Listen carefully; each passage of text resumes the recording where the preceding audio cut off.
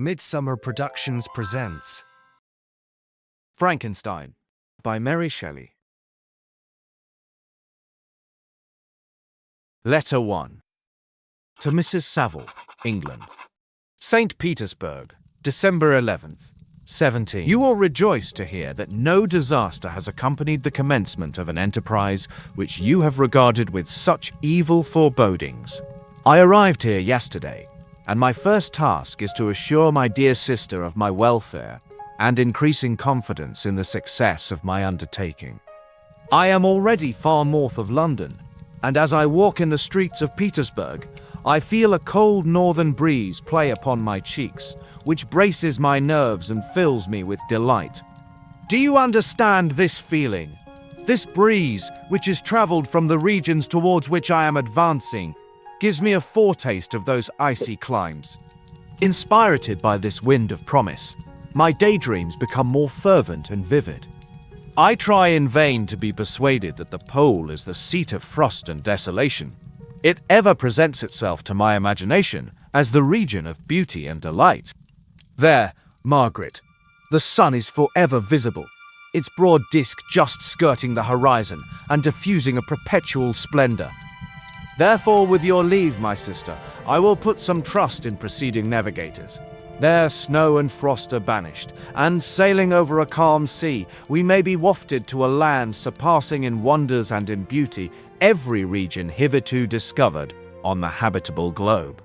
Its productions and features may be without example, as the phenomena of the heavenly bodies undoubtedly are, in those undiscovered solitudes.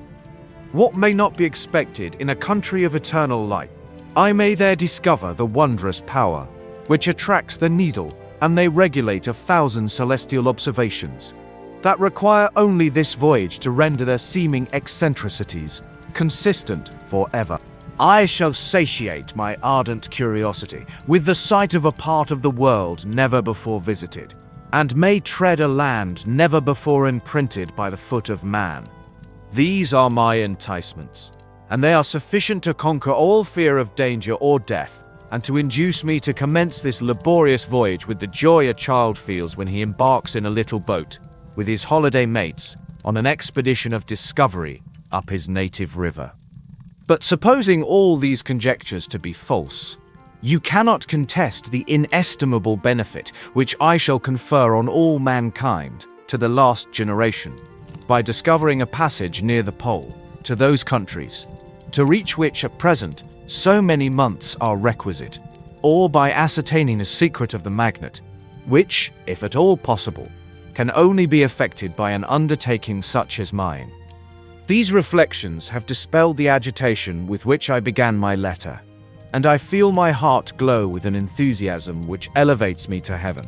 For nothing contributes so much to tranquilize the mind as a steady purpose, a point on which the soul may fix its intellectual eye.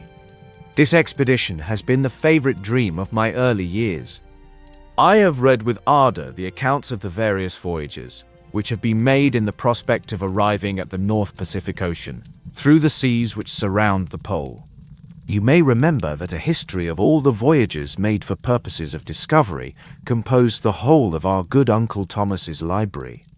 My education was neglected, yet I was passionately fond of reading.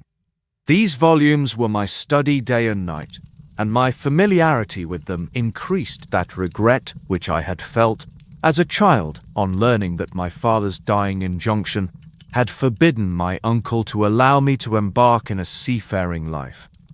These visions faded when I perused, for the first time, those poets whose effusions entranced my soul and lifted it to heaven. I also became a poet, and for 1 year lived in a paradise of my own creation. I imagined that I also might obtain a niche in the temple where the names of Homer and Shakespeare are consecrated. You are well acquainted with my failure, and how heavily I bore the disappointment. But just at that time I inherited the fortune of my cousin, and my thoughts were turned into the channel of their earlier bent. 6 years have passed since I resolved on my present undertaking. I can, even now, remember the hour from which I dedicated myself to this great enterprise. I commenced by inuring my body to hardship. I accompanied the whale fishers on several expeditions to the North Sea. I voluntarily endured cold, famine, thirst, and want of sleep. I often worked harder than the common sailors during the day and devoted my nights to the study of mathematics, the theory of medicine, and those branches of physical science from which a naval adventurer might derive the greatest practical advantage. Twice, I actually hired myself as an undermate in a Greenland whaler, and acquitted myself to admiration. I must own I felt a little proud when my captain offered me the second dignity in the vessel, and entreated me to remain with the greatest earnestness, so valuable did he consider my services. And now, dear Margaret, do I not deserve to accomplish some great purpose? My life might have been passed in ease and luxury, but I preferred glory to every enticement that wealth placed in my path. Oh, that some encouraging voice would answer in the affirmative. My courage and my resolution is firm, but my hopes fluctuate, and my spirits are often depressed. I am about to proceed on a long and difficult voyage, the emergencies of which will demand all my fortitude. I am required not only to raise the spirits of others, but sometimes to sustain my own, when theirs are failing. This is the most favorable period for traveling in Russia. They fly quickly over the snow in their sledges. The motion is pleasant and, in my opinion, far more agreeable than that of an English stagecoach. The cold is not excessive. If you are wrapped in furs, a dress which I have already adopted, for there is a great difference between walking the deck and remaining seated motionless for hours, when no exercise prevents the blood from actually freezing in your veins. I have no ambition to lose my life on the post road between St. Petersburg and Archangel. I shall depart for the latter town in a fortnight or 3 weeks, and my intention is to hire a ship there, which can easily be done by paying the insurance for the owner, and to engage as many sailors as I think necessary among those who are accustomed to the whale fishing. I do not intend to sail until the month of June, and when shall I return? Ah, dear sister, how can I answer this question? If I succeed, many, many months, perhaps years, will pass before you and I may meet. If I fail, you will see me again soon, or never. Farewell, my dear, excellent Margaret. Heaven shower down blessings on you, and save me, that I may again and again testify my gratitude for all your love and kindness. Your affectionate brother, R. Walton. Letter 2. To Mrs. Saville, England. Archangel, 28 March, 17. How slowly the time passes here, encompassed as I am by frost and snow. Yet a second step is taken towards my enterprise. I have hired a vessel and am occupied in collecting my sailors. Those whom I have already engaged appear to be men on whom I can depend, and are certainly possessed of dauntless courage. But I have one want which I have never yet been able to satisfy, and the absence of the object of which I now feel as a most severe evil. I have no friend, Margaret. When I am glowing with the enthusiasm of success, there will be none to participate my joy. If I am assailed by disappointment, no one will endeavor to sustain me in dejection. I shall commit my thoughts to paper. It is true, but that is a poor medium for the communication of feeling. I desire the company of a man who could sympathize with me, whose eyes would reply to mine. You may deem me romantic, my dear sister, but I bitterly feel the want of a friend. I have no one near me, gentle yet courageous, possessed of a cultivated as well as of a capacious mind, whose tastes are like my own, to approve or amend my plans. How would such a friend repair the faults of your poor brother? I am too ardent in execution, and too impatient of difficulties. But it is a still greater evil to me that I am self-educated. For the first 14 years of my life, I ran wild on a common, and read nothing but our Uncle Thomas's books of voyages. At that age, I became acquainted with the celebrated poets of our own country, but it was only when it had ceased to be in my power to derive its most important benefits from such a conviction, that I perceive the necessity of becoming acquainted with more languages than that of my native country. Now I am 28, and am in reality more illiterate than many schoolboys of 15. It is true that I have thought more, and that my daydreams are more extended and magnificent, but they want, as the painters call it, keeping, and I greatly need a friend who would have sense enough not to despise me as romantic, and affection enough for me to endeavor to regulate my mind. These are useless complaints. I shall certainly find no friend on the wide ocean, nor even here an archangel among merchants and seamen.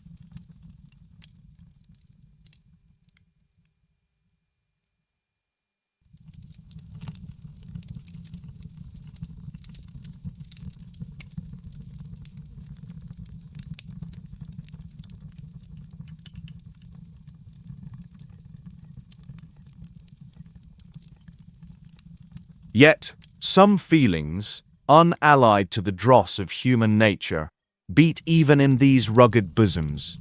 My lieutenant, for instance, is a man of wonderful courage and enterprise. He is madly desirous of glory, or rather, to word my phrase more characteristically, of advancement in his profession. He is an Englishman, and in the midst of national and professional prejudices, unsoftened by cultivation, retains some of the noblest endowments of humanity. I first became acquainted with him on board a whale vessel. Finding that he was unemployed in this city, I easily engaged him to assist in my enterprise. The master is a person of an excellent disposition, and is remarkable in the ship for his gentleness and the mildness of his discipline. This circumstance, added to his well-known integrity and dauntless courage, made me very desirous to engage him.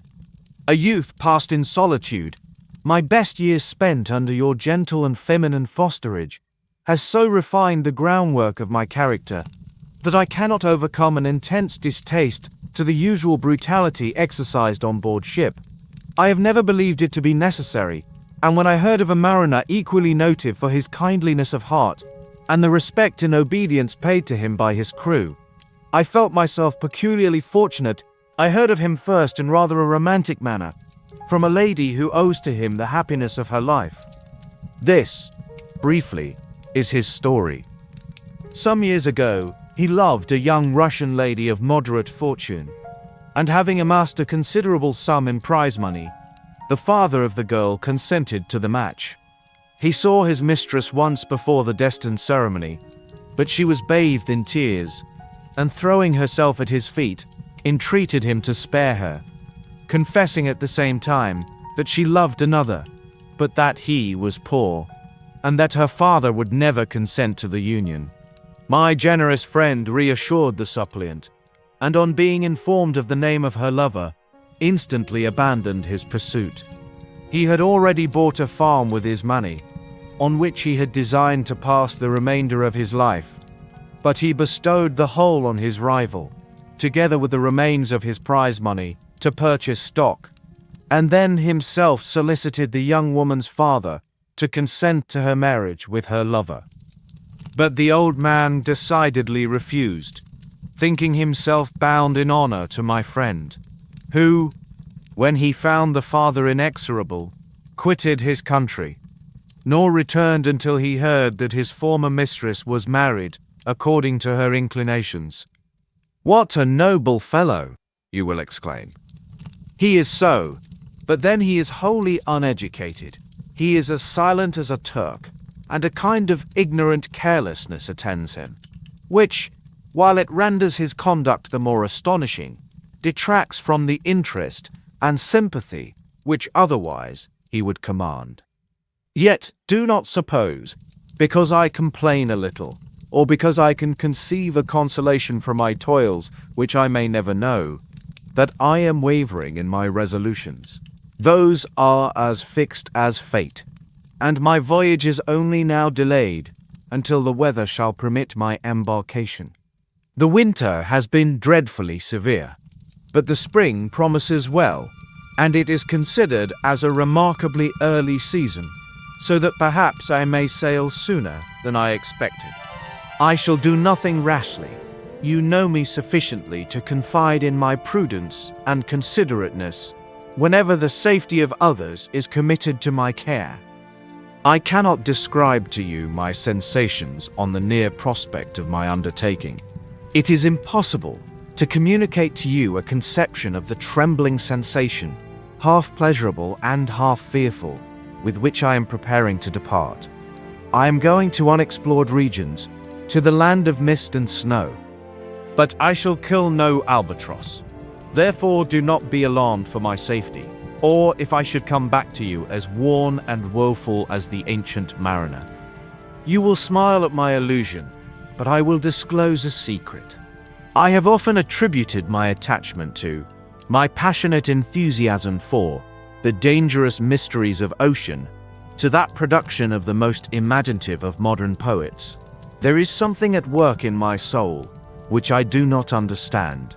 I am practically industrious, painstaking, a workman to execute with perseverance and labor. But besides this, there is a love for the marvelous, a belief in the marvelous, intertwined in all my projects, which hurries me out of the common pathways of men, even to the wild sea and unvisited regions I am about to explore. But to return to dearer considerations, shall I meet you again, after having traversed immense seas and returned by the most southern cape of Africa or America? I dare not expect such success, yet I cannot bear to look on the reverse of the picture. Continue for the present to write to me, by every opportunity. I may receive your letters on some occasions when I need them most to support my spirits. I love you very tenderly. Remember me with affection, should you never hear from me again. Your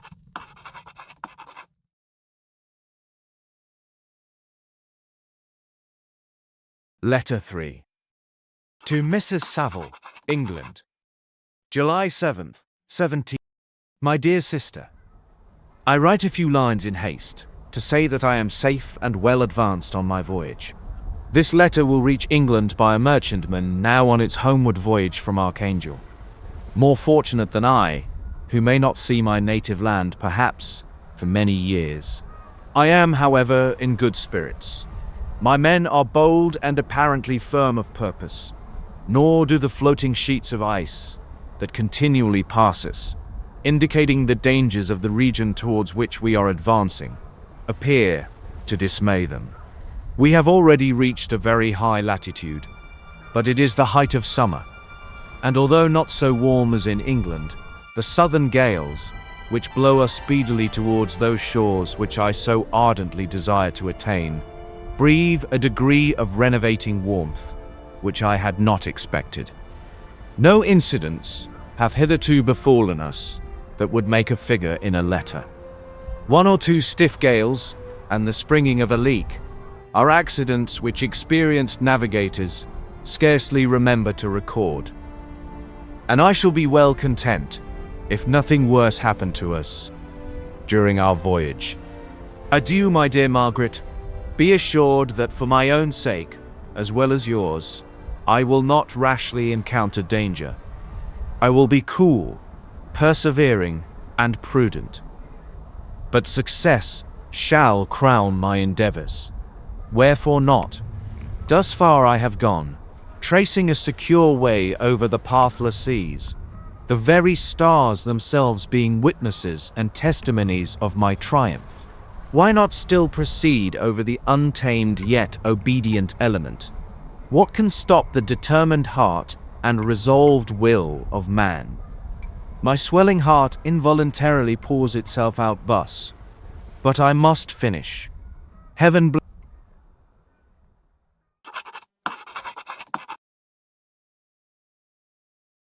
Letter 4. To Mrs. Saville, England. August 5th, 17. So strange an accident has happened to us that I cannot forbear recording it, although it is very probable that you will see me before these papers can come into your possession. Last Monday, July 31st, we were nearly surrounded by ice, which closed in the ship on all sides, scarcely leaving her the sea room in which she floated. Our situation was somewhat dangerous, especially as we were compassed round by a very thick fog. We accordingly lay to, hoping that some change would take place in the atmosphere and weather. About 2 o'clock, the mist cleared away, and we beheld, stretched out in every direction, vast and irregular plains of ice, which seemed to have no end. Some of my comrades groaned, and my own mind began to grow watchful with anxious thoughts, when a strange sight suddenly attracted our attention and diverted our solicitude from our own situation. We perceived a low carriage, fixed on a sledge and drawn by dogs, pass on towards the north. At the distance of half a mile, a being which had the shape of a man, but apparently of gigantic stature, sat in the sledge and guided the dogs. We watched the rapid progress of the traveler with our telescopes until he was lost among the distant inequalities of the ice.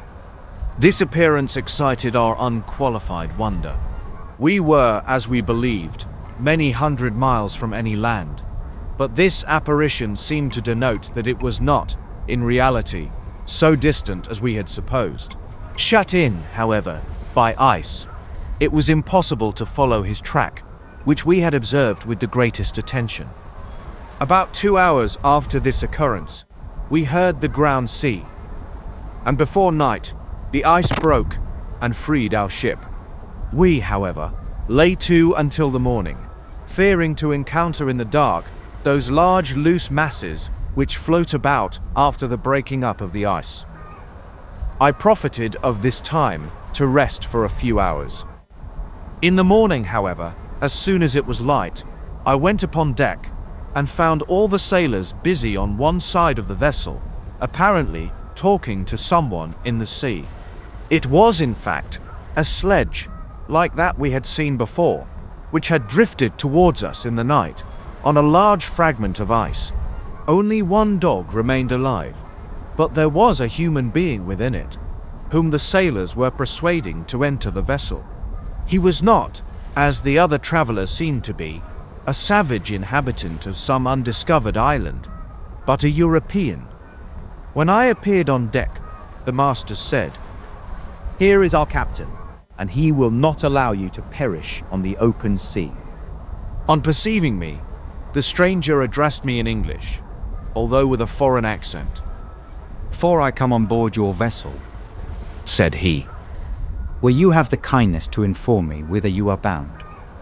You may conceive my astonishment on hearing such a question addressed to me from a man on the brink of destruction, and to whom I should have supposed that my vessel would have been a resource which he would not have exchanged for the most precious wealth the earth can afford.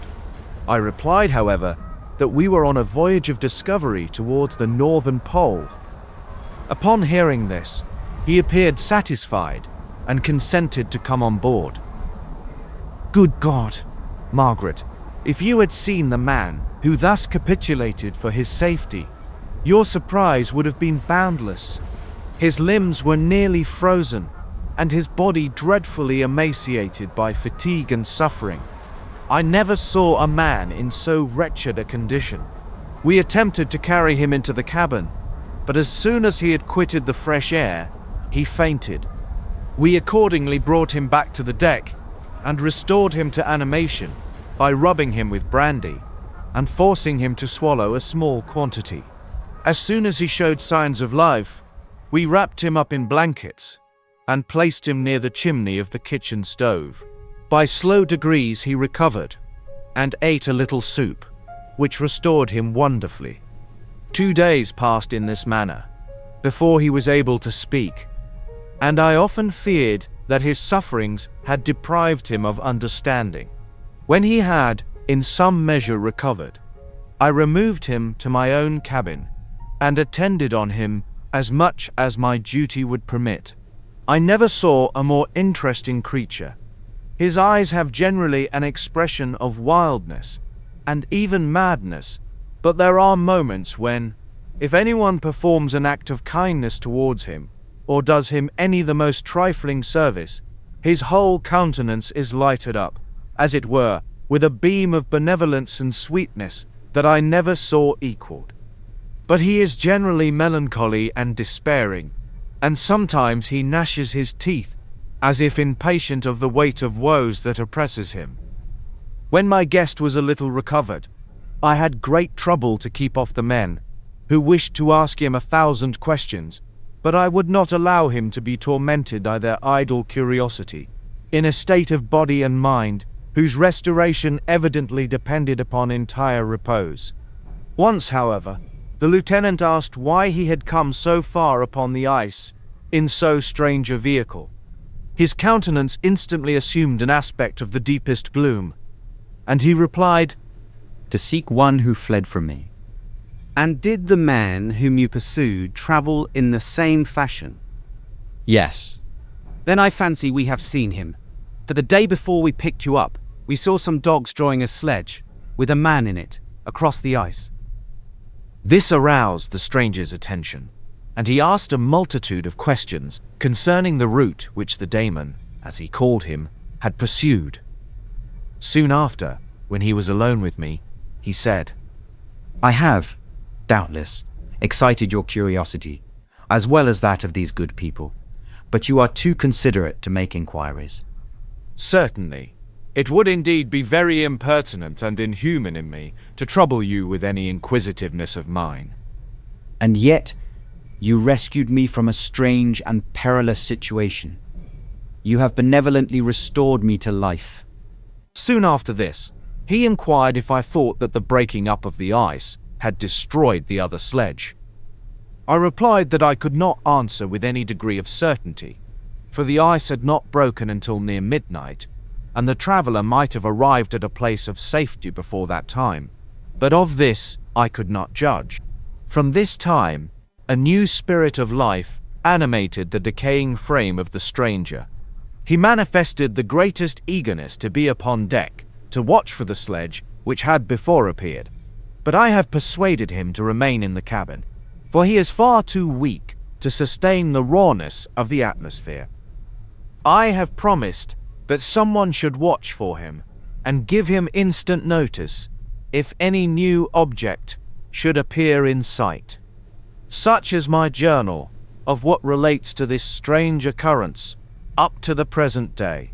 The stranger has gradually improved in health, but is very silent and appears uneasy when anyone except myself enters his cabin. Yet, his manners are so conciliating and gentle that the sailors are all interested in him, although they have had very little communication with him. For my own part, I begin to love him as a brother, and his constant and deep grief fills me with sympathy and compassion. He must have been a noble creature in his better days, being even now in wreck so attractive and amiable. I said in one of my letters, my dear Margaret, that I should find no friend on the wide ocean. Yet I have found a man who, before his spirit had been broken by misery, I should have been happy to have possessed as the brother of my heart. I shall continue my journal concerning the stranger at intervals, should I have any fresh incidents to record. August 13th, 17. My affection for my guest increases every day. He excites at once my admiration and my pity to an astonishing degree. How can I see so noble a creature destroyed by misery without feeling the most poignant grief? He is so gentle, yet so wise. His mind is so cultivated, and when he speaks, although his words are culled with the choicest art, yet they flow with rapidity and unparalleled eloquence. He is now much recovered from his illness, and is continually on the deck, apparently watching for the sledge that preceded his own.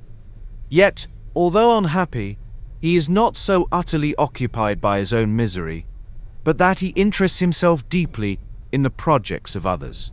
He has frequently conversed with me on mine, which I have communicated to him without disguise.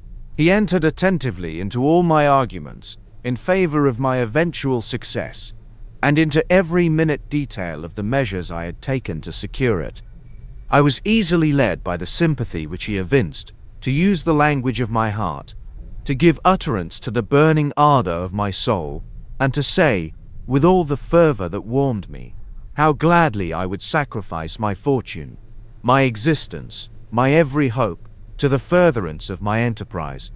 One man's life or death were but a small price to pay for the acquirement of the knowledge which I sought, for the dominion I should acquire and transmit over the elemental foes of our race. As I spoke, a dark gloom spread over my listener's countenance. At first I perceived that he tried to suppress his emotion.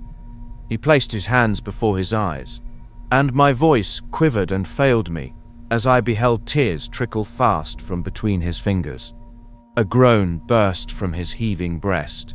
I paused. At length he spoke, in broken accents. Unhappy man, do you share my madness?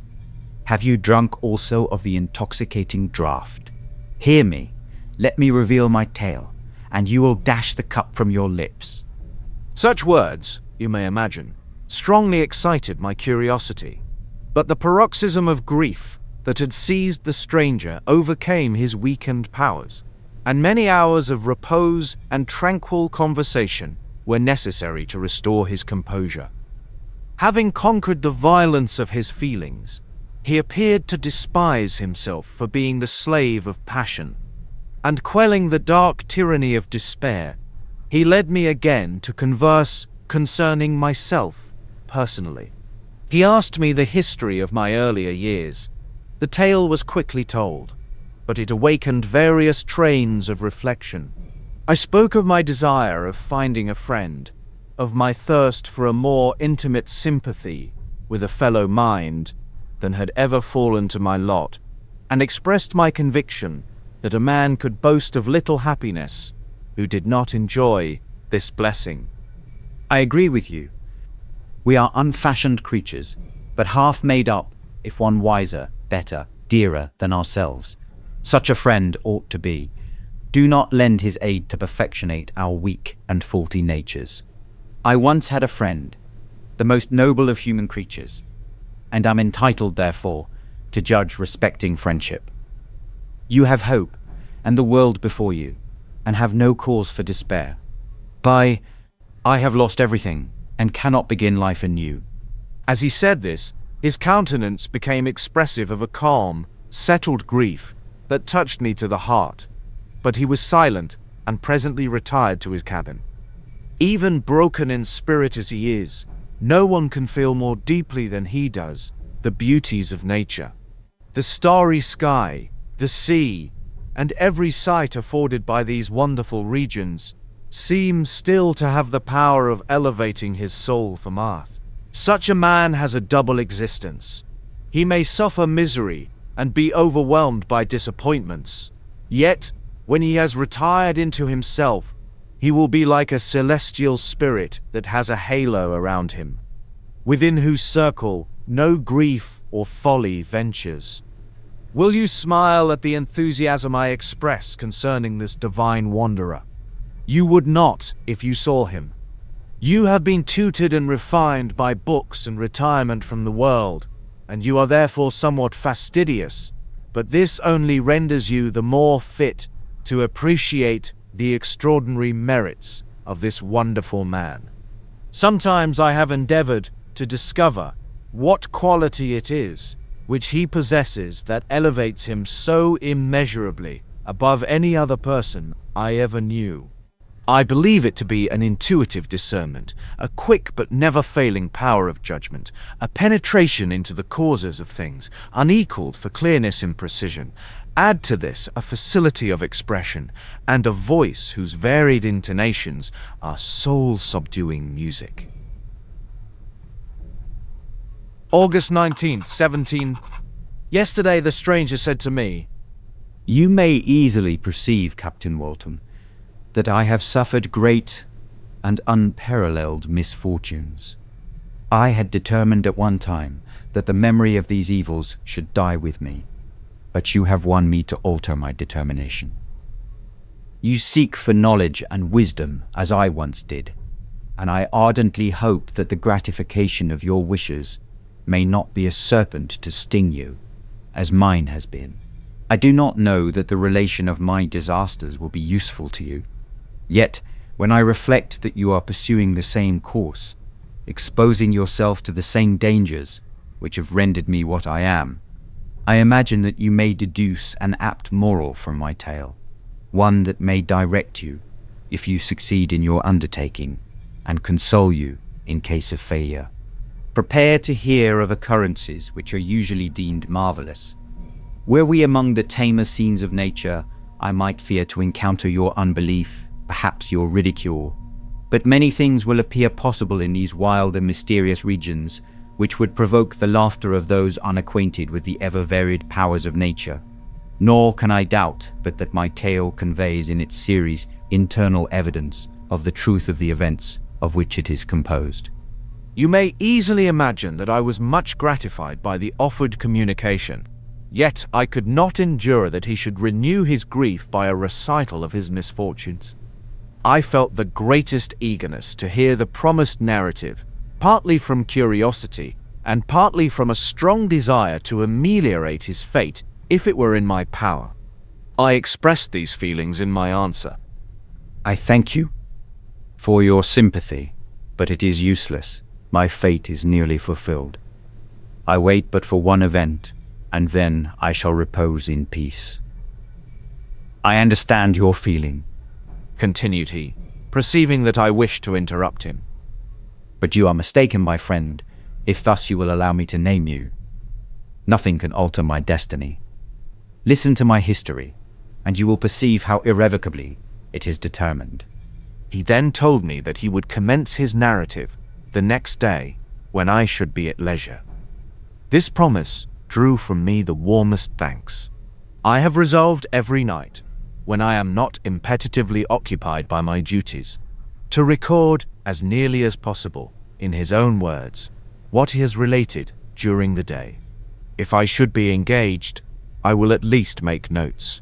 This manuscript will doubtless afford you the greatest pleasure, but to me, who know him, and who hear it from his own lips, with what interest and sympathy shall I read it in some future day. Even now, as I commence my task, his full-toned voice swells in my ears, his lustrous eyes dwell on me with all their melancholy sweetness. I see his thin hand raised in animation, while the lineaments of his face are irradiated by the soul within. Strange and harrowing must be his story. Frightful the storm which embraced the gallant.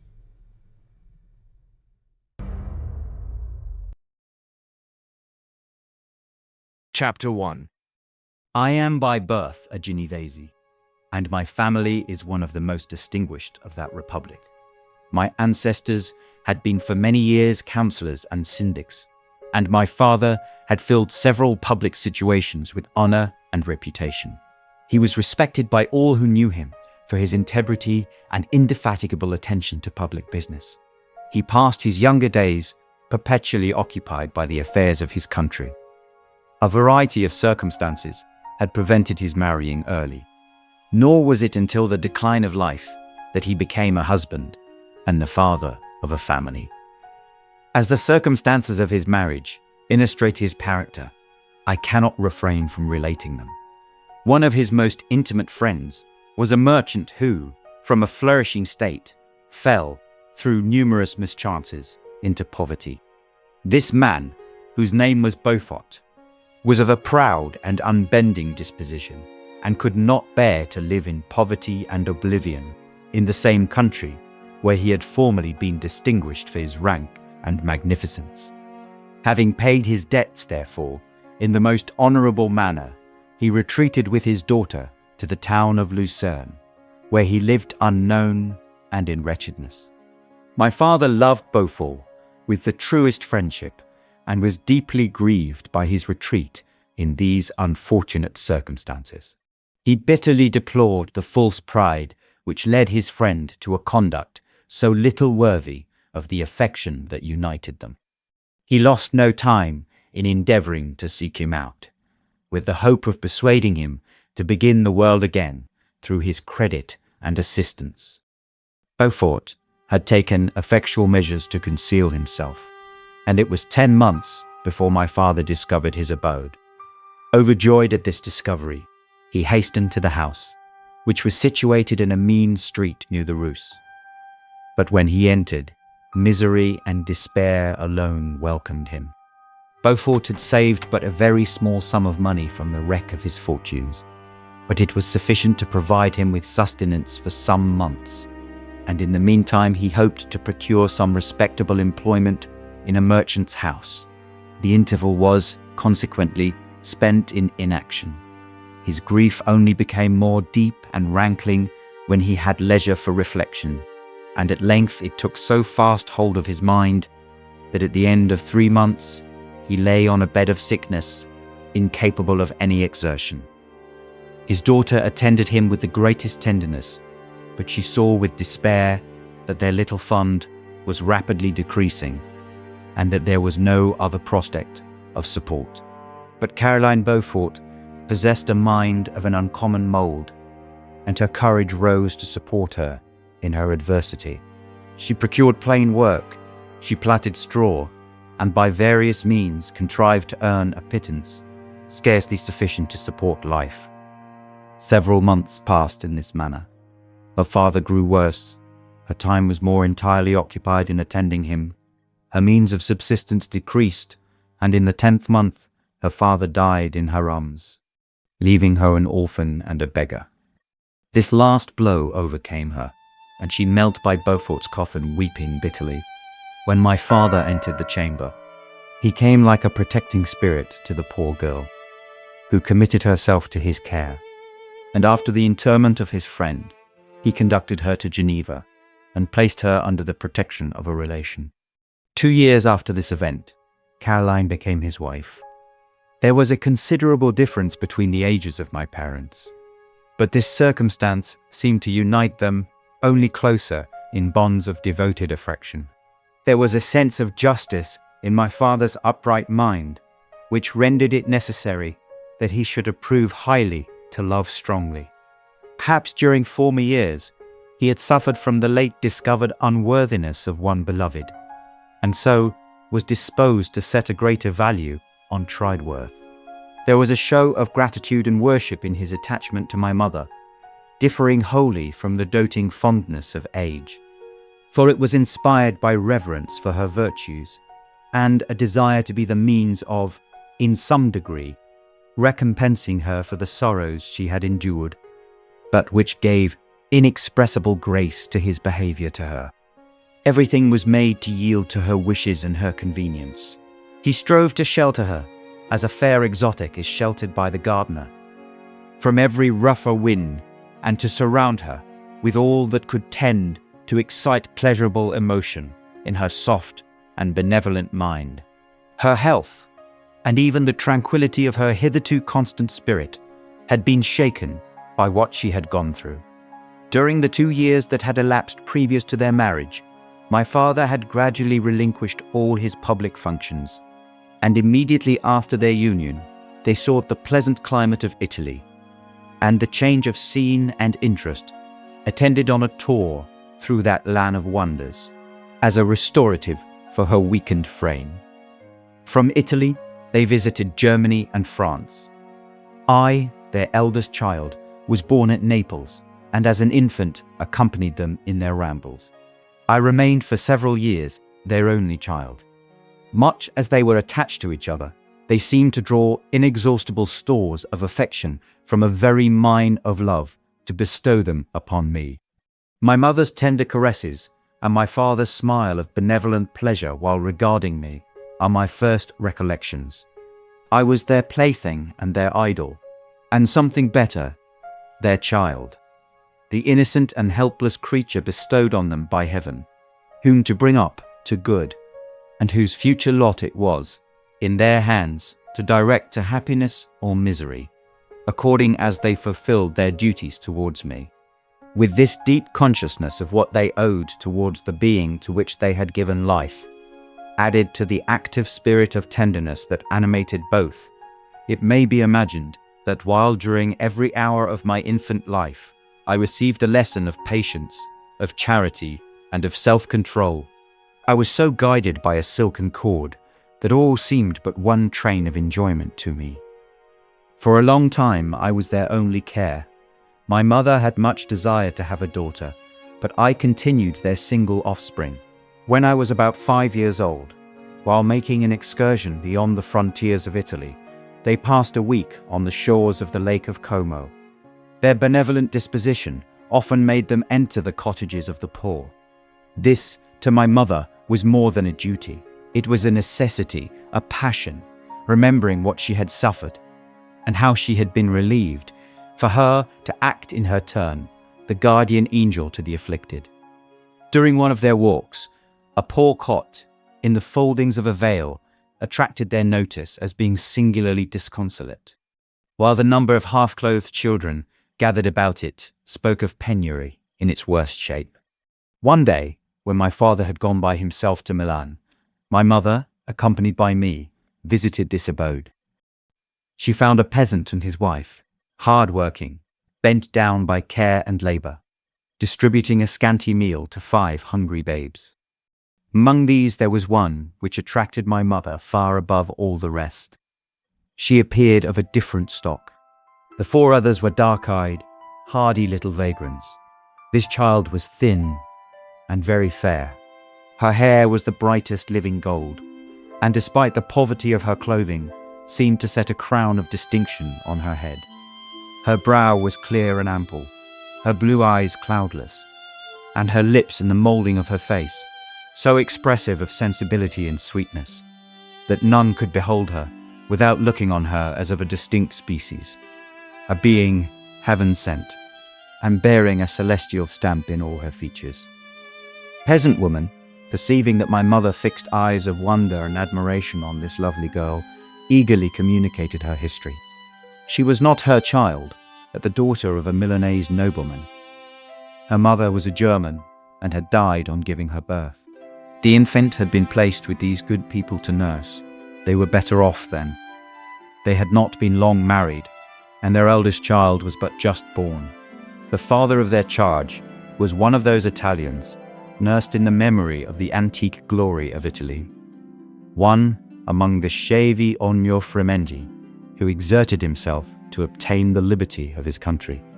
He became the victim of its weakness. Whether he had died or still lingered in the dungeons of Austria was not known. His property was confiscated. His child became an orphan and a beggar. She continued with her foster parents and bloomed in their rude abode, fairer than a garden rose among dark-leaved brambles. When my father returned from Milan, he found playing with me in the hall of our villa a child fairer than pictured cherub, a creature who seemed to shed radiance from her looks, and whose form and motions were lighter than the chamois of the hills. The apparition was soon explained. With his permission, my mother prevailed on her rustic guardians to yield their charge to her. They were fond of the sweet orphan. Her presence had seemed a blessing to them, but it would be unfair to her to keep her in poverty and want when Providence afforded her such powerful protection. They consulted their village priest, and the result was that Elizabeth Lavenza became the inmate of my parents' house, my more than sister, the beautiful and adored companion of all my occupations and my pleasures. Everyone loved Elizabeth. The passionate and almost reverential attachment with which all regarded her became, while I shared it, my pride and my delight.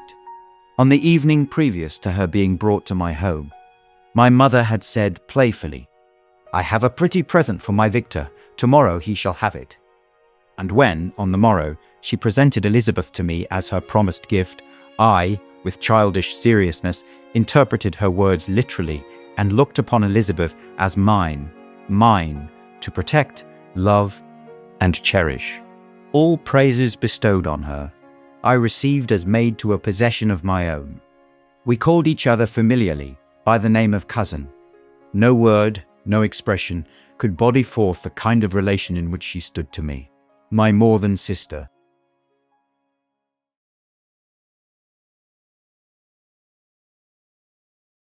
Chapter 2. We were brought up together. There was not quite a year difference in our ages. I need not say that we were strangers to any species of disunion or dispute. Harmony was the soul of our companionship, and the diversity and contrast that subsisted in our characters drew us nearer together. Elizabeth was of a calmer and more concentrated disposition, but with all my ardor, I was capable of a more intense application, and was more deeply smitten with the thirst for knowledge. She busied herself with following the aerial creations of the poets, and in the majestic and wondrous scenes which surrounded our Swiss home, the sublime shapes of the mountains, the changes of the seasons, tempest and calm, the silence of winter, and the life and turbulence of our Alpine summers. She found ample scope for admiration and delight, while my companion contemplated with a serious and satisfied spirit the magnificent appearances of things. I delighted in investigating their causes. The world was to me a secret which I desired to divine. Curiosity, earnest research to learn the hidden laws of nature, gladness akin to rapture as they were unfolded to me, are among the earliest sensations I can remember. On the birth of a second son, my junior by 7 years, my parents gave up entirely their wandering life and fixed themselves in their native country. We possessed a house in Geneva and a campagne on Bellerive, the eastern shore of the lake, at the distance of rather more than a league from the city. We resided principally in the latter, and the lives of my parents were passed in considerable seclusion. It was my temper to avoid a crowd, and to attach myself fervently to a few. I was indifferent, therefore, to my schoolfellows in general, but I united myself in the bonds of the closest friendship to one among them. Henry Clerval was the son of a merchant of Geneva. He was a boy of singular talent and fancy. He loved enterprise, hardship, and even danger for its own sake. He was deeply read in books of chivalry and romance. He composed heroic songs and began to write many a tale of enchantment and knightly adventure. He tried to make us act plays and to enter into masquerades in which the characters were drawn from the heroes of Roncesvalles, of the Round Table, of King Arthur, and the chivalrous train who shed their blood to redeem the Holy Sepulchre from the hands of the infidels. No human being could have passed a happier childhood than myself. My parents were possessed by the very spirit of kindness and indulgence. We felt that they were not the tyrants to rule our lot according to their caprice, but the agents and creators of all the many delights which we enjoyed.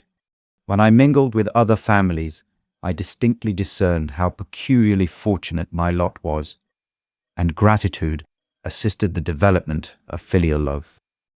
My temper was sometimes violent, and my passions vehement, but by some law in my temperature, they were turned not towards childish pursuits, but to an eager desire to learn, and not to learn all things indiscriminately. I confess that neither the structure of languages, nor the code of governments, nor the politics of various states possessed attractions for me. It was the secrets of heaven and earth that I desired to learn. And whether it was the outward substance of things, or the inner spirit of nature, and the mysterious soul of man that occupied me, still my inquiries were directed to the metaphysical, or in its highest sense, the physical secrets of the world. Meanwhile, Clerval occupied himself, so to speak, with the moral relations of things. The busy stage of life, the virtues of heroes, and the actions of men were his theme. And his hope and his dream was to become one among those whose names are recorded in story as the gallant and adventurous benefactors of our species. The saintly soul of Elizabeth shone like a shrine-dedicated lamp in our peaceful home. Her sympathy was ours, her smile, her soft voice, The sweet glance of her celestial eyes were ever there to bless and animate us. She was the living spirit of love to soften and attract. I might have become sullen in my study, rough through the ardour of my nature, but that she was there to subdue me to a semblance of her own gentleness. And Clerval could aught ill entrench on the noble spirit of Clerval, yet he might not have been so perfectly humane, so thoughtful in his generosity, so full of kindness and tenderness amidst his passion for adventurous exploit, had she not unfolded to him the real loveliness of beneficence, and made the doing good the end and aim of his soaring ambition.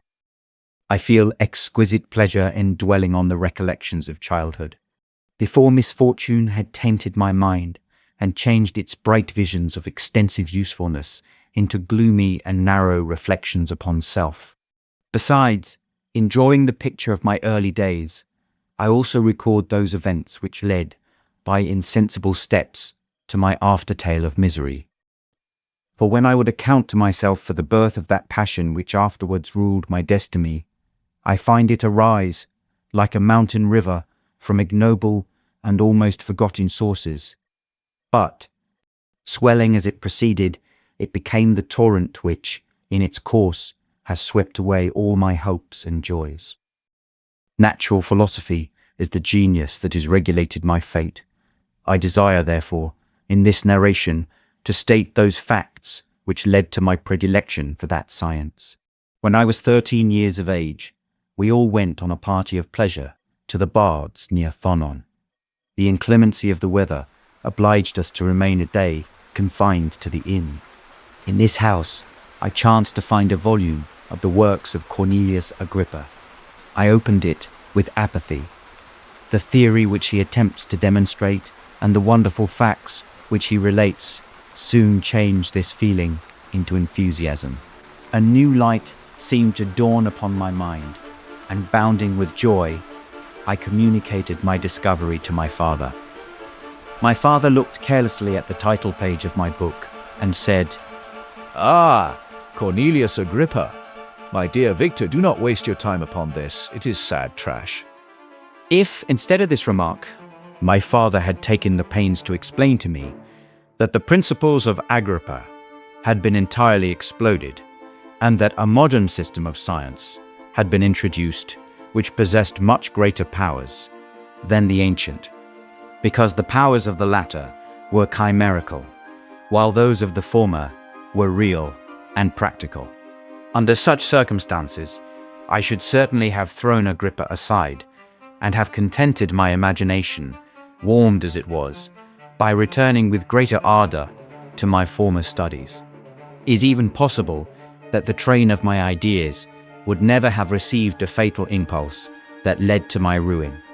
But the cursory glance my father had taken of my volume by no means assured me that he was acquainted with its contents, and I continued to read with the greatest avidity. When I returned home, my first care was to procure the whole works of this author, and afterwards of Paracelsus and Albertus Magnus. I read and studied the wild fancies of these writers with delight. They appeared to me treasures known to few besides myself. I have described myself as always having been imbued with a fervent longing to penetrate the secrets of nature. In spite of the intense labour and wonderful discoveries of modern philosophers, I always came from my studies discontented and unsatisfied. Sir Isaac Newton is said to have avowed that he felt like a child picking up shells beside the great and unexplored ocean of truth.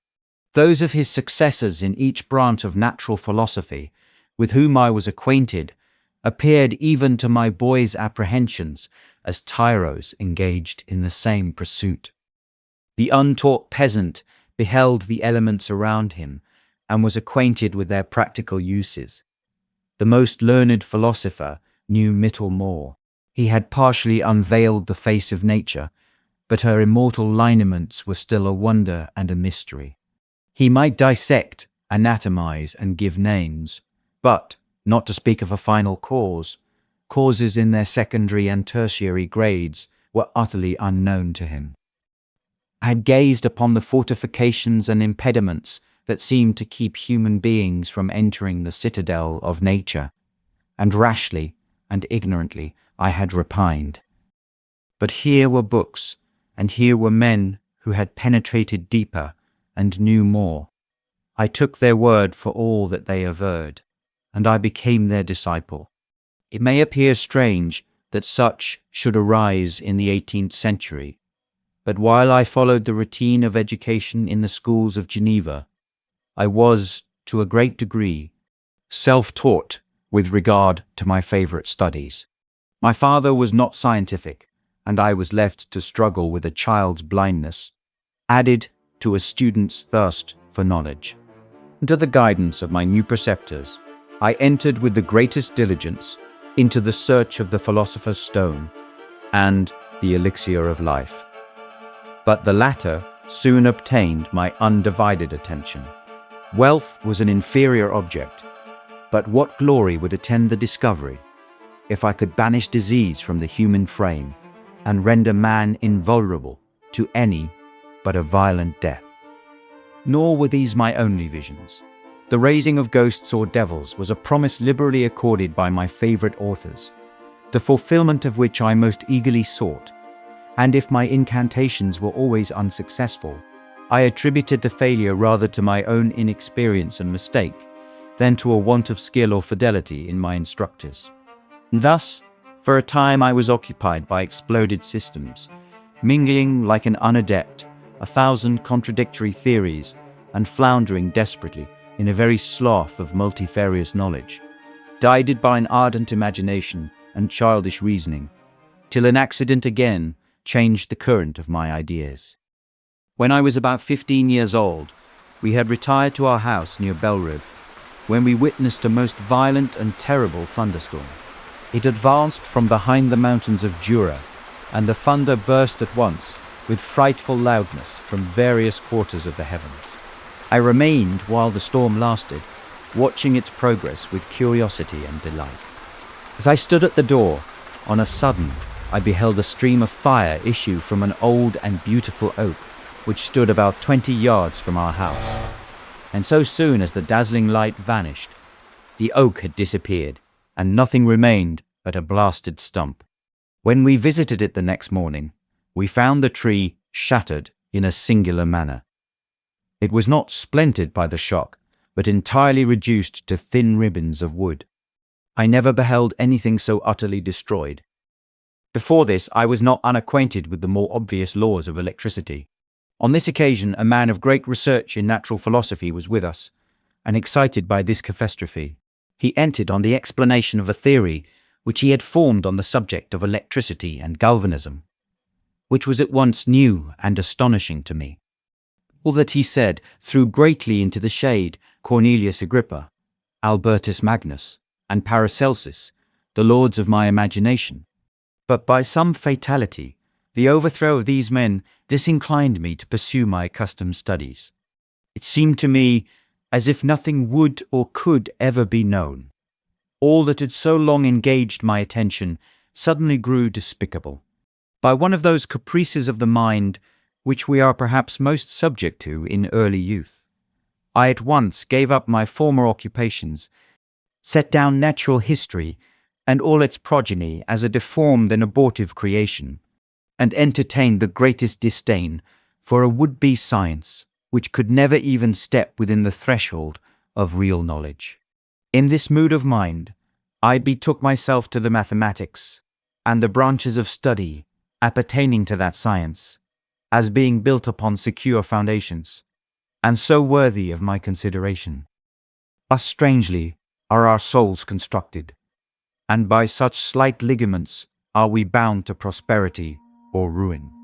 When I look back, it seems to me as if this almost miraculous change of inclination and will was the immediate suggestion of the guardian angel of my life, the last effort made by the spirit of preservation to avert the storm that was even then hanging in the stars and ready to envelop me.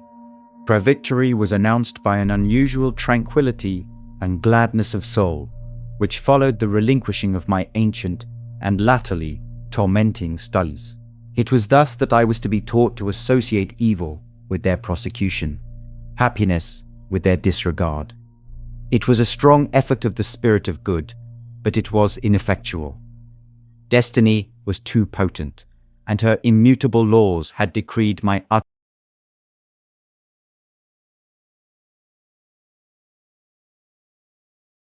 Chapter 3. When I had attained the age of 17, my parents resolved that I should become a student at the University of Ingolstadt. I had hitherto attended the schools of Geneva, but my father thought it necessary, for the completion of my education, that I should be made acquainted with other customs than those of my native country. My departure was therefore fixed at an early date, but before the day resolved upon could arrive, the first misfortune of my life occurred, an omen, as it were, of my future misery. Elizabeth had caught the scarlet fever. Her illness was severe, and she was in the greatest danger. During her illness, many arguments had been urged to persuade my mother to refrain from attending upon her. She had at first yielded to our entreaties, but when she heard that the life of her favourite was menaced, she could no longer control her anxiety. She attended her sickbed. Her watchful attentions triumphed over the malignity of the distemper. Elizabeth was saved, but the consequences of this imprudence were fatal to her preserver. On the third day, my mother sickened. Her fever was accompanied by the most alarming symptoms, and the looks of her medical attendants prognosticated the worst event. On her deathbed, the fortitude and benignity of this best of women did not desert her. She joined the hands of Elizabeth and myself. My children, my firmest hopes of future happiness are placed on the prospect of your union. This expectation will now be the consolation of your father. Elizabeth, my love, you must supply my place to my younger children. Alas, I regret that I am taken from you, and, happy and beloved as I have been, is it not hard to quit you all? But these are not thoughts befitting me. I will endeavour to resign myself cheerfully to death, and will indulge a hope of meeting you in another world. She died calmly, and her countenance expressed affection even in death. I need not describe the feelings of those whose dearest ties are rent by that most irreparable evil, the void that presents itself to the soul, and the despair that is exhibited on the countenance. It is so long before the mind can persuade itself that she, whom we saw every day, and whose very existence appeared a part of our own, can have departed forever. That the brightness of a beloved eye can have been extinguished, and the sound of a voice so familiar and dear to the ear can be hushed, never more to be heard.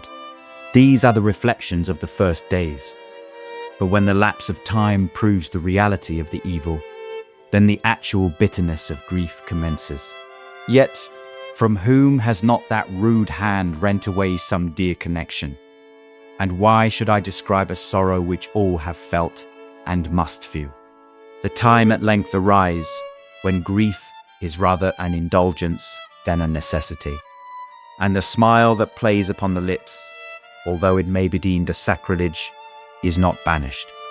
My mother was dead, but we had still duties which we ought to perform.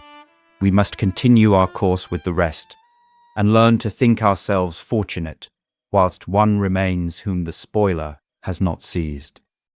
My departure for Ingolstadt, which had been deferred by these events, was now again determined upon.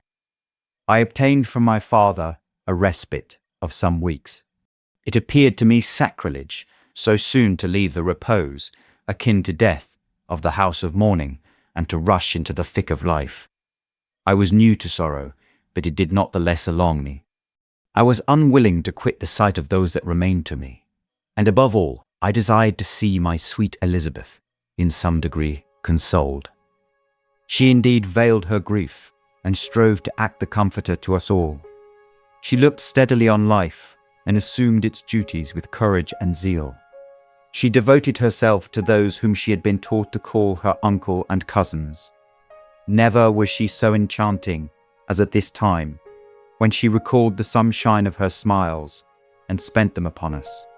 She forgot even her own regret in her endeavours to make us forget. The day of my departure at length arrived. Clerval spent the last evening with us. He had endeavoured to persuade his father to permit him to accompany me and to become my fellow student, but in vain. His father was a narrow-minded trader and saw idleness and ruin in the aspirations and ambition of his son. Henry deeply felt the misfortune of being debarred from a liberal education. He said little, but when he spoke, I read in his kindling eye and in his animated glance a restrained but firm resolve not to be chained to the miserable details of commerce. We sat late. We could not tear ourselves away from each other, nor persuade ourselves to say the word. Farewell. It was said, and we retired under the pretense of seeking repose, each fancying that the other was deceived.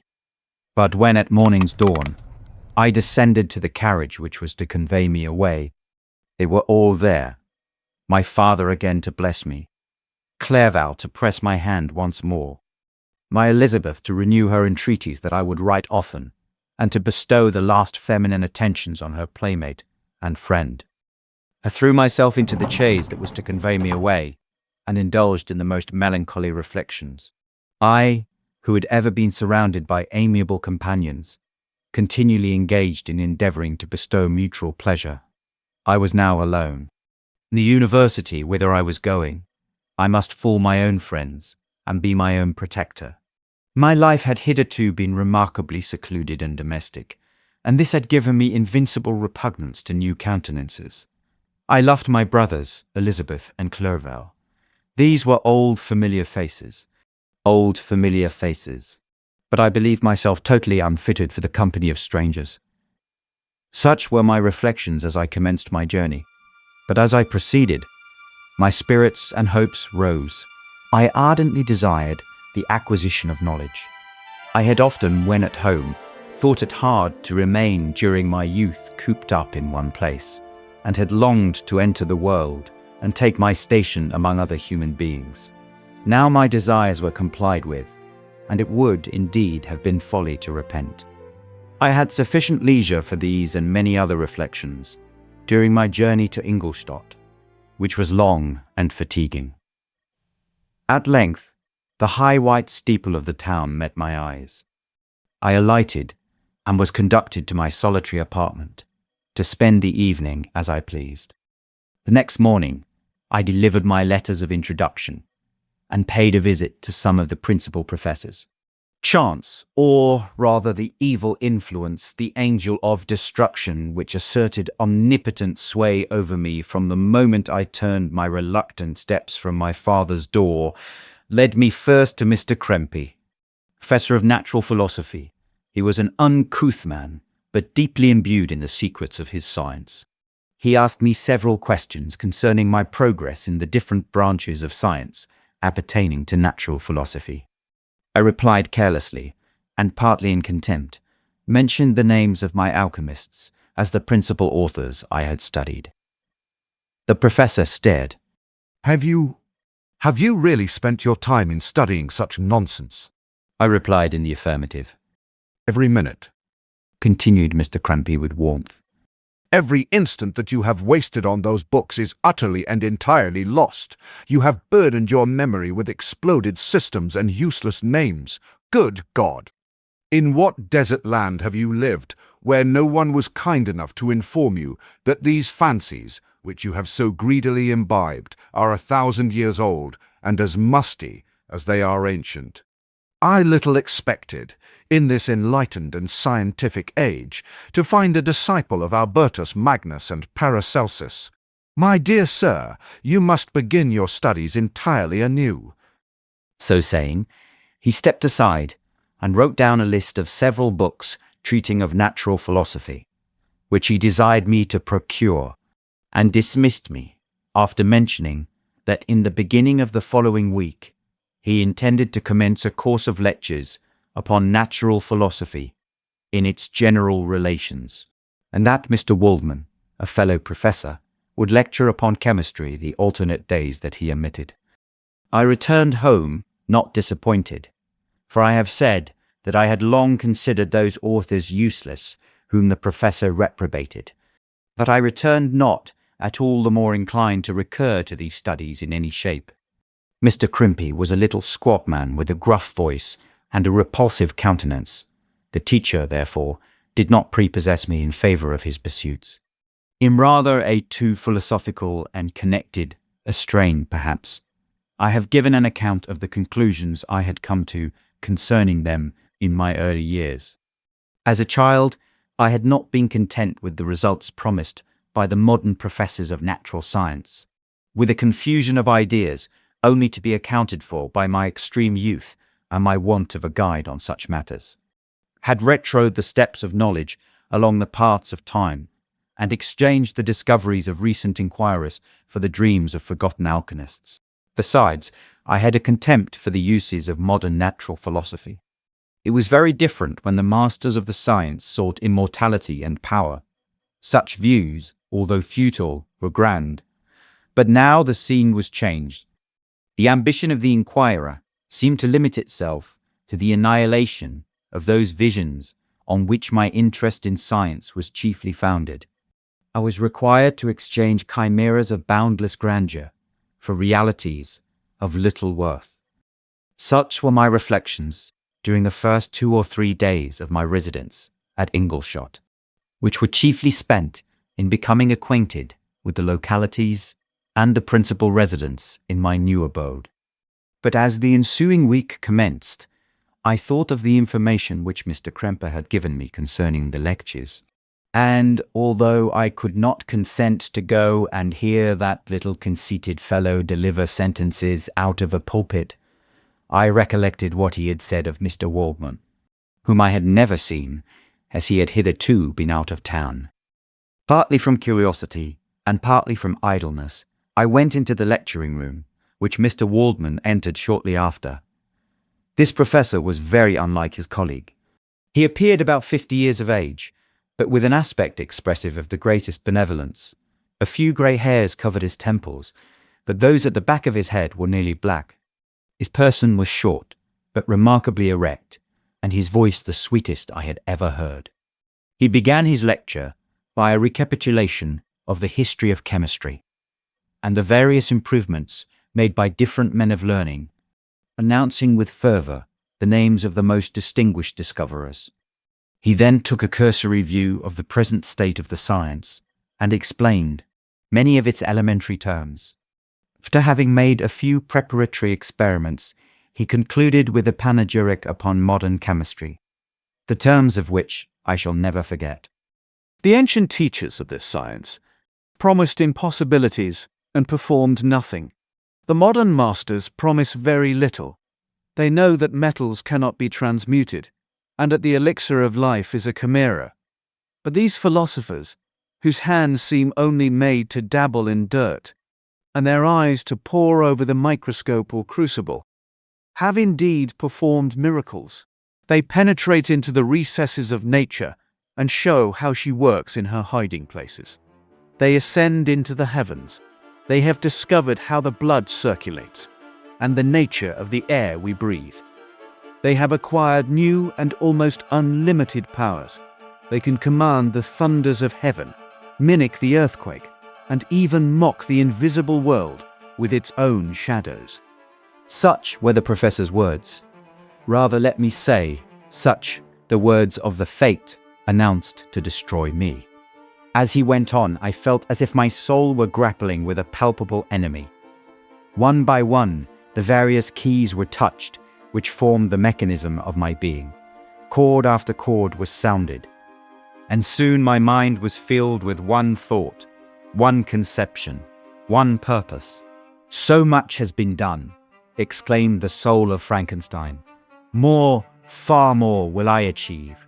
Treading in the steps already marked, I will pioneer a new way, explore unknown powers, and unfold to the world the deepest mysteries of creation."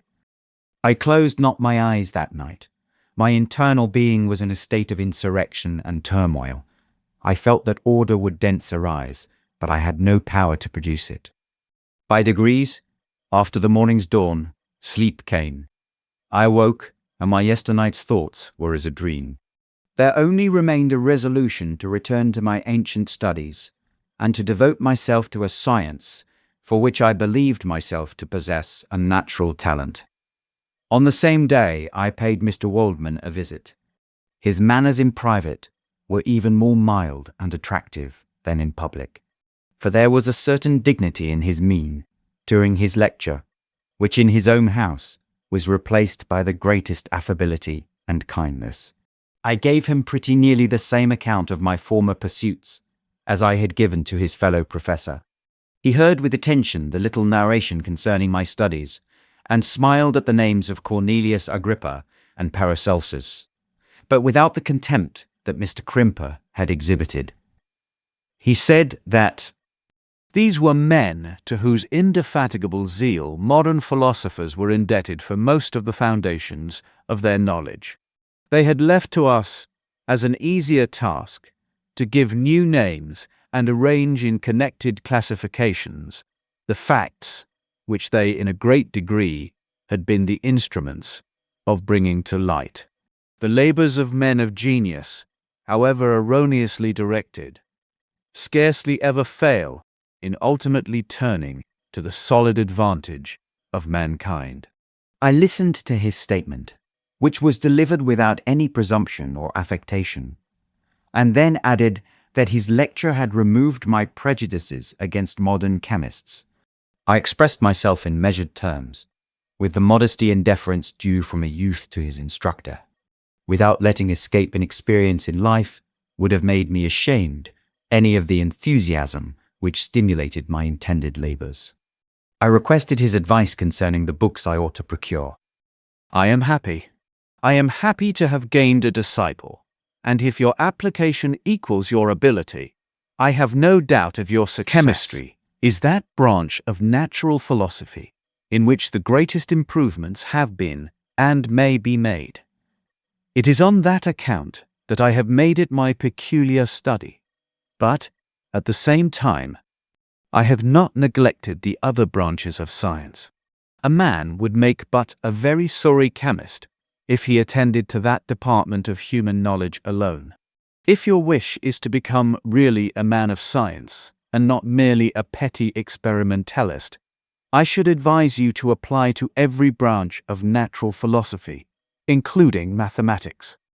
He then took me into his laboratory and explained to me the uses of his various machines, instructing me as to what I ought to procure, and promising me the use of his own when I should have advanced far enough in the science not to derange their mechanism. He also gave me the list of books which I had requested, and I took my leave. Thus ended a day memorable.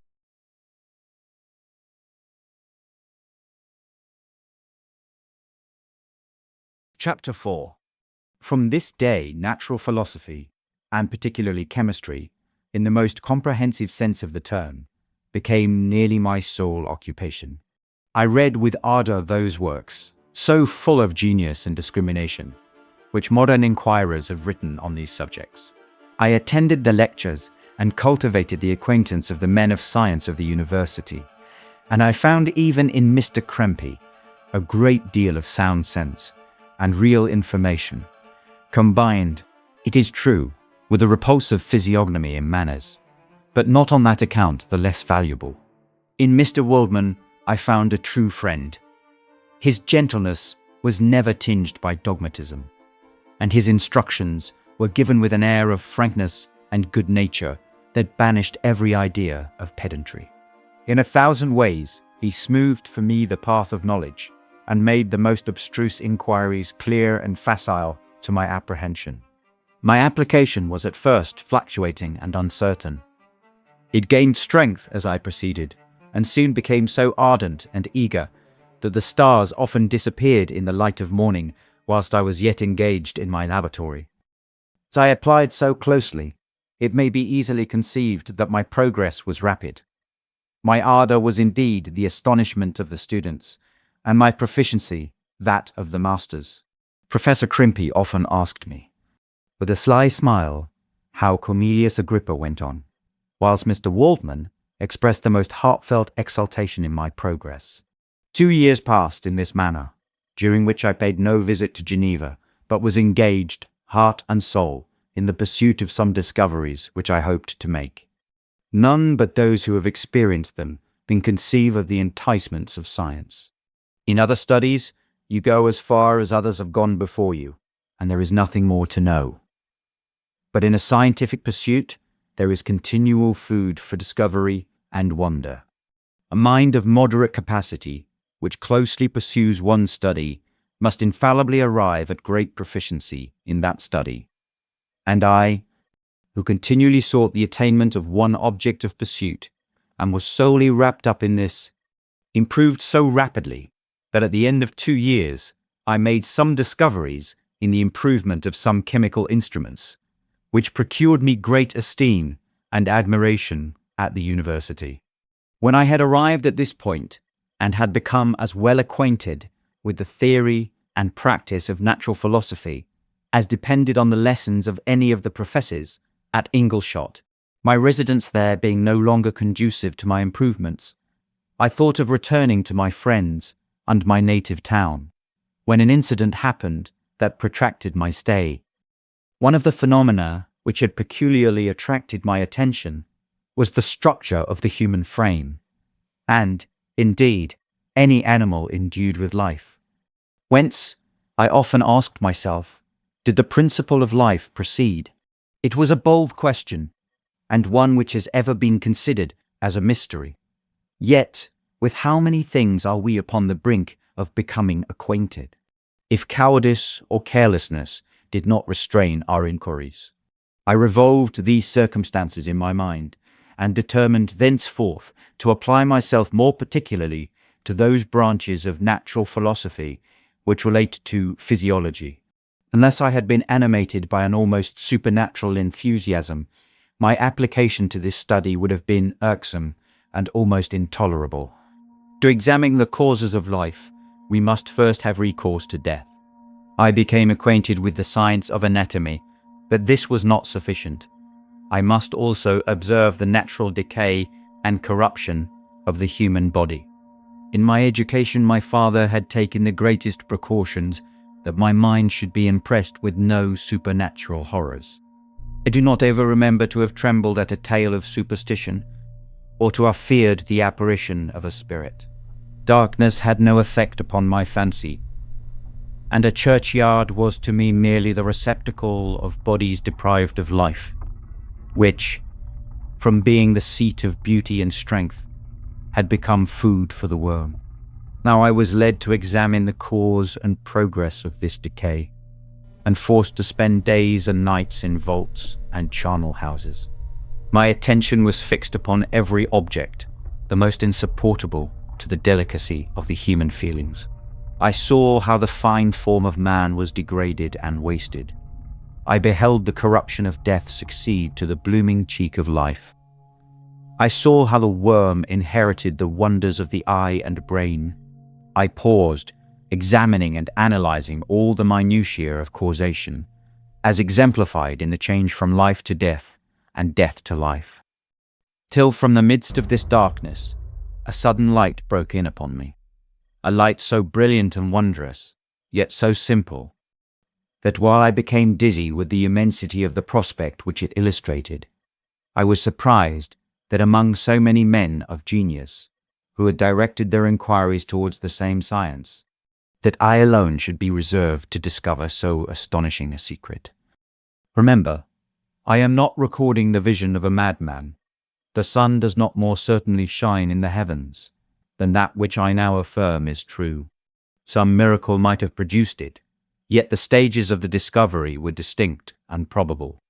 After days and nights of incredible labor and fatigue, I succeeded in discovering the cause of generation and life.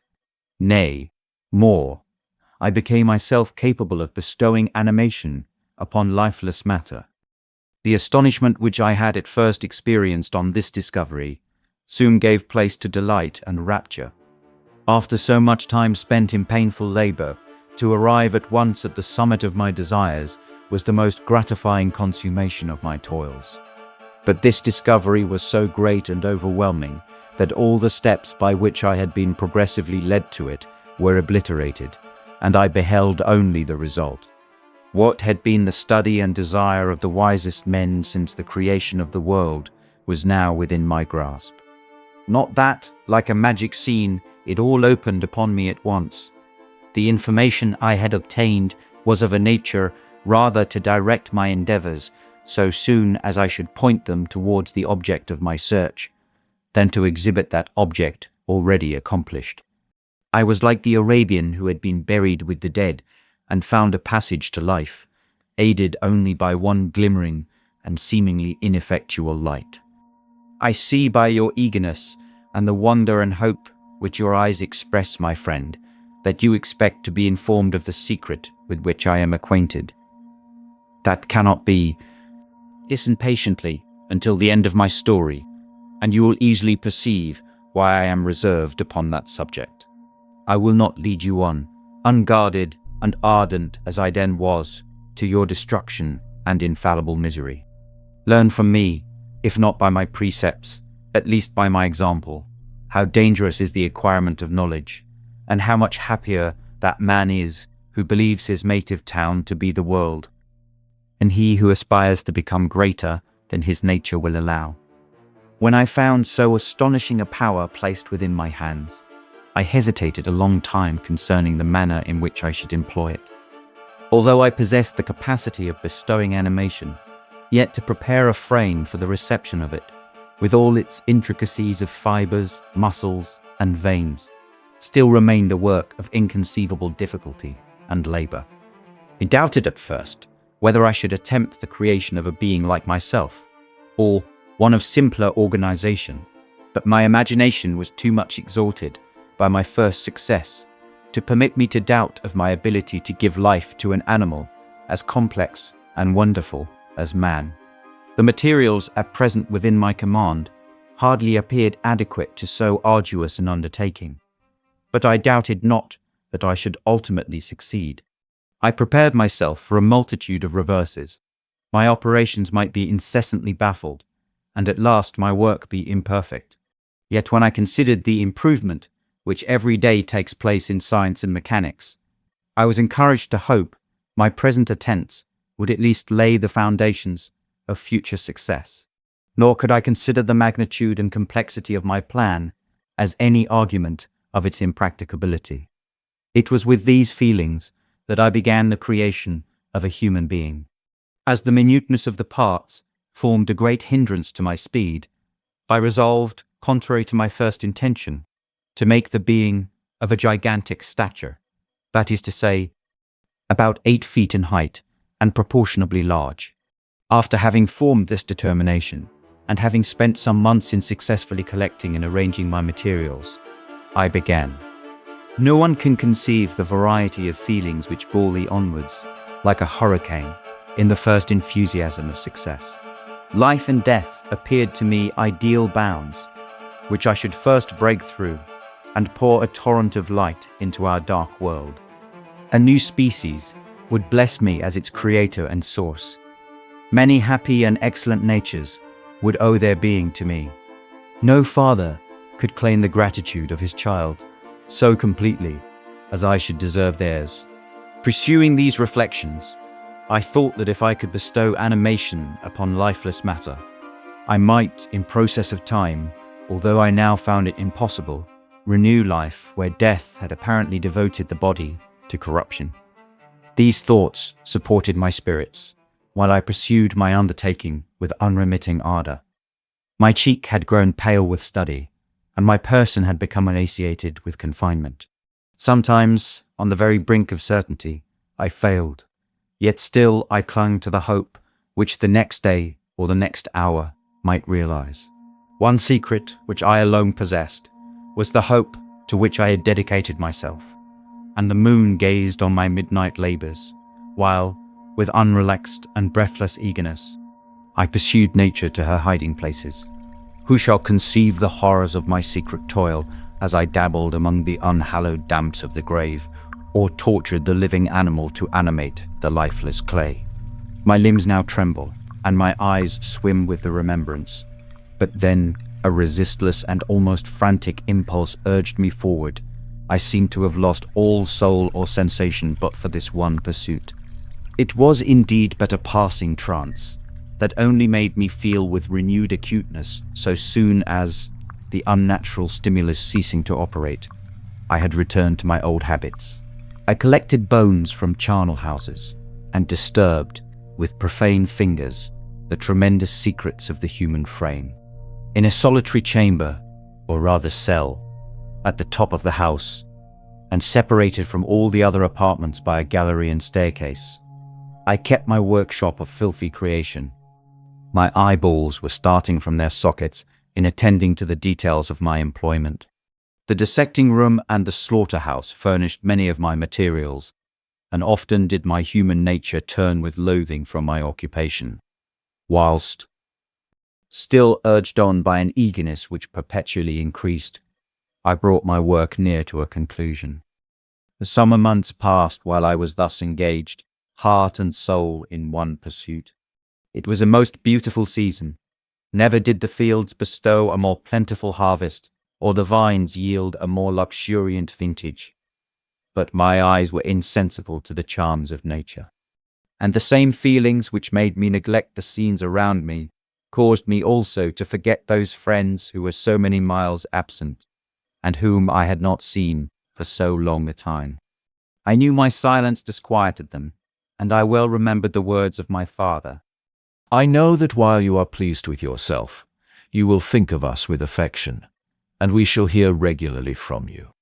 You must pardon me if I regard any interruption in your correspondence as a proof that your other duties are equally neglected. I knew well, therefore, what would be my father's feelings, but I could not tear my thoughts from my employment, loathsome in itself, but which had taken an irresistible hold of my imagination.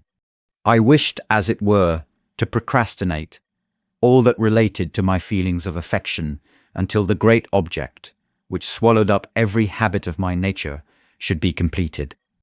I then thought that my father would be unjust if he ascribed my neglect to vice or faultiness on my part.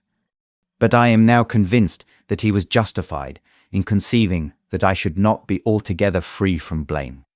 A human being in perfection ought always to preserve a calm and peaceful mind, and never to allow passion or a transitory desire to disturb his tranquillity. I do not think that the pursuit of knowledge is an exception to this rule. The study to which you apply yourself has a tendency to weaken your affections and to destroy your taste for those simple pleasures in which no alloy can possibly mix, then that study is certainly unlawful, that is to say, not befitting the human mind.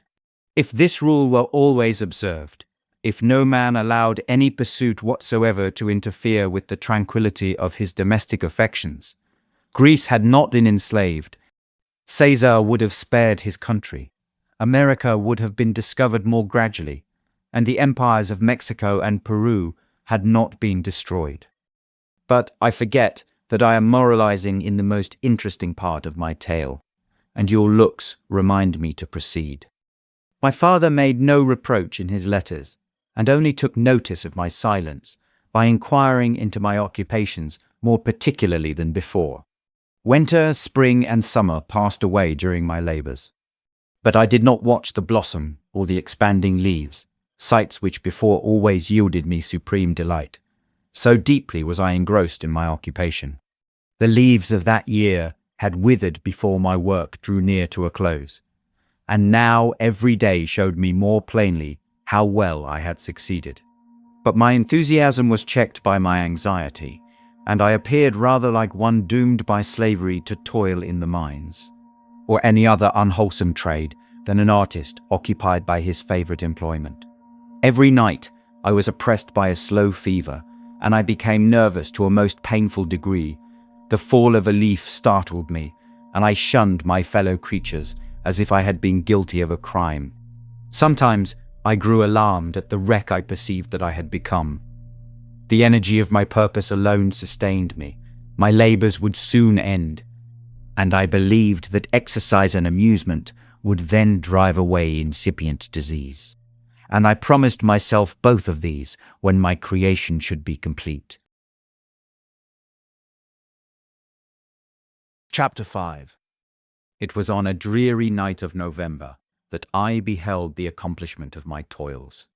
With an anxiety that almost amounted to agony, I collected the instruments of life around me, that I might infuse a spark of being into the lifeless thing that lay at my feet.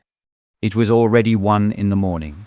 The rain pattered dismally against the panes, and my candle was nearly burnt out, when, by the glimmer of the half-extinguished light, I saw the dull yellow eye of the creature open.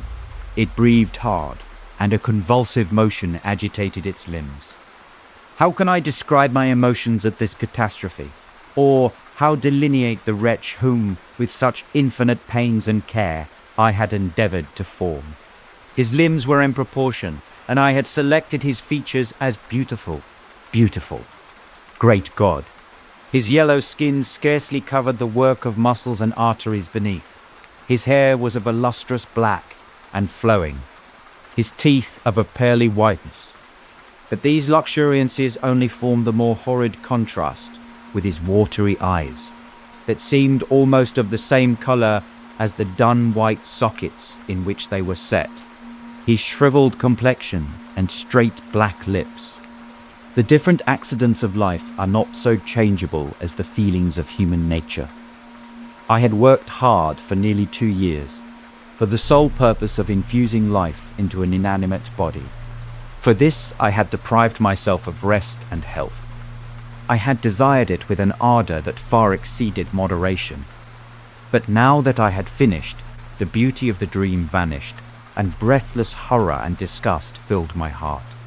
Unable to endure the aspect of the being I had created, I rushed out of the room and continued a long time traversing my bedchamber, unable to compose my mind to sleep. At length, lassitude succeeded to the tumult I had before endured, and I threw myself on the bed in my clothes, endeavouring to seek a few moments of forgetfulness. But it was in vain. I slept, indeed, but I was disturbed by the wildest dreams. I thought I saw Elizabeth, in the bloom of health, walking in the streets of Ingolstadt. Delighted and surprised, I embraced her, but as I imprinted the first kiss on her lips, they became livid with the hue of death. Her features appeared to change, and I thought that I held the corpse of my dead mother in my arms. A shroud enveloped her form, and I saw the grave worms crawling in the folds of the flannel. I started from my sleep with horror. A cold dew covered my forehead, my teeth chattered, and every limb became convulsed. When, by the dim and yellow light of the moon, as it forced its way through the window shutters, I beheld the wretch, the miserable monster whom I had created.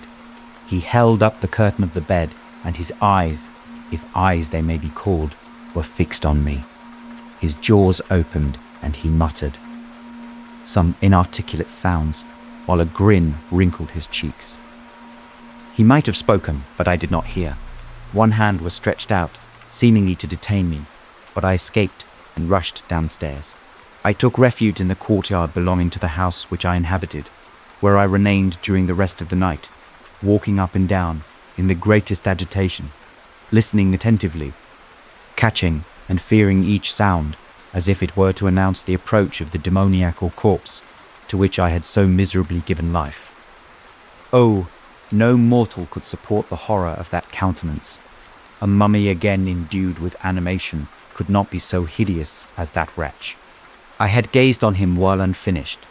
He was ugly then, but when those muscles and joints were rendered capable of motion, it became a thing such as even Dante could not have conceived.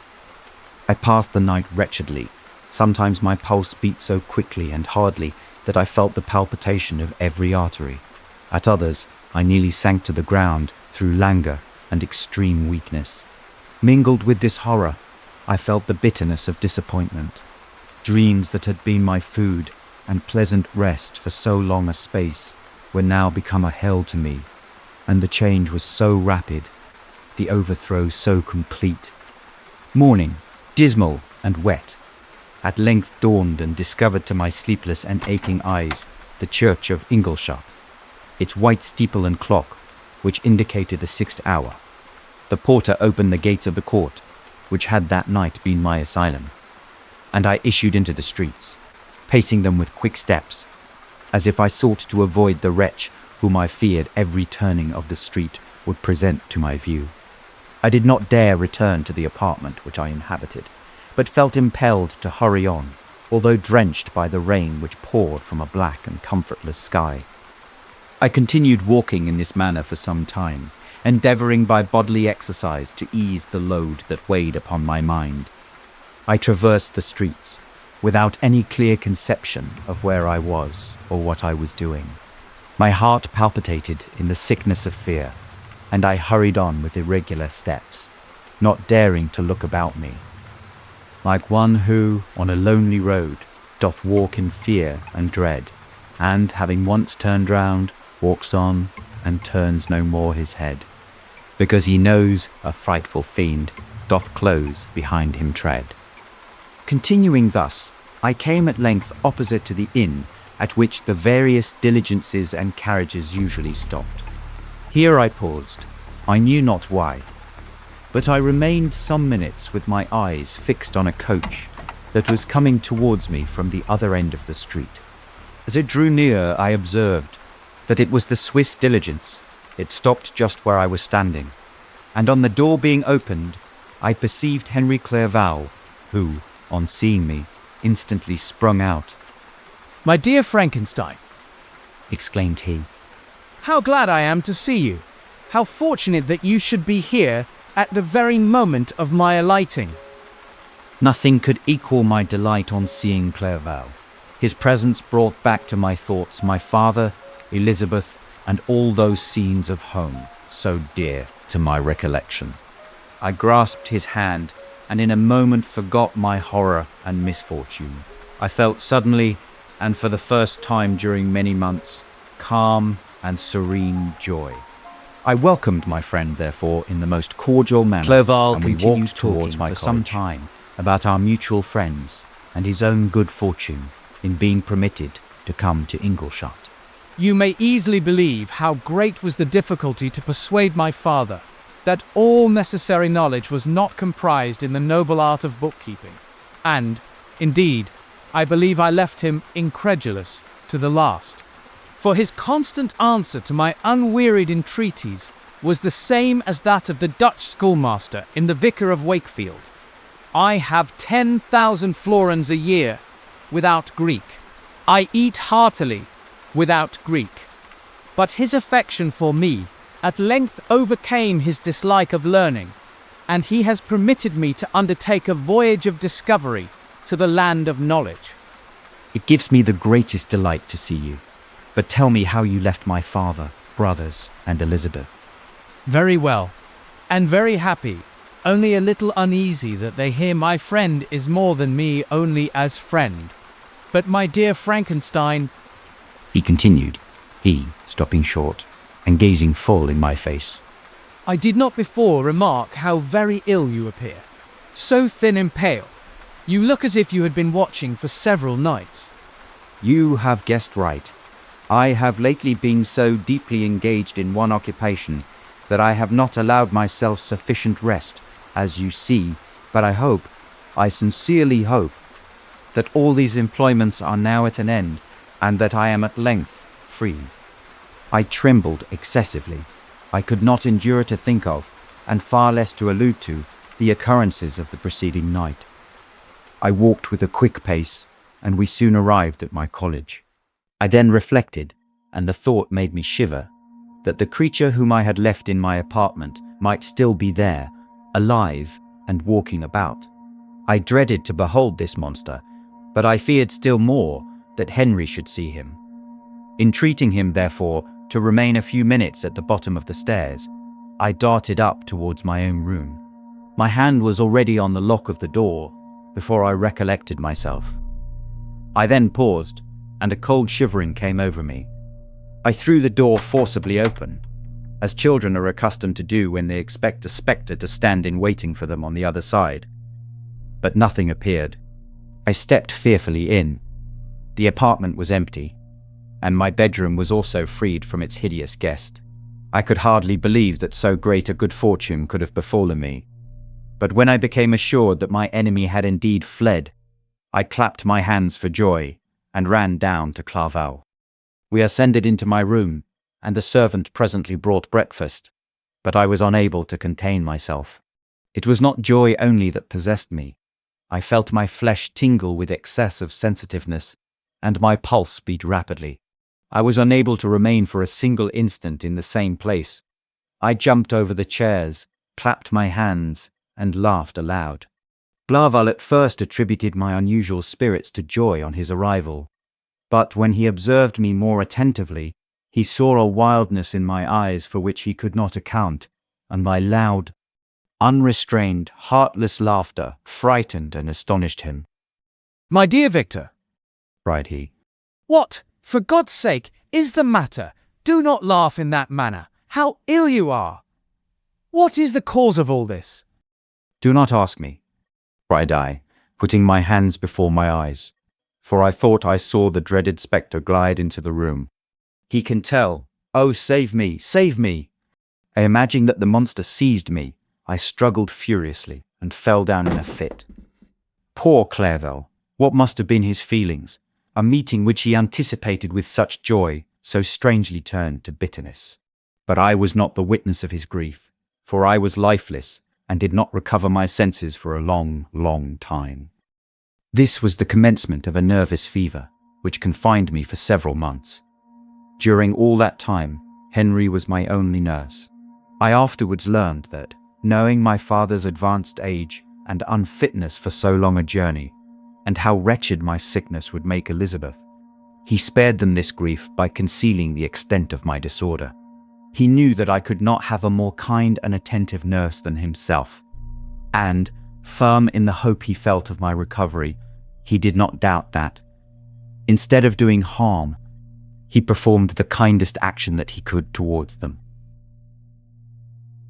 I was in reality very ill, and surely nothing but the unbounded and unremitting attentions of my friend could have restored me to life.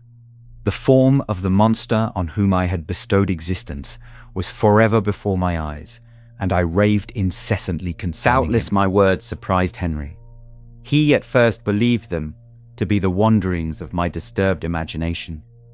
The pertinacity with which I continually recurred to the same subject persuaded him that my disorder indeed owed its origin to some uncommon and terrible event. By very slow degrees, and with frequent relentless that alarmed and grieved my friend, I recovered. I remember the first time I became capable of observing outward objects with any kind of pleasure. I perceived that the fallen leaves had disappeared, and that the young buds were shooting forth from the trees that shaded my window. It was a divine spring, and the season contributed greatly to my convalescence. I felt also sentiments of joy and affection revive in my bosom. My gloom disappeared, and in a short time, I became as cheerful as before I was attacked by the fatal passion. Dearest Clairvaux, how kind, how very good you are to me. This whole winter, instead of being spent in study, as you promised yourself, has been consumed in my sick room. How shall I ever repay you? I feel the greatest remorse for the disappointment of which I have been the occasion. But you will forgive me. You will repay me entirely if you do not discompose yourself. But get well, as fast as you can, and since you appear in such good spirits, I may speak to you on one subject, may I not? I trembled. One subject, what could it be? Could he allude to an object on whom I dared not even think? Compose yourself, said Clairvaux, who observed my change of colour. I will not mention it, if it agitates you. But your father and cousin would be very happy if they received a letter from you, in your own handwriting. They hardly know how ill you have been, and are uneasy at your long silence. That all, my dear Henry? How could you suppose that my first thought would not fly towards those dear, dear friends whom I love and who are so deserving of my love? If this is your present temper, my friend, you will perhaps be glad to see a letter that has been lying here some days for you. It is from your cousin, I believe. Chapter 6. Clerval then put the following letter into my hands. It was from my own Elizabeth. My dearest cousin, you have been ill, very ill, and even the constant letters of dear kind Henry are not sufficient to reassure me on your account. You are forbidden to write, to hold a pen, yet one word from you, dear Victor, is necessary to calm our apprehensions. For a long time I have thought that each post would bring this line, and my persuasions have restrained my uncle from undertaking a journey to Ingolstadt. I have prevented his encountering the inconveniences and perhaps dangers of so long a journey. Yet how often have I regretted not being able to perform it myself. I figure to myself that the task of attending on your sick bed has devolved on some mercenary old nurse who could never guess your wishes, nor minister to them with the care and affection of your poor cousin. Yet that is over now. Clerval writes that, indeed, you are getting better.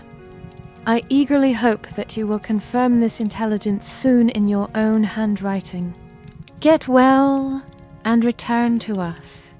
You will find a happy, cheerful home and friends who love you dearly. Your father's health is vigorous, and he asks but to see you, but to be assured that you are well, and not a care will ever cloud his benevolent countenance. How pleased you would be to remark the improvement of our Ernest. He is now 16, and full of activity and spirit. He is desirous to be a true Swiss, and to enter into foreign service. But we cannot part with him, at least until his elder brother returns to us. My uncle is not pleased with the idea of a military career in a distant country. But Ernest never had your powers of application. He looks upon study as an odious fetter. His time is spent in the open air, climbing the hills or rowing on the lake. I fear that he will become an idler unless we yield the point, and permit him to enter on the profession which he has selected. Little alteration, except the growth of our dear children, has taken place since you left us. The blue lake and snow-clad mountains, they never change. And I think our placid home and our contented hearts are regulated by the same immutable laws. My trifling occupations take up my time and amuse me, and I am rewarded for any exertions by seeing none but happy, kind faces around me. Since you left us, but one change has taken place in our little household. Do you remember on what occasion Justine Moritz entered our family? Probably you do not. I will relate her history, therefore in a few words. Madame Moritz, her mother, was a widow with 4 children, of whom Justine was the third. This girl had always been the favorite of her father, but through a strange perversity, her mother could not endure her, and after the death of Anne Moritz, treated her very ill. My aunt observed this, and when Justine was 12 years of age, prevailed on her mother to allow her to live at our house. The republican institutions of our country have produced simpler and happier manners than those which prevail in the great monarchies that surround it. Hence there was less distinction between the several classes of its inhabitants, and the lower orders, being neither so poor nor so despised, their manners are more refined and moral. A servant in Geneva does not mean the same thing as a servant in France and England. Justine, thus received in our family, learned the duties of a servant, a condition which, in our fortunate country, does not include the idea of ignorance and a sacrifice of the dignity of a human being.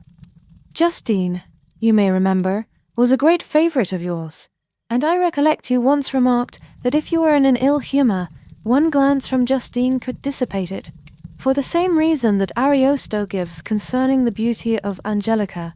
She looked so frank-hearted and happy.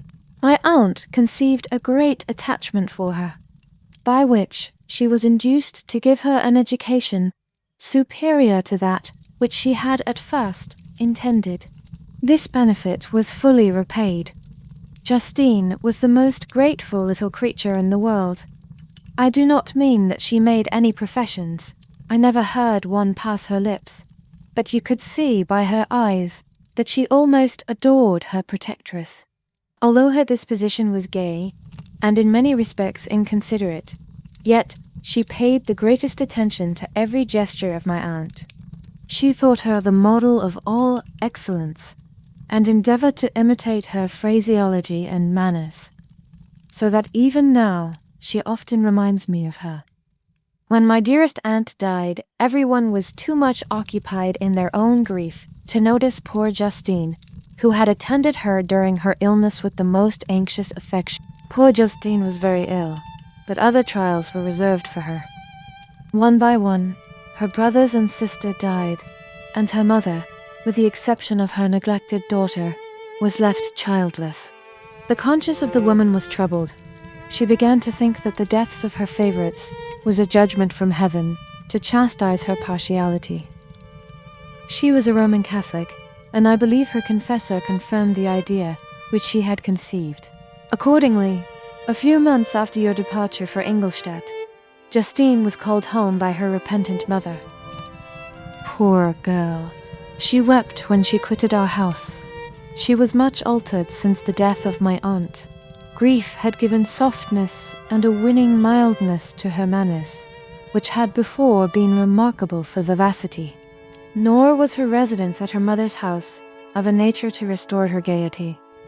The poor woman was very vacillating in her repentance. She sometimes begged Justine to forgive her unkindness, but much oftener accused her of having caused the deaths of her brothers and sister. Perpetual fretting at length threw Madame Moritz into a decline, which at first increased her irritability, but she is now at peace, forever. She died on the first approach of cold weather, at the beginning of this last winter. Justine has just returned to us, and I assure you, I love her tenderly. She is very clever and gentle, and extremely pretty, as I mentioned before. Her mien and her expression continually remind me of my dear aunt. I must say also a few words to you, my dear cousin, of little darling William. I wish you could see him. He is very tall of his age, with sweet, laughing blue eyes, dark eyelashes, and curling hair. When he smiles, 2 little dimples appear on each cheek, which are rosy with health. He has already had 1 or 2 little wives, but Louisa Biron is his favorite, a pretty little girl of 5 years of age. Now, dear Victor, I dare say you wish to be indulged in a little gossip concerning the good people of Geneva. The pretty Miss Mansfield has already received the congratulatory visits on her approaching marriage with a young Englishman, John Melbourne, Esquire. Her ugly sister, Manon, married M. Duvier, the rich banker, last autumn. Your favorite schoolfellow, Louis Manoir, has suffered several misfortunes since the departure of Clerval from Geneva, but he has already recovered his spirits and is reported to be on the point of marrying a lively, pretty Frenchwoman, Madame Tavernier. She is a widow and much older than Manoir, but she is very much admired and a favorite with everybody. I have written myself into better spirits, dear cousin, but my anxiety returns upon me as I conclude. Write, dearest Victor. 1 line, 1 word will be a blessing to us. 10,000 thanks to Henry for his kindness, his affection, and his many letters. We are sincerely grateful. Adieu, my cousin. Take care of yourself, and, I entreat you, write. Elizabeth Lavenza, Geneva, March 18th, 17. Dear, dear Elizabeth, I exclaimed when I had read her letter. I will write instantly and relieve them from the anxiety they must feel. I wrote, and this exertion greatly fatigued me. But my convalescence had commenced and proceeded regularly.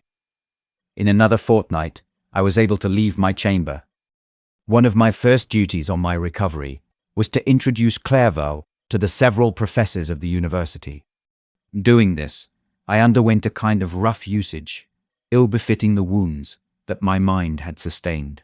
Ever since the fatal night, the end of my labors, and the beginning of my misfortunes, I had conceived a violent antipathy, even to the name of natural philosophy. When I was otherwise quite restored to health, the sight of a chemical instrument would renew all the agony of my nervous symptoms. Henry saw this, and had removed all my apparatus from my view. He had also changed my apartment, for he perceived that I had acquired a dislike for the room which had previously been my laboratory. But these cares of Clerval were made of no avail when I visited the professors. Mr. Waldman inflicted torture when he praised, with kindness and warmth, the astonishing progress I had made in the sciences.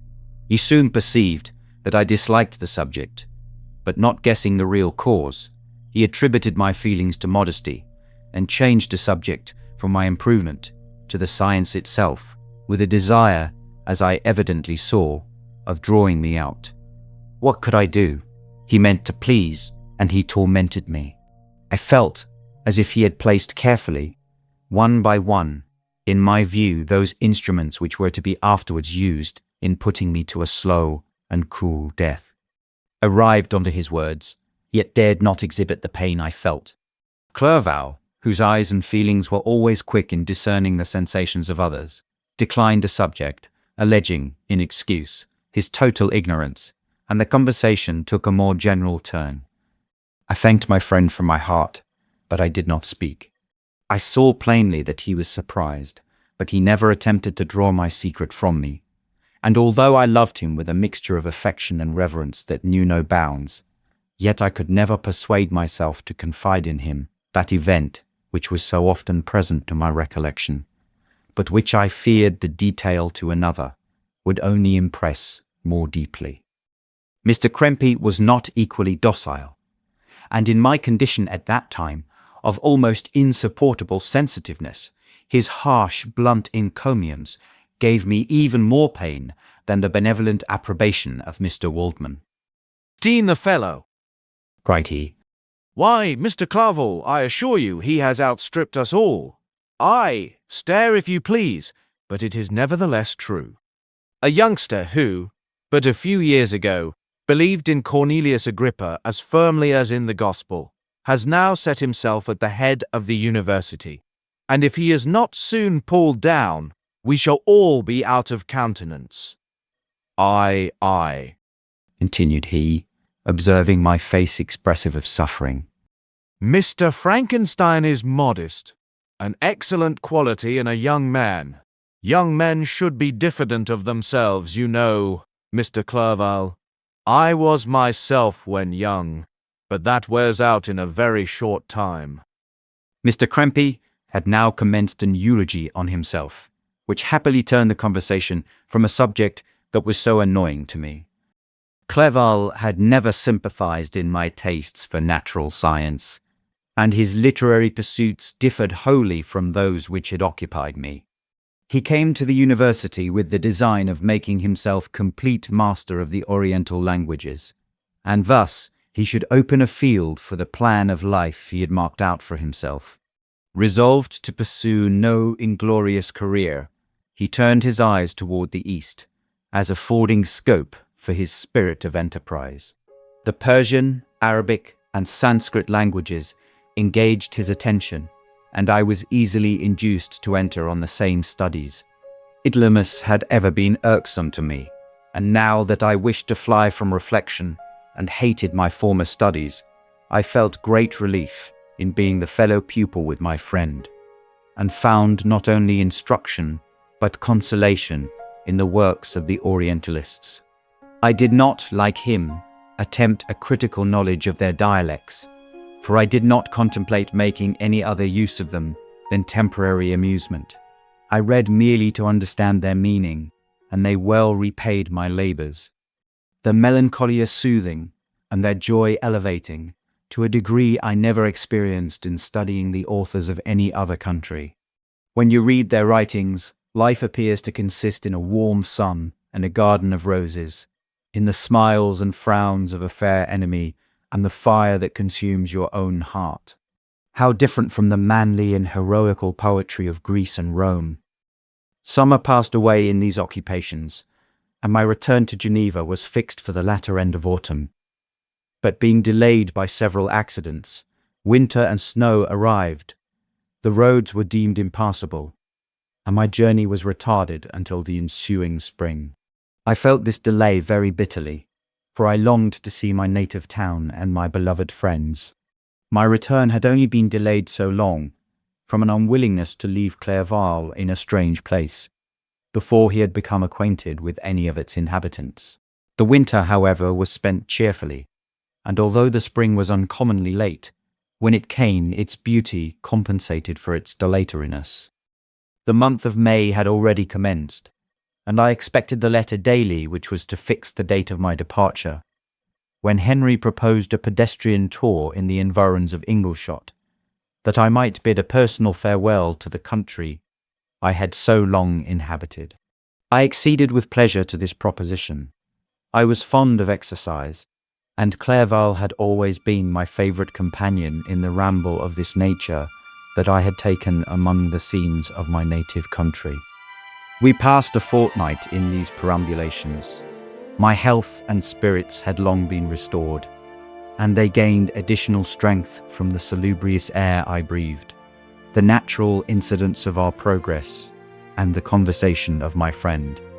Study had before secluded me from the intercourse of my fellow creatures, and rendered me unsocial, but Clerval called forth the better feelings of my heart.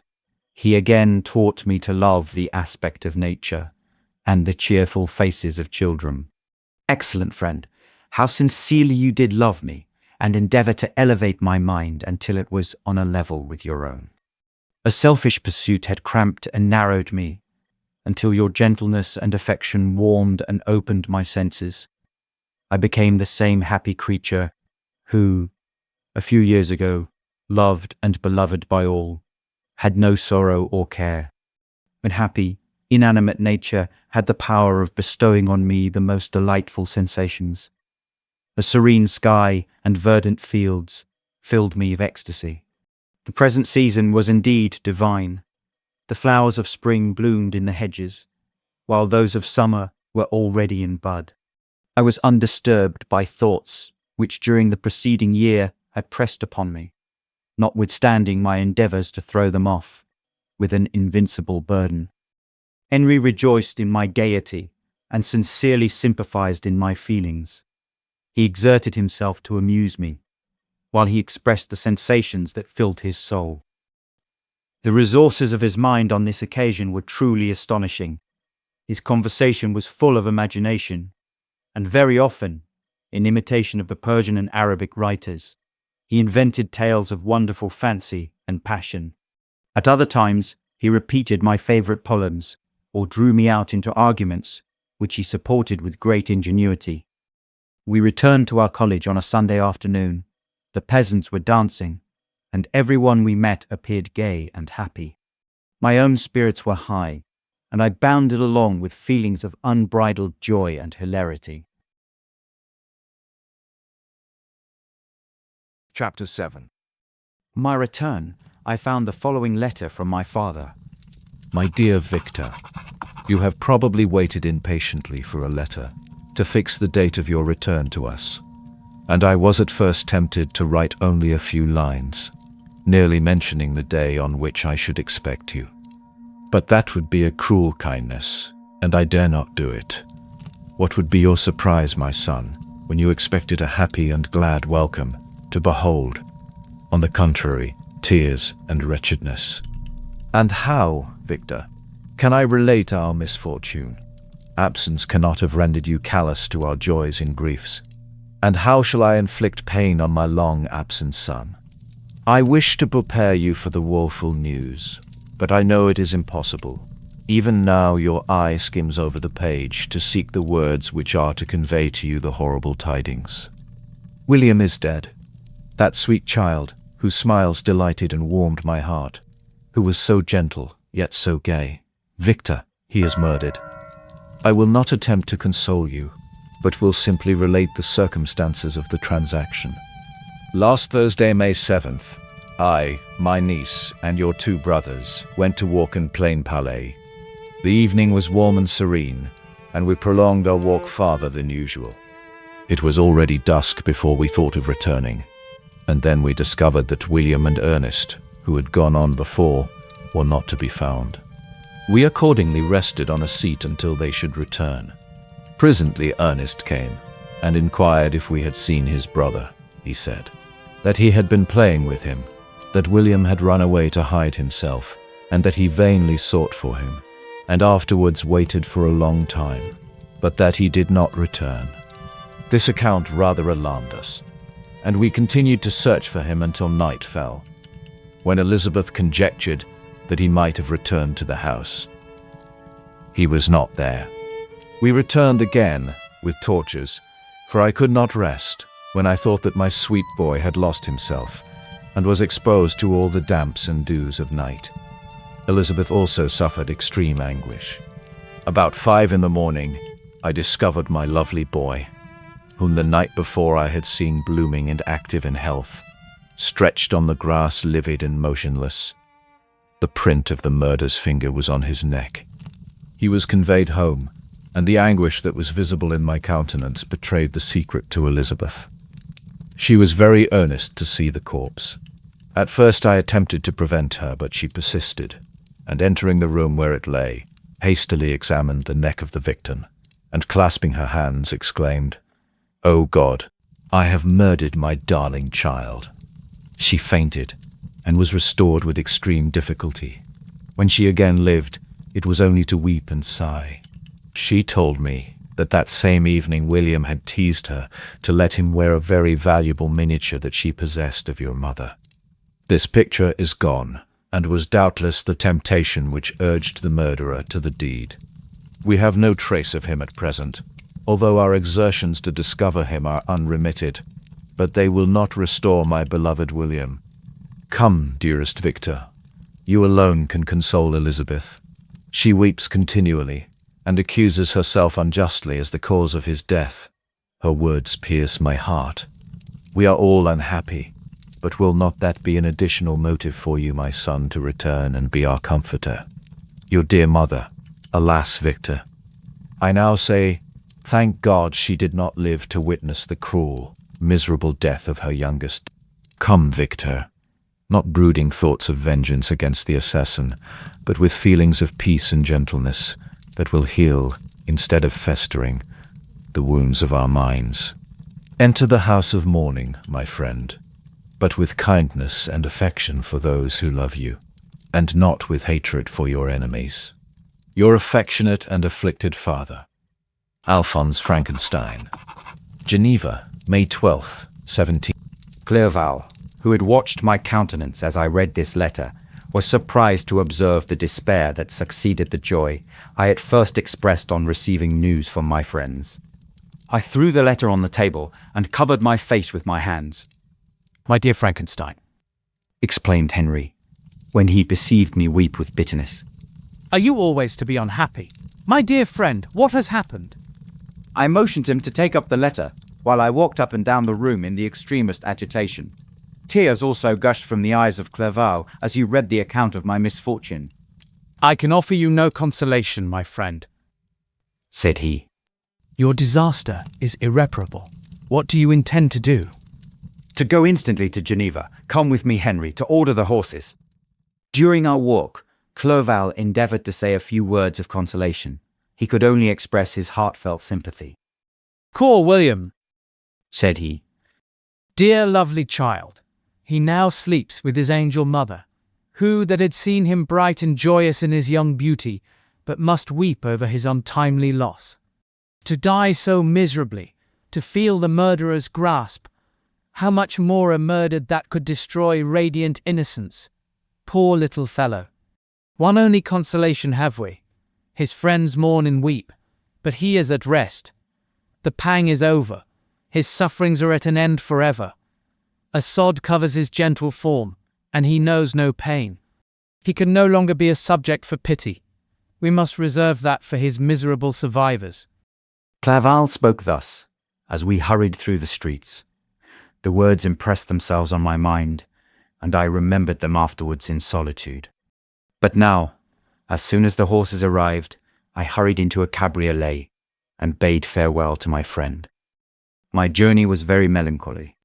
First, I wished to hurry on, for I longed to console and sympathize with my loved and sorrowing friends. But when I drew near my native town, I slackened my progress. I could hardly sustain the multitude of feelings that crowded into my mind. I passed through scenes familiar to my youth, but which I had not seen for nearly 6 years. How altered everything might be during that time.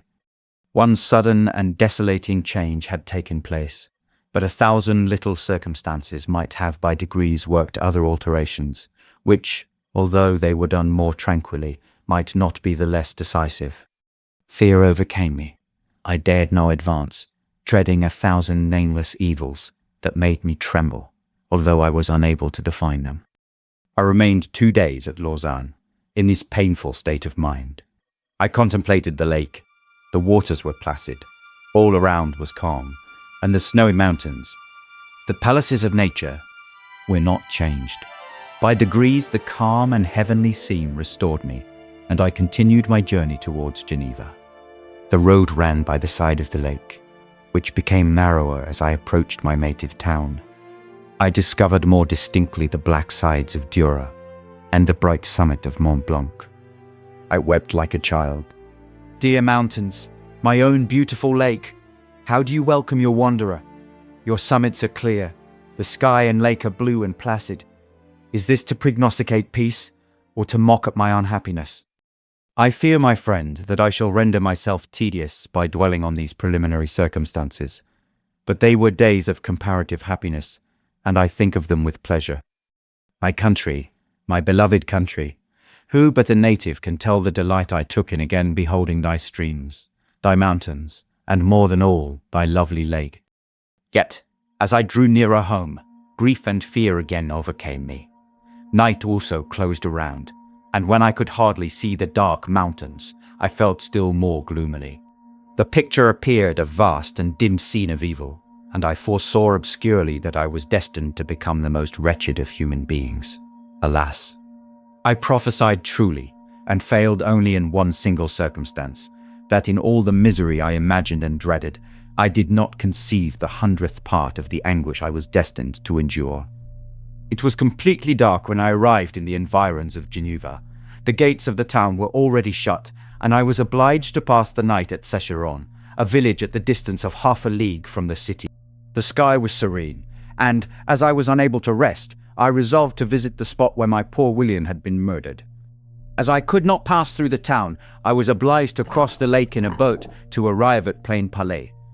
During this short voyage, I saw the lightning playing on the summit of Mont Blanc in the most beautiful figures. The storm appeared to approach rapidly, and, on landing, I ascended a low hill that I might observe its progress. It advanced, the heavens were clouded, and I soon felt the rain coming slowly in large drops, but its violence quickly increased. I quitted my seat and walked on, although the darkness and storm increased every minute, and the thunder burst with a terrific crash over my head. It was echoed from Salève, the Juras, and the Alps of Savoy. Vivid flashes of lightning dazzled my eyes, illuminating the lake, making it appear like a vast sheet of fire. Then for an instant, everything seemed of a pitchy darkness, until the eye recovered itself from the preceding flash. The storm, as is often the case in Switzerland, appeared at once in various parts of the heavens. The most violent storm hung exactly north of the town, over the part of the lake which lies between the promontory of Bellerive and the village of Coppet. Another storm enlightened Jura with faint flashes, and another darkened and sometimes disclosed the Mole, a peaked mountain to the east of the lake. While I watched the tempest, so beautiful yet terrific, I wandered on with a hasty step. This noble war in the sky elevated my spirits. I clasped my hands and exclaimed aloud, "William, dear angel, this is thy funeral, this thy dirge." As I said these words, I perceived in the gloom a figure which stole from behind a clump of trees near me. I stood fixed, gazing intently. I could not be mistaken.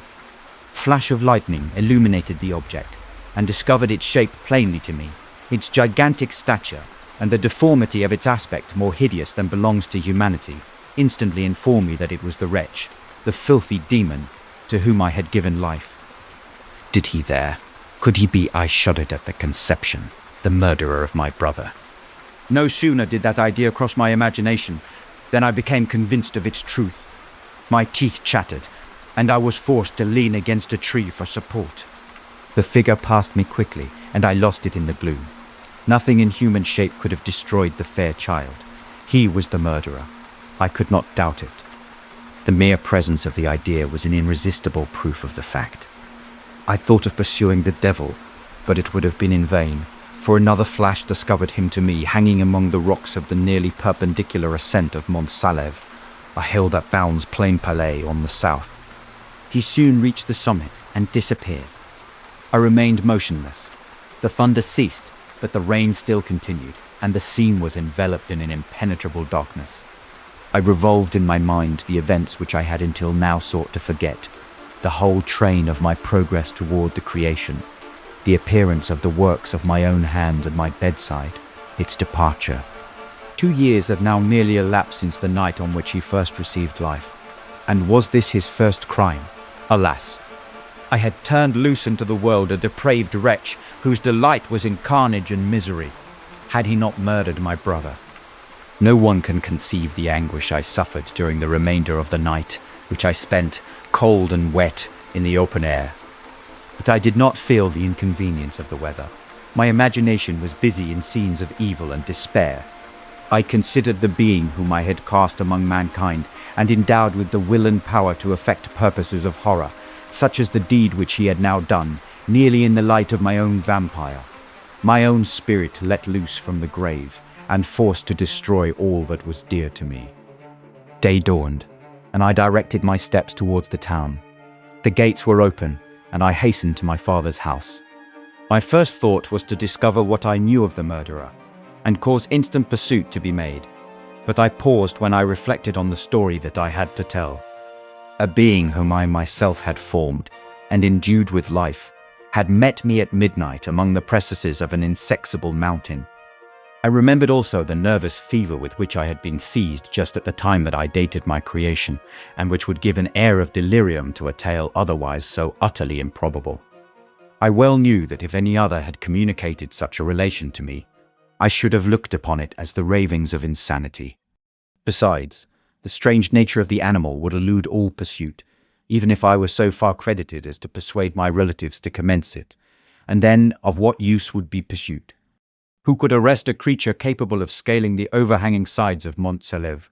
These reflections determined me, and I resolved to remain silent. It was about 5 in the morning when I entered my father's house.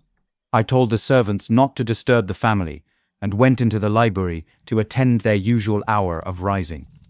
6 years had elapsed, passed in a dream but for one indelible trace, and I stood in the same place where I had last embraced my father before my departure for Ingolstadt. Beloved and venerable parent, he still remained to me. I gazed on the picture of my mother, which stood over the mantelpiece. It was an historical subject, painted at my father's desire, and represented Caroline Beaufort in an agony of despair, kneeling by the coffin of her dead father. Her garb was rustic, and her cheek pale, but there was an air of dignity and beauty that hardly permitted the sentiment of pity. Below this picture was a miniature of William, and my tears flowed when I looked upon it. While I was thus engaged, Ernest entered. He had heard me arrive, and hastened to welcome me. Welcome, my dearest Victor. I wish you had come 3 months ago, and then you would have found us all joyous and delighted. You come to us now to share a misery which nothing can alleviate. Yet your presence will, I hope, revive our father, who seems sinking under his misfortune, and your persuasions will induce poor Elizabeth to cease her vain and tormenting self-accusations. Poor William. He was our darling and our pride. Tears, unrestrained, fell from my brother's eyes. A sense of mortal agony crept over my frame. Before, I had only imagined the wretchedness of my desolated home. The reality came on me as a new and a not less terrible disaster. I tried to calm Ernest, I inquired more minutely concerning my father, and here I named my cousin. She most of all requires consolation. She accused herself of having caused the death of my brother, and that made her very wretched. But since the murderer has been discovered... The murderer discovered? Good God, how can that be? Who could attempt to pursue him? It is impossible. One might as well try to overtake the winds, or confine a mountain stream with a straw. I saw him too. He was free last night. I do not know what you mean, replied my brother in accents of wonder. but to us the discovery we have made completes our misery. No one would believe it at first, and even now Elizabeth will not be convinced, notwithstanding all the evidence.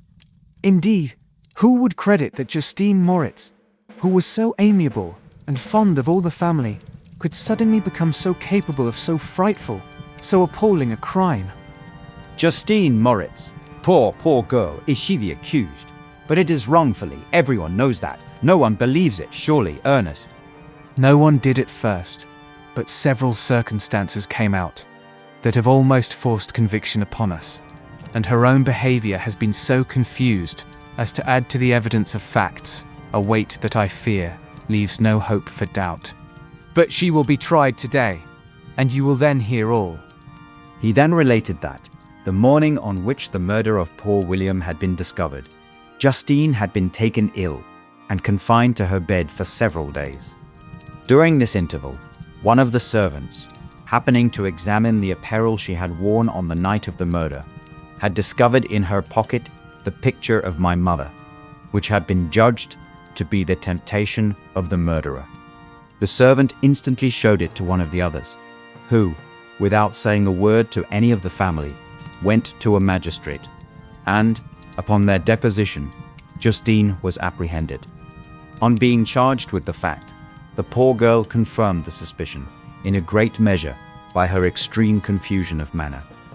This was a strange tale, but it did not shake my faith, and I replied earnestly, "You are all mistaken. I know the murderer. Justine, poor, good Justine, is innocent."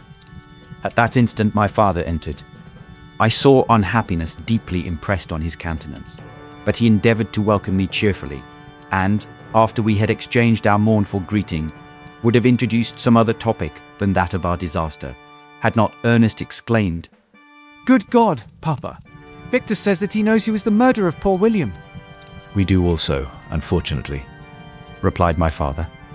For indeed I had rather have been forever ignorant than have discovered so much depravity and ungratitude in one I valued so highly. My dear father, you are mistaken. Justine is innocent. If she is, God forbid that she should suffer as guilty. She is to be tried today, and I sincerely hope, that she will be acquitted. This speech calmed me. I was firmly convinced in my own mind that Justine, and indeed every human being, was guiltless of this murder. I had no fear, therefore, that any circumstantial evidence could be brought forward strong enough to convict her. My tale was not one to announce publicly. Its astounding horror would be looked upon as madness by the vulgar. Did any one indeed exist, except I, the Creator, who would believe, unless his senses convinced him, in the existence of the living monument of presumption and rash ignorance which I had let loose upon the world? We were soon joined by Elizabeth. Time had altered her since I last beheld her. It had endowed her with loveliness, surpassing the beauty of her childish years. There was the same candor, the same vivacity, but it was allied to an expression more full of sensibility and intellect. She welcomed me with the greatest affection. Your arrival, my dear cousin, fills me with hope. You perhaps will find some means to justify my poor guiltless Justine. Alas, who is safe if she be convicted of crime? I rely on her innocence as certainly as I do upon my own. Our misfortune is doubly hard to us. We have not only lost that lovely darling boy, but this poor girl, whom I sincerely love, is to be torn away by even a worse fate. If she is condemned, I never shall know joy more. But she will not. I am sure she will not. And then I shall be happy again, even after the sad death of my little William. She is innocent, my Elizabeth, and that shall be proved. Fear nothing, but let your spirits be cheered by the assurance of her acquittal. How kind and generous you are. Everyone else believes in her guilt, and that made me wretched, for I knew that it was impossible, and to see everyone else prejudiced in so deadly a manner rendered me hopeless and despairing. She wept, Dearest niece, said my father. dry your tears. If she is, as you believe, innocent, rely on the justice of our laws and the activity with which I shall prevent the slightest shadow of partiality. Chapter 8. We passed a few sad hours until 11 o'clock, when the trial was to commence. My father and the rest of the family being obliged to attend as witnesses. I accompanied them to the court. During the whole of this wretched mockery of justice, I suffered living torture. It was to be decided whether the result of my curiosity and lawless devices would cause the death of two of my fellow beings. One, a smiling babe, full of innocence and joy. The other, far more dreadfully murdered, with every aggravation of infamy that could make the murder memorable in horror. Justine also was a girl of merit, and possessed qualities which promised to render her life happy. Now all was to be obliterated in an ignominious grave, and I, the cause. 1,000 times, rather, would I have confessed myself guilty of the crime ascribed to Justine. But I was absent when it was committed, and such a declaration would have been considered as the ravings of a madman, and would not have exculpated her who suffered through me. The appearance of Justine was calm. She was dressed in mourning, and her countenance, always engaging, was rendered by the solemnity of her feelings exquisitely beautiful. Yet she appeared confident in innocence, and did not tremble, although gazed on and execrated by thousands. For all the kindness which her beauty might otherwise have excited was obliterated in the minds of the spectators by the imagination of the enormity she was supposed to have committed. She was tranquil, yet her tranquillity was evidently constrained. And as her confusion had before been adduced as a proof of her guilt, she worked up her mind to an appearance of courage. When she entered the court, she threw her eyes round it and quickly discovered where we were seated. A tear seemed to dim her eye when she saw us, but she quickly recovered herself, and a look of sorrowful affection seemed to attest her utter guiltlessness. The trial began, and after the advocate against her had stated the charge, several witnesses were called. Several strange facts combined against her, which might have staggered anyone who had not such proof of her innocence as I had.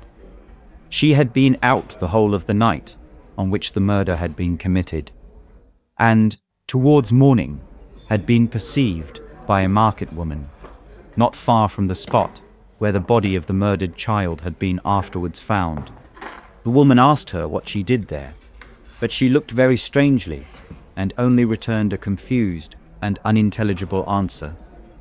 She returned to the house about 8 o'clock, and when one inquired where she had passed the night, she replied that she had been looking for the child, and demanded earnestly if anything had been heard concerning him. When shown the body, she fell into violent hysterics and kept her bed for several days. The picture was then produced, which the servant had found in her pocket, and when Elizabeth, in a faltering voice, proved that it was the same which, an hour before the child had been missed, she had placed round his neck, a murmur of horror and indignation filled the court. Justine was called on for her defence. As the trial had proceeded, her countenance had altered. Surprise, horror, and misery was strongly expressed. Sometimes she struggled with her tears, but when she was desired to plead, she collected her powers and spoke in an audible, although variable voice. God knows how entirely I am innocent, but I do not pretend that my protestations should acquit me. I rest my innocence on a plain and simple explanation of the facts which have been adduced against me, and I hope the character I have always borne will incline my judges to a favorable interpretation, where any circumstance appears doubtful. or suspicious. She then related that, by the permission of Elizabeth, she had passed the evening of the night on which the murder had been committed at the house of an aunt at Shem, a village situated at about a league from Geneva. On her return, at about 9 o'clock, she met a man who asked her if she had seen anything of the child who was lost. She was alarmed by this account and passed several hours in looking for him, when the gates of Geneva were shut, and she was forced to remain several hours of the night in a barn belonging to a cottage, being unwilling to call up the inhabitants to whom she was well known. Most of the night she spent here, watching. Towards morning, she believed that she slept for a few minutes. Some steps disturbed her, and she awoke. It was dawn, and she quitted her asylum, that she might again endeavour to find my brother. If she had gone near the spot where his body lay, it was without her knowledge. That she had been bewildered when questioned by the market woman was not surprising, since she had passed a sleepless night, and the fate of poor William was yet uncertain. Concerning the picture, she could give no account. I know Continued the unhappy victim. how heavily and fatally this one circumstance weighs against me, but I have no power of explaining it. And when I have expressed my utter ignorance, I am only left to conjecture concerning the probabilities by which it might have been placed in my pocket. But here also I am checked. I believe that I have no enemy on earth, and none surely would have been so wicked as to destroy me wantonly. Did the murderer place it there? I know of no opportunity afforded him for so doing. Or, if I had, why should he have stolen the jewel, to part with it again so soon? I commit my cause to the justice of my judges, yet I see no room for hope. I beg permission to have a few witnesses examined concerning my character, and if their testimony shall not overweigh my supposed guilt, I must be condemned, although I would pledge my salvation on my innocence.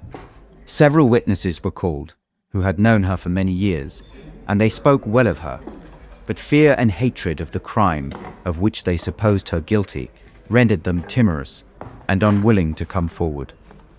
Elizabeth saw even this last resource, her excellent dispositions and irreproachable conduct, about to fail the accused, when, although violently agitated, she desired permission to address the court. I am, Said she, the cousin of the unhappy child who was murdered, or rather his sister, for I was educated by and have lived with his parents ever since, and even long before his birth. It may therefore be judged indecent in me to come forward on this occasion, but when I see a fellow creature about to perish through the cowardice of her pretended friends, I wish to be allowed to speak, that I may say what I know of her character. I am well acquainted with the accused. I have lived in the same house with her, at one time for 5, and at another for nearly 2 years. During all that period, she appeared to me the most amiable and benevolent of human creatures. She nursed Madame Frankenstein, my aunt, in her last illness, with the greatest affection and care, and afterwards attended her own mother during a tedious illness, in a manner that excited the admiration of all who knew her, after which she again lived in my uncle's house, where she was beloved by all the family. She was warmly attached to the child who is now dead, and acted towards him like a most affectionate mother. For my own part, I do not hesitate to say that, notwithstanding all the evidence produced against her, I believe and rely on her perfect innocence. She had no temptation for such an action. As to the bauble on which the chief proof rests, if she had earnestly desired it, I should have willingly given it to her, so much do I esteem and value her. A murmur of approbation followed Elizabeth's simple and powerful appeal, but it was excited by her generous interference, and not in favour of poor Justine, on whom the public indignation was turned with renewed violence, charging her with the blackest ingratitude. She herself wept as Elizabeth spoke, but she did not answer. My own agitation and anguish was extreme during the whole trial. I believed in her innocence. I knew it. Could the daemon who had, I did not for a minute doubt, murdered my brother, also in his hellish sport, have betrayed the innocent to death and ignominy. I could not sustain the horror of my situation, and when I perceived that the popular voice and the countenances of the judges had already condemned my unhappy victim, I rushed out of the court in agony. The tortures of the accused did not equal mine. She was sustained by innocence, but the fangs of remorse tore my bosom and would not forgo their hold. I passed a night of unmingled wretchedness. In the morning I went to the court. My lips and throat were parched. I dared not ask the fatal question, but I was known, and the officer guessed the cause of my visit. The ballots had been thrown. They were all black, and Justine was condemned. I cannot pretend to describe what I then felt. I had before experienced sensations of horror, and I have endeavored to bestow upon them adequate expressions, but words cannot convey an idea of the heart-sickling despair that I then endured. The person to whom I addressed myself added that Justine had already confessed her guilt. That evidence, He observed, was hardly required in so glaring a case, but I am glad of it, and indeed, none of our judges like to condemn a criminal upon circumstantial evidence, be it ever so decisive. This was strange and unexpected intelligence. What could it mean? Had my eyes deceived me? Was I really as mad as the whole world would believe me to be if I disclosed the object of my suspicions? I hastened to return home, and Elizabeth eagerly demanded the result. "My cousin," replied I, "it is decided as you may have expected. All judges had rather that 10 innocent should suffer than that 1 guilty should escape. But she has confessed." This was a dire blow to poor Elizabeth, who had relied with firmness upon Justine's innocence. Alas, Said she, how shall I ever again believe in human goodness? Justine, whom I loved and esteemed as my sister, how could she put on the smiles of innocence only to betray? Her mild eyes seemed incapable of any severity or guile, and yet she has committed a murder. Soon after, we heard that the poor victim had expressed a desire to see my cousin. My father wished her not to go, but said that he left it to her own judgment and feelings to decide. Yes, Said Elizabeth. I will go. Although she is guilty, and you, Victor, shall accompany me, I cannot go alone. The idea of this visit was torture to me, yet I could not refuse. We entered the gloomy prison chamber, and beheld Justine sitting on some straw at the farther end. Her hands were manacled, and her head rested on her knees. She rose on seeing us enter, and when we were left alone with her, she threw herself at the feet of Elizabeth, weeping bitterly. My cousin wept also. Oh, Justine, Said she, why did you rob me of my last consolation? I relied on your innocence, and although I was then very wretched, I was not so miserable as I am now. And do you also believe that I am so very, very wicked? Do you also join with my enemies to crush me, to condemn me as a murderer? Her voice was suffocated with sobs. Rise, my poor girl. Said Elizabeth. Why do you kneel, if you are innocent? I am not one of your enemies. I believed you guiltless, notwithstanding every evidence, until I heard that you had yourself declared your guilt.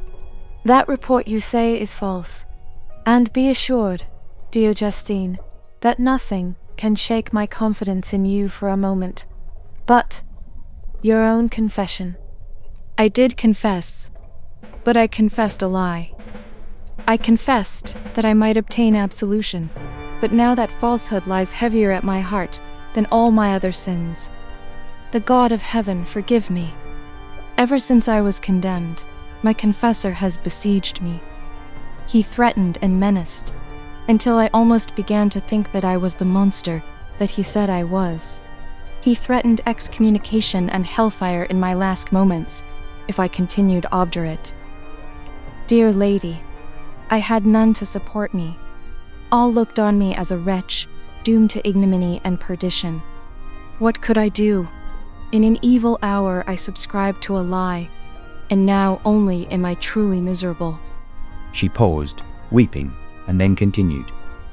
I thought with horror, my sweet lady, that you should believe your Justine, whom your blessed aunt had so highly honored, and whom you loved, was a creature capable of a crime which none but the devil himself could have perpetrated. Dear William, dearest blessed child, I soon shall see you again in heaven, where we shall all be happy. And that consoles me, going as I am to suffer ignominy and death. Oh, Justine, forgive me for having for one moment distrusted you. Why did you confess? But do not mourn, dear girl. Do not fear. I will proclaim, I will prove your innocence. I will melt the stony hearts of your enemies by my tears and prayers. You shall not die. You, my playfellow, my companion, my sister, perish on the scaffold. No, no, I never could survive so horrible a misfortune. Justine shook her head mournfully. I do not fear to die, She said, that pang is past. God raises my weakness and gives me courage to endure the worst. I leave a sad and bitter world, and if you remember me and think of me as of one unjustly condemned, I am resigned to the fate awaiting me. Learn from me, dear lady, to submit in patience to the will of heaven. During this conversation, I had retired to a corner of the prison room, where I could conceal the horrid anguish that possessed me. Despair. Who dared talk of that?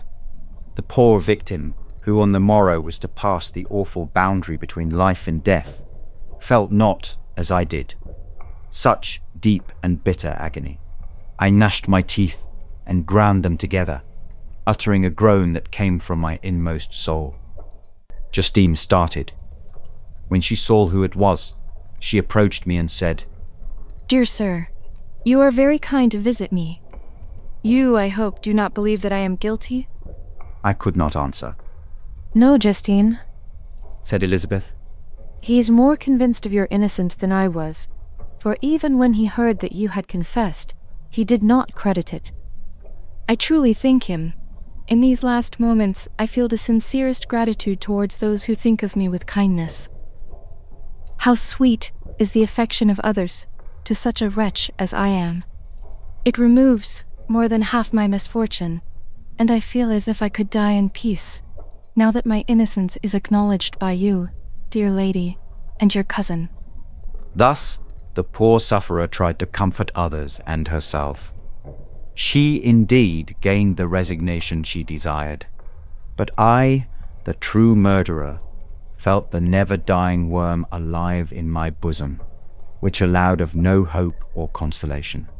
Elizabeth also wept and was unhappy, but hers also was the misery of innocence, which, like a cloud that passes over the fair moon, for a while hides but cannot tarnish its brightness. Anguish and despair had penetrated into the core of my heart. I bore a hell within me, which nothing could extinguish. We stayed several hours with Justine, and it was with great difficulty that Elizabeth could tear herself away. I wish, Cried she, that I were to die with you. I cannot live in this world of misery. Justine assumed an air of cheerfulness, while she, with difficulty, repressed her bitter tears. She embraced Elizabeth and said in a voice of half-suppressed emotion, Farewell, sweet lady, dearest Elizabeth, my beloved and only friend.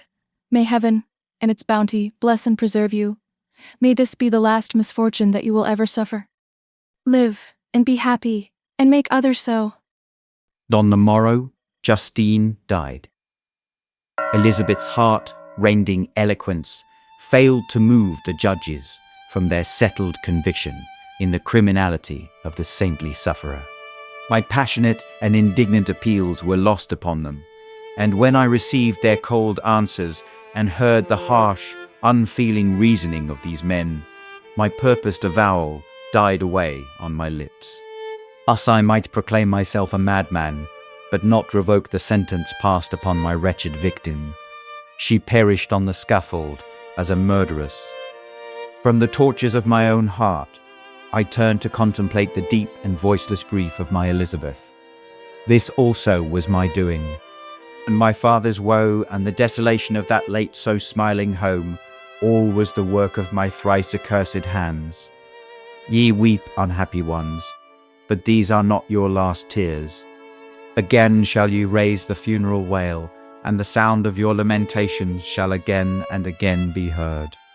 Frankenstein, your son, your kinsman, your early, much-loved friend, he who would spend each vital drop of blood for your sakes, who has no thought nor sense of joy, except as it is mirrored also in your dear countenances, who would fill the air with blessings and spend his life in serving you, he bids you weep, to shed countless tears, happy beyond his hopes, if thus inexorable fate be satisfied, and if the destruction pause before the peace of the grave have succeeded to your sad torments.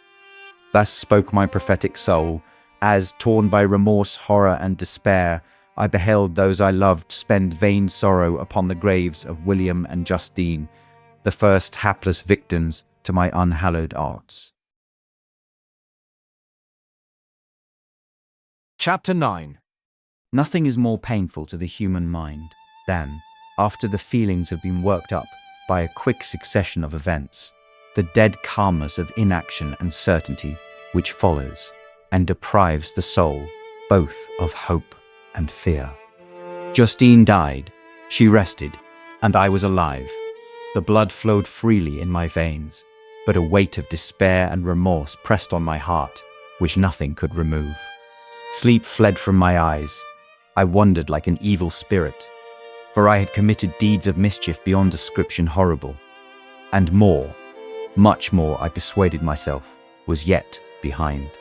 Yet my heart overflowed with kindness and a love of virtue. I had begun life with benevolent intentions, and thirsted for the moment when I should put them in practice, and make myself useful to my fellow beings. Now all was blasted. Instead of that serenity of conscience, which allowed me to look back upon the past with self-satisfaction, and from thence to gather promise of new hopes, I was seized by remorse and the sense of guilt, which hurried me away to a hell of intense tortures, such as no language can describe. This state of mind preyed upon my health, which had perhaps never entirely recovered from the first shock it had sustained. I shunned the face of man. All sound of joy or complacency was torture to me. Solitude was my only consolation. Deep, dark, death-like solitude. My father observed with pain the alteration perceptible in my disposition and habits, and endeavoured by arguments deduced from the feelings of his serene conscience and guiltless life to inspire me with fortitude and awaken in me the courage to dispel the dark cloud which brooded over me. Do you think, Victor, that I do not suffer also? No one could love a child more than I loved your brother. Tears came into his eyes as he spoke. But is it not a duty to the survivors that we should refrain from augmenting their unhappiness by an appearance of immoderate grief? It is also a duty owed to yourself, for excessive sorrow prevents improvement or enjoyment, or even the discharge of daily usefulness, without which no man is fit for society. This advice, although good, was totally inapplicable to my case. I should have been the first to hide my grief and console my friends if remorse had not mingled its bitterness, and terror its alarm, with my other sensations. Now, I could only answer my father with a look of despair and endeavour to hide myself from his view. About this time, we retired to our house at Belrive. This change was particularly agreeable to me. The shutting of the gates regularly at 10 o'clock, and the impossibility of remaining on the lake after that hour, had rendered our residence within the walls of Geneva very irksome to me. I was now free. Often, after the rest of the family had retired for the night, I took the boat and passed many hours upon the water. Sometimes, with my sails set, I was carried by the wind, and sometimes, after rowing into the middle of the lake, I left the boat to pursue its own course, and gave way to my own miserable reflections. I was often tempted, when all was at peace around me, and I, the only unquiet thing that wandered restless in a scene so beautiful and heavenly, if I except some bat, or the frogs whose harsh and interrupted croaking was heard only when I approached the shore. Often, I say, I was tempted to plunge into the silent lake, that the waters might close over me and my calamities forever. But I was restrained when I thought of the heroic and suffering Elizabeth, whom I tenderly loved, and whose existence was bound up in mine. I thought also of my father and surviving brother. Should I, by my base desertion, leave them exposed and unprotected to the malice of the fiend whom I had let loose among them? These moments I wept bitterly, and wished that peace would revisit my mind, only that I might afford them consolation and happiness. But that could not be. Remorse extinguished every hope. I had been the author of unalterable evils, and I lived in daily fear lest the monster whom I had created should perpetrate some new wickedness. I had an obscure feeling that all was not over, and that he would still commit some signal crime which by its enormity should almost efface the recollection of the past. There was always scope for fear, so long as anything I loved remained behind. My abhorrence of this fiend cannot be conceived. When I thought of him, I gnashed my teeth, my eyes became inflamed, and I ardently wished to extinguish that life which I had so thoughtlessly bestowed. When I reflected on his crimes and malice, my hatred and revenge burst all bounds of moderation. I would have made a pilgrimage to the highest peak of the Andes, could I, when there, have precipitated him to their base. I wished to see him again, that I might wreak the utmost extent of abhorrence on his head and avenge the deaths of William and Justine. Our house was the house of mourning. My father's health was deeply shaken by the horror of the recent events. Elizabeth was sad and desponding. She no longer took delight in her ordinary occupations. All pleasure seemed to her sacrilege toward the dead. Eternal woe and tears, she then thought, was the just tribute she should pay to innocence so blasted and destroyed. She was no longer that happy creature who, in earlier youth, wandered with me on the banks of the lake and talked with ecstasy of our future prospects. The first of those sorrows which are sent to wean us from the earth had visited her, and its dimming influence quenched her dearest smiles. When I reflect, my dear cousin, on the miserable death of Justine Moritz, I no longer see the world and its works as they before appeared to me. Before, I looked upon the accounts of vice and injustice that I read in books or heard from others as tales of ancient days or imaginary evils. At least they were remote and more familiar to reason than to the imagination. But now, misery has come home, and men appear to me as monsters, thirsting for each other's blood. Yet I am certainly unjust. Everybody believed that poor girl to be guilty, and if she could have committed the crime for which she suffered, assuredly she would have been the most depraved of human creatures. For the sake of a few jewels, to have murdered the son of her benefactor and friend, a child whom she had nursed from its birth, and appeared to love as if it had been her own. I could not consent to the death of any human being, but certainly I should have thought such a creature unfit to remain in the society of men. But she was innocent. I know, I feel she was innocent. You are of the same opinion, and that confirms me. Alas, Victor, when falsehood can look so like the truth, who can assure themselves of certain happiness? I feel as if I were walking on the edge of a precipice, towards which thousands are crowding and endeavoring to plunge me into the abyss. William and Justine were assassinated, and the murderer escapes. He walks about the world free, and perhaps respected. But even if I were condemned to suffer on the scaffold for the same crimes, I would not change places with such a wretch. I listened to this discourse with the extremest agony. I, not in deed, but in effect, was the true murderer. Elizabeth read my anguish in my countenance, and kindly taking my hand, said, My dearest friend, you must calm yourself. These events have affected me, God knows how deeply, but I am not so wretched as you are. There is an expression of despair, and sometimes of revenge, in your countenance that makes me tremble. Dear Victor, banish these dark passions. Remember the friends around you, who center all their hopes in you. Have we lost the power of rendering you happy? Ah, while we love, while we are true to each other, here in this land of peace and beauty, your native country, we may reap every tranquil blessing. What can disturb our peace? And could not such words from her, whom I fondly prized before every other gift of fortune, suffice to chase away the fiend that lurked in my heart? Even as she spoke, I drew near to her, as if in terror, lest at that very moment the destroyer had been near to rob me of her.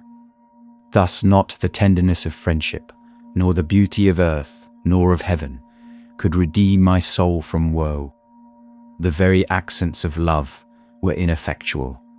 I was encompassed by a cloud which no beneficial influence could penetrate. The wounded deer dragging its fainting limbs to some untrodden brake, there to gaze upon the arrow which had pierced it, and to die, was but a type of me. Sometimes I could cope with the sullen despair that overwhelmed me, but sometimes the whirlwind passions of my soul drove me to seek, by bodily exercise and by change of place, some relief from my intolerable sensations. It was during an access of this kind that I suddenly left my home, and bending my steps towards the near Alpine valleys, sought in the magnificence, the eternity of such scenes, to forget myself and my ephemeral, because human, sorrows. My wanderings were directed towards the valley of Chamouni. I had visited it frequently during my boyhood. 6 years had passed since then. I was a wreck, but naught had changed in those savage and enduring scenes. Performed the first part of my journey on horseback. I afterwards hired a mule, as the more sure-footed and least liable to receive injury on these rugged roads. The weather was fine. It was about the middle of the month of August, nearly 2 months after the death of Justine, that miserable epoch from which I dated all my will. The weight upon my spirit was sensibly lightened as I plunged yet deeper in the ravine of Arles. The immense mountains and precipices that overhung me on every side, the sound of the river raging among the rocks, and the dashing of the waterfalls around spoke of a power mighty as omnipotence. And I ceased to fear or to bend before any being less almighty than that which had created and ruled the elements, here displayed in their most terrific guise. Still, as I ascended higher, the valley assumed a more magnificent and astonishing character. Ruined castles hanging on the precipices of pinny mountains, the impetuous Ave, and cottages every here and there peeping forth from among the trees, formed a scene of singular beauty. It was augmented and rendered sublime by the mighty Alps, whose white and shining pyramids and domes towered above all, as belonging to another earth, the habitations of another race of beings. I passed the bridge of Pélissier, where the ravine, which the river forms, opened before me, and I began to ascend the mountain that overhangs it. Soon after, I entered the valley of Chamonix. This valley is more wonderful and sublime, but not so beautiful and picturesque as that of Cervoux, through which I had just passed. The high and snowy mountains were its immediate boundaries, but I saw no more ruined castles and fertile fields. Immense glaciers approached the road. I heard the rumbling thunder of the falling avalanche, and marked the smoke of its passage. Mont Blanc, the supreme and magnificent Mont Blanc, raised itself from the surrounding Aiguille, and its tremendous dome overlooked the valley. A tingling, long-lost sense of pleasure often came across me during this journey. Some turn in the road, some new object suddenly perceived and recognized, reminded me of days gone by, and were associated with the light-hearted gaiety of boyhood. The very winds whispered in soothing accents, and maternal nature bade me weep no more. Then again the kindly influence ceased to act, I found myself fettered again to grief, and indulging in all the misery of reflection. Then I spurred on my animal, striving so to forget the world, my fears, and more than all, myself. Or, in a more desperate fashion, I alighted and threw myself on the grass, weighed down by horror and despair. At length I arrived at the village of Chamonix. Exhaustion succeeded to the extreme fatigue both of body and of mind which I had endured. For a short space of time, I remained at the window, watching the pallid lightnings that played above Mont Blanc, and listening to the rushing of the Arve, which pursued its noisy way beneath. The same lulling sounds acted as a lullaby to my too keen sensations. When I placed my head upon my pillow, sleep crept over me. I felt it as it came, and blessed the giver of oblivion. Chapter 10. Spent the following day roaming through the valley. I stood beside the sources of the Arve, which take their rise in a glacier, that with slow pace is advancing down from the summit of the hills to barricade the valley. The abrupt sides of vast mountains were before me. The icy wall of the glacier overhung me.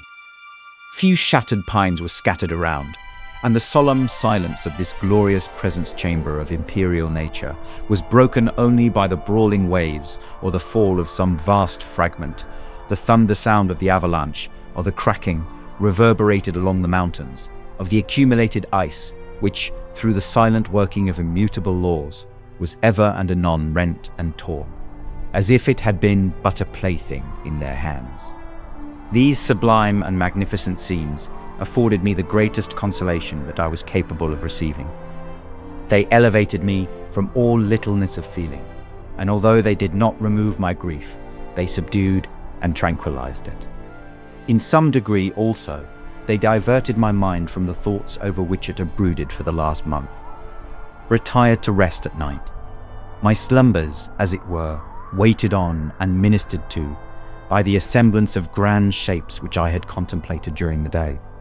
They congregated round me, the unstained snowy mountaintop, the glittering pinnacle, the pine woods and ragged bare ravine, the eagle soaring amidst the clouds. They all gathered round me and bade me be at peace. Where had they fled when the next morning I awoke? All of soul-inspiring fled with sleep, and dark melancholy clouded every thought. The rain was pouring in torrents, and thick mists hid the summits of the mountains, so that I even saw not the faces of those mighty friends. Still I would penetrate their misty veil, and seek them in their cloudy retreats. What were rain and storm to me? My mule was brought to the door, and I resolved to ascend to the summit of Montanvert. I remembered the effect that the view of the tremendous and ever-moving glacier had produced upon my mind when I first saw it. It had then filled me with a sublime ecstasy that gave wings to the soul and allowed it to soar from the obscure world to light and joy. The sight of the awful and majestic in nature had indeed always the effect of solemnizing my mind and causing me to forget the passing cares of life. I determined to go without a guide, for I was well acquainted with the path, and the presence of another would destroy the solitary grandeur of the scene.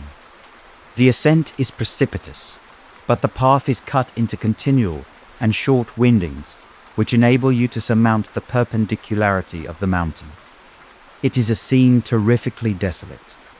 In 1,000 spots, the traces of the winter avalanche may be perceived, where trees lie broken and strewed on the ground, some entirely destroyed, others bent, leaning upon the jutting rocks of the mountain, or transversely upon other trees.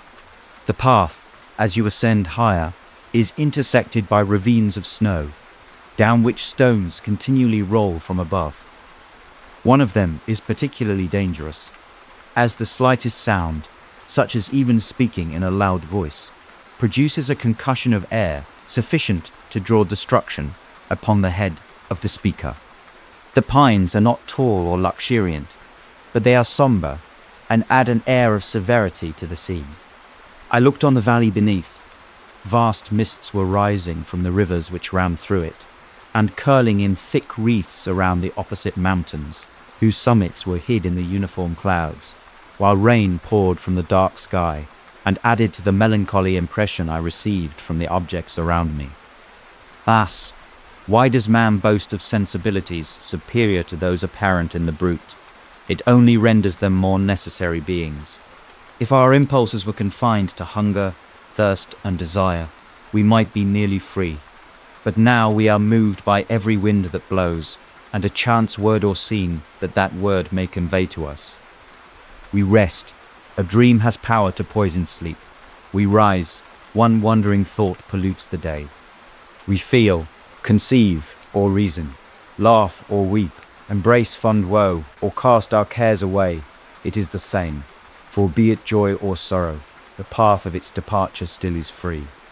Man's yesterday may ne'er be like his morrow, naught may endure but mutability. It was nearly noon when I arrived at the top of the ascent. For some time I sat upon the rock that overlooks the sea of ice. A mist covered both that and the surrounding mountains. Presently a breeze dissipated the cloud, and I descended upon the glacier. The surface is very uneven, rising like the waves of a troubled sea, descending low, and interspersed by rifts that sink deep. The field of ice is almost a league in width, but I spent nearly 2 hours in crossing it. The opposite mountain is a bare, perpendicular rock. From the side where I now stood, Montinvert was exactly opposite, at the distance of a league, and above it rose Mont Blanc, in awful majesty. I remained in a recess of the rock, gazing on this wonderful and stupendous scene. The sea, or rather the vast river of ice, wound among its dependent mountains, whose aerial summits hung over its recesses. Their icy and glittering peaks shone in the sunlight over the clouds. My heart, which was before sorrowful, now swelled with something like joy. I exclaimed, "Wandering spirits, if indeed ye wander, and do not rest in your narrow beds, allow me this faint happiness, or take me, as your companion, away from the joys of life." As I said this, I suddenly beheld the figure of a man, at some distance, advancing towards me with superhuman speed. He bounded over the crevices in the ice, among which I had walked with caution. His stature also, as he approached, seemed to exceed that of man. I was troubled. A mist came over my eyes, and I felt a faintness seize me. But I was quickly restored by the cold gale of the mountains. I perceived, as the shape came nearer sight tremendous and abhorred, that it was the wretch whom I had created. I trembled with rage and horror, resolving to wait his approach and then close with him in mortal combat. He approached. His countenance bespoke bitter anguish, combined with disdain and malignity, while its unearthly ugliness rendered it almost too horrible for human eyes. But I scarcely observed this. Rage and hatred had at first deprived me of utterance, and I recovered only to overwhelm him with words expressive of furious detestation and contempt. "Devil, do you dare approach me, and do not you fear the fierce vengeance of my arm wreaked on your miserable head? Begone, vile insect, or rather stay that I may trample you to dust, and oh, that I could, with the extinction of your miserable existence, restore those victims whom you have so diabolically murdered." "I expected this reception," said the daemon. "All men hate the wretched. How then must I be hated, who am miserable beyond all living things? Yet you, my creator, detest and spurn me, thy creature, to whom thou art bound by ties only dissolvable by the annihilation of one of us. You purpose to kill me. How dare you sport thus with life? Do your duty towards me, and I will do mine towards you and the rest of mankind. If you will comply with my conditions, I will leave them and you at peace. But if you refuse, I will glut the maw of death until it be satiated with the blood of your remaining friends." "Abhorred monster, fiend that thou art! The tortures of hell are too mild a vengeance for thy crimes. Wretched devil, you reproach me with your creation. Come on then, that I may extinguish the spark which I so negligently bestowed. My rage was without bounds. I sprang on him, impelled by all the feelings which can arm one being against the existence of another. He easily eluded me and said, "Be calm. I entreat you to hear me before you give vent to your hatred on my devoted head. Have I not suffered enough that you seek to increase my misery? Life, although it may only be an accumulation of anguish, is dear to me, and I will defend it. Remember, thou hast made me more powerful than thyself. My height is superior to thine, my joints more supple. But I will not be tempted to set myself in opposition to thee. I am thy creature, and I will be even mild and docile to my natural lord and king, if thou wilt also perform thy part, the which thou owest me. O Frankenstein, be not equitable to every other and trample upon me alone, to whom thy justice, and even thy clemency and affection, is most due. Remember that I am thy creature. I ought to be thy Adam, but I am rather the fallen angel, whom thou drivest from joy for no misdeed. Everywhere I see bliss, from which I alone are irrevocably excluded. I was benevolent and good. Misery made me a fiend. Make me happy, and I shall again be virtuous." "Begone. I will not hear you. There can be no community between you and me. We are enemies. Begone, or let us try our strength in a fight, in which one must fall." "How can I move thee? Will no entreaties cause thee to turn a favorable eye upon thy creature, who implores thy goodness and compassion? Believe me, Frankenstein, I was benevolent. My soul glowed with love and humanity. But am I not alone, miserably alone? You, my creator, abhor me. What hope can I gather from your fellow creatures, who owe me nothing? They spurn and hate me. The desert mountains and dreary glaciers are my refuge. I have wandered here many days. The caves of ice, which I only do not fear, are a dwelling to me, and the only one which man does not grudge. These bleak skies I hail, for they are kinder to me than your fellow beings. If the multitude of mankind knew of my existence, they'd do as you do, and arm themselves for my destruction. Shall I not then hate them who abhor me? I will keep no terms with my enemies. I am miserable, and they shall share my wretchedness. Yet it is in your power to recompense me, and deliver them from an evil which it only remains for you to make so great, that not only you and your family, but thousands of others shall be swallowed up in the whirlwinds of its rage. Let your compassion be moved, and do not disdain me. Listen to my tale. When you have heard that, abandon or commiserate me, as you should judge that I deserve, but hear me. The guilty are allowed, by human laws, bloody as they are, to speak in their own defense before they are condemned. Listen to me, Frankenstein. You accuse me of murder, and yet you would, with a satisfied conscience, destroy your own creature. Oh, praise the eternal justice of man. Yet I ask you not to spare me. Listen to me, and then, if you can, and if you will, destroy the work of your hands. Why do you call to my remembrance circumstances of which I shudder to reflect, that I have been the miserable origin and author? Cursed be the day, a poor devil, in which you first saw light. Cursed, although I curse myself, be the hands that formed you.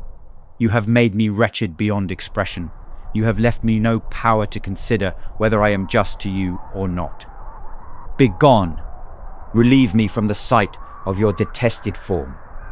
"Thus I relieve thee, my creator," he said, and placed his hated hands before my eyes, which I flung from me with violence. "Thus I take from thee a sight which you abhor. Still, thou canst listen to me, and grant me thy compassion. By the virtues that I once possessed, I demand this from you. Hear my tale. It is long and strange, and the temperature of this place is not fitting to your fine sensations. Come to the hut upon the mountain. The sun is yet high in the heavens, before it descends to hide itself behind your snowy precipices and illuminate another world. You will have heard my story and can decide. On you it rests, whether I quit forever the neighborhood of man and lead a harmless life, or become the scourge of your fellow creatures and the author of your own speedy ruin. As he said this, he led the way across the ice. I followed. My heart was full, and I did not answer him. But as I proceeded, I weighed the various arguments that he had used, and determined at least to listen to his tale. I was partly urged by curiosity, and compassion confirmed my resolution. I had hitherto supposed him to be the murderer of my brother, and I eagerly sought a confirmation or denial of this opinion. For the first time also, I felt what the duties of a creator towards his creature were, and that I ought to render him happy before I complained of his wickedness. These motives urged me to comply with his demand. We crossed the ice, therefore, and ascended the opposite rock. The air was cold, and the rain again began to descend. We entered the hut, the fiend with an air of exultation, I with a heavy heart and depressed spirits. But I consented to listen, and seating myself by the fire which my odious companion had lighted, he thus began his tale. Chapter 11. It is with considerable difficulty that I remember the original era of my being. All the events of that period appear confused and indistinct.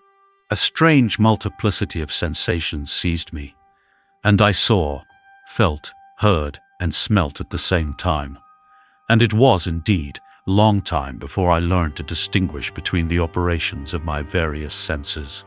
By degrees, I remember, a stronger light pressed upon my nerves, so that I was obliged to shut my eyes. Darkness then came over me and troubled me, but hardly had I felt this when, by opening my eyes as I now suppose, the light poured in upon me again. I walked and, I believe, descended, but I presently found a great alteration in my sensations. The four dark and opaque bodies had surrounded me, impervious to my touch or sight, but I now found that I could wander on at liberty, with no obstacles which I could not either surmount or avoid. The light became more and more oppressive to me, and the heat wearying me as I walked. I sought a place where I could receive shade. This was the forest near Ingolstadt, and here I lay by the side of a brook resting from my fatigue, until I felt tormented by hunger and thirst. This roused me from my merely dormant state, and I ate some berries which I found hanging on the trees or lying on the ground. I slaked my thirst at the brook, and then lying down was overcome by sleep. It was dark when I awoke. I felt cold also, and half frightened, as it were, instinctively, finding myself so desolate. Before I had quitted your apartment, on a sensation of cold, I had covered myself with some clothes, but these were insufficient to secure me from the dews of night. I was a poor, helpless, miserable wretch, I knew, and could distinguish nothing, but feeling pain invade me on all sides, I sat down and wept. Soon a gentle light stole over the heavens and gave me a sensation of pleasure.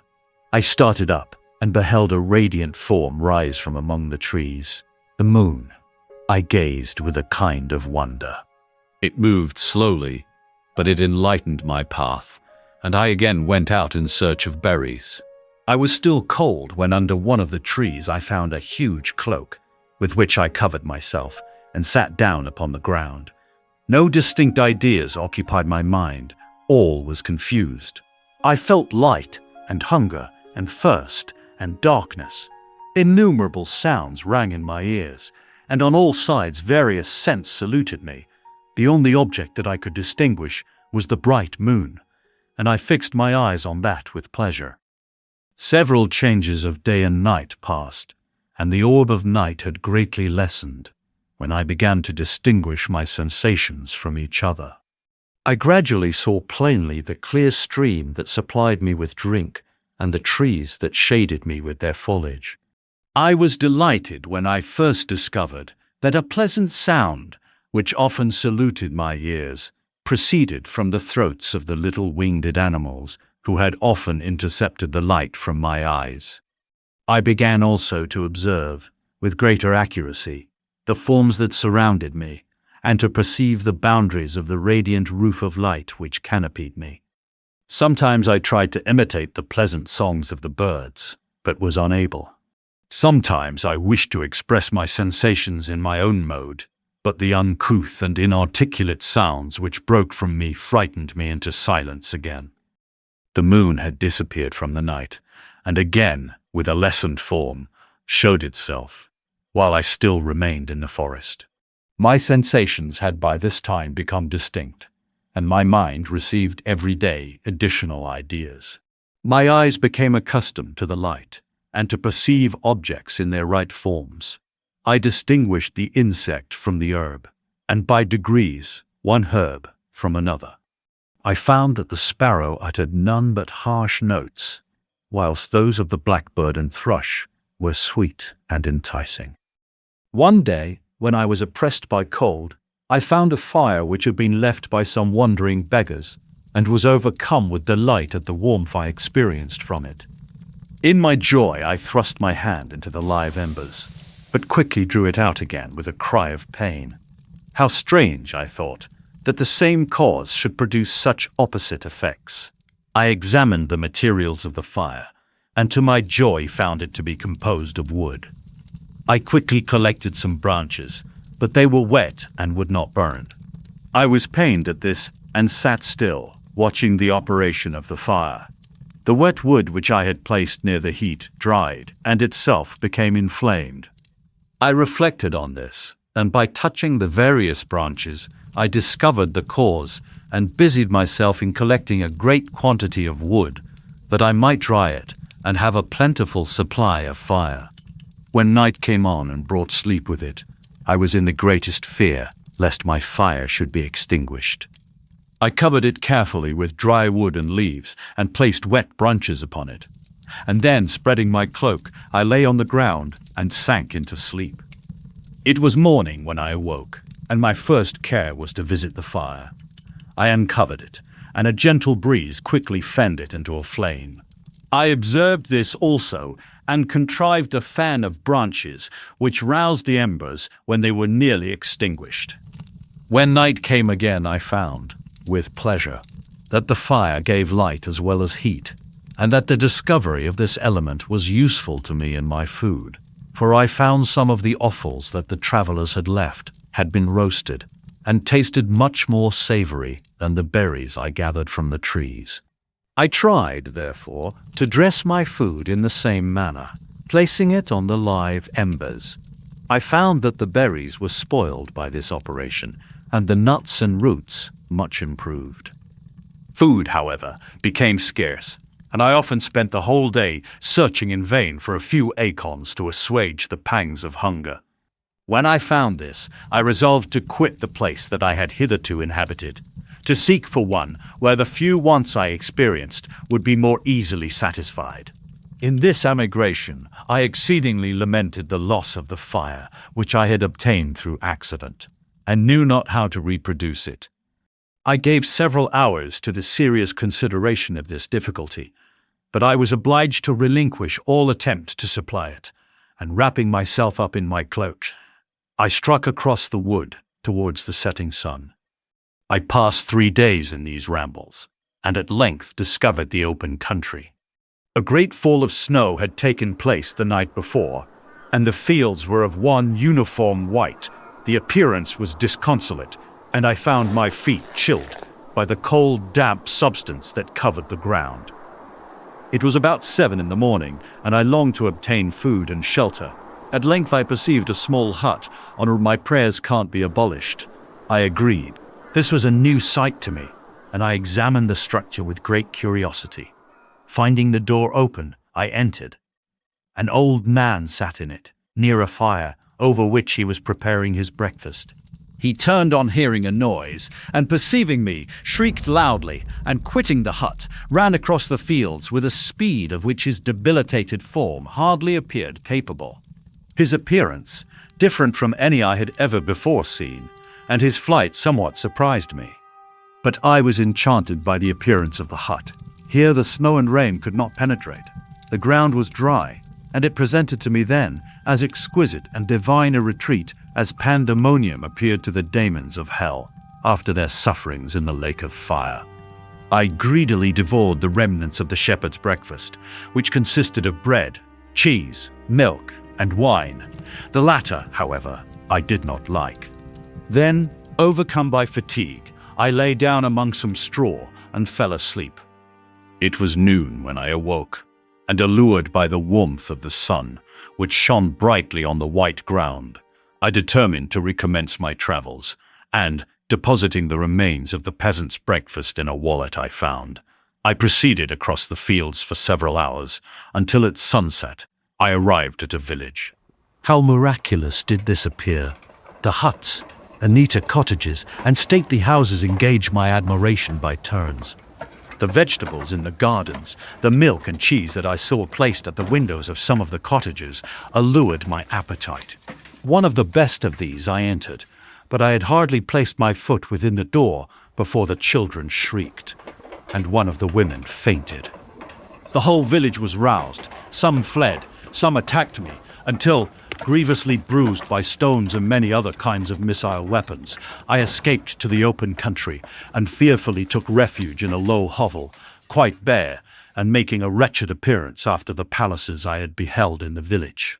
This hovel, however, joined a cottage of a neat and pleasant appearance, but after my late dearly bought experience, I dared not enter it. My place of refuge was constructed of wood, but so low that I could with difficulty sit upright in it. No wood, however, was placed on the earth, which formed the floor, but it was dry, and although the wind entered it by innumerable chinks, I found it an agreeable asylum from the snow and rain. Here, then, I retreated and lay down, happy to have found a shelter, however miserable, from the inclemency of the season, and still more from the barbarity of man. As soon as morning dawned, I crept from my kennel, that I might view the adjacent cottage and discover if I could remain in the habitation I had found. It was situated against the back of the cottage and surrounded on the sides, which were exposed by a pigsty and a clear pool of water. One part was open, and by that I had crept in, but now I covered every crevice by which I might be perceived with stones and wood, yet in such a manner that I might move them on occasion to pass out. All the light I enjoyed came through the sty, and that was sufficient for me. Having thus arranged my dwelling and carpeted it with clean straw, I retired, for I saw the figure of a man at a distance, and I remembered too well my treatment the night before to trust myself in his power. I had first, however, provided for my sustenance for that day by a loaf of coarse bread, which I purloined, and a cup with which I could drink more conveniently than from my hand of the pure water which flowed by my retreat. The floor was a little raised, so that it was kept perfectly dry, and by its vicinity to the chimney of the cottage, it was tolerably warm. Being thus provided, I resolved to reside in this hovel until something should occur which might alter my determination. It was indeed a paradise compared to the bleak forest, my former residence, the rain-dropping branches, and dank earth. I ate my breakfast with pleasure, and was about to remove a plank to procure myself a little water, when I heard a step, and looking through a small chink, I beheld a young creature, with a pail on her head, passing before my hovel. The girl was young and of gentle demeanor, unlike what I have since found cottagers and farmhouse servants to be. Yet she was meanly dressed, a coarse blue petticoat and a linen jacket being her only garb. Her fair hair was plaited but not adorned. She looked patient yet sad. I lost sight of her, and in about a quarter of an hour she returned, bearing the pail, which was now partly filled with milk. As she walked along, seemingly incommoded by the burden, a young man met her, whose countenance expressed a deeper despondence. Uttering a few sounds with an air of melancholy, he took the pail from her head and bore it to the cottage himself. She followed, and they disappeared. Presently I saw the young man again, with some tools in his hand, cross the field behind the cottage, and the girl was also busied, sometimes in the house and sometimes in the yard. On examining my dwelling, I found that one of the windows of the cottage had formerly occupied a part of it, but the panes had been filled up with wood. In one of these was a small and almost imperceptible chink through which the eye could just penetrate. Through this crevice, a small room was visible, whitewashed and clean, but very bare of furniture. In one corner, near a small fire, sat an old man, leaning his head on his hands in a disconsolate attitude. The young girl was occupied in arranging the cottage, but presently she took something out of a drawer, which employed her hands, and she sat down beside the old man, who, taking up an instrument, began to play and to produce sounds sweeter than the voice of the thrush or the nightingale. It was a lovely sight, even to me, poor wretch who had never beheld aught beautiful before. The silver hair and benevolent countenance of the aged cottager won my reverence, while the gentle manners of the girl enticed my love. He played a sweet, mournful air which I perceived drew tears from the eyes of his amiable companion, of which the old man took no notice until she sobbed audibly. He then pronounced a few sounds, and the fair creature, leaving her work, knelt at his feet. He raised her and smiled with such kindness and affection that I felt sensations of a peculiar and overpowering nature. They were a mixture of pain and pleasure, such as I had never before experienced, either from hunger or cold, warmth or food, and I withdrew from the window, unable to bear these emotions. Soon after this, the young man returned, bearing on his shoulders a load of wood. The girl met him at the door, helped to relieve him of his burden, and taking some of the fuel into the cottage, placed it on the fire. Then she and the youth went apart into a nook of the cottage, and he showed her a large loaf and a piece of cheese. She seemed pleased and went into the garden for some roots and plants, which she placed in water and then upon the fire. She afterwards continued her work, whilst the young man went into the garden and appeared busily employed in digging and pulling up roots. After he had been employed thus about an hour, the young woman joined him, and they entered the cottage together. The old man had, in the meantime, been pensive, but on the appearance of his companions, he assumed a more cheerful air, and they sat down to eat. The meal was quickly dispatched. The young woman was again occupied in arranging the cottage.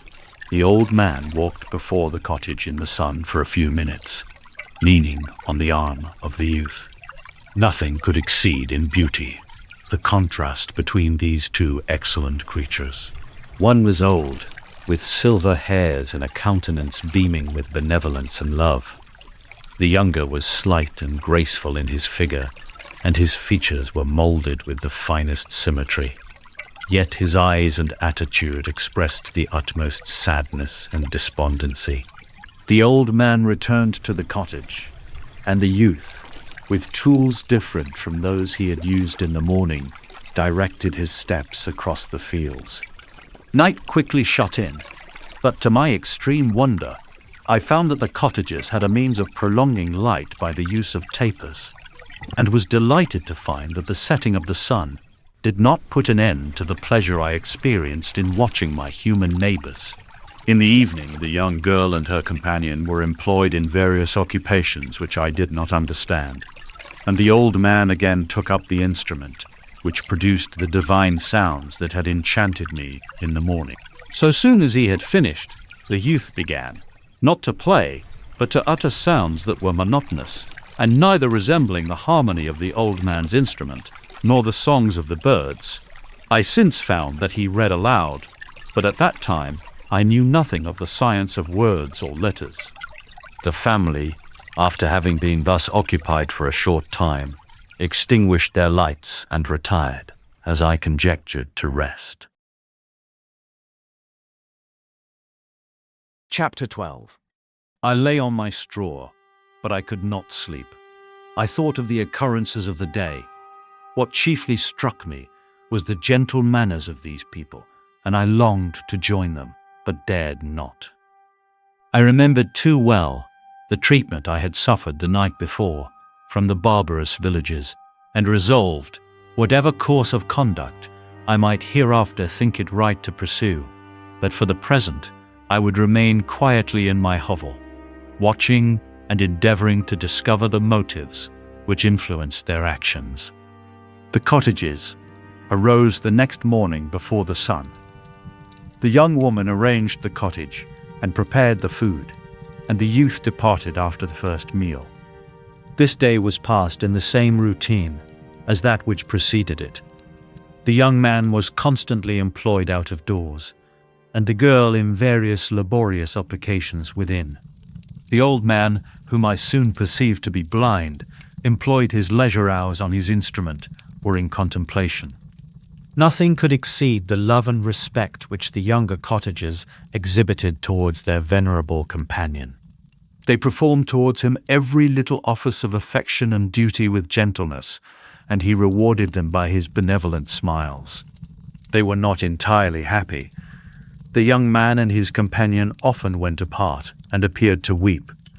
I saw no cause for their unhappiness, but I was deeply affected by it.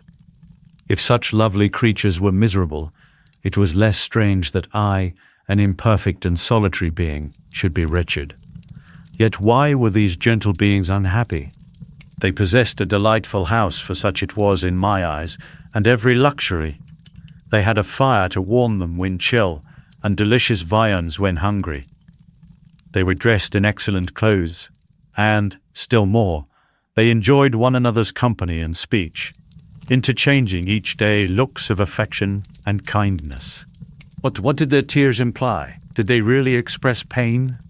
I was at first unable to solve these questions, but perpetual attention and time explained to me many appearances which were at first enigmatic. Considerable period elapsed before I discovered one of the causes of the uneasiness of this amiable family. It was poverty, and they suffered that evil in a very distressing degree.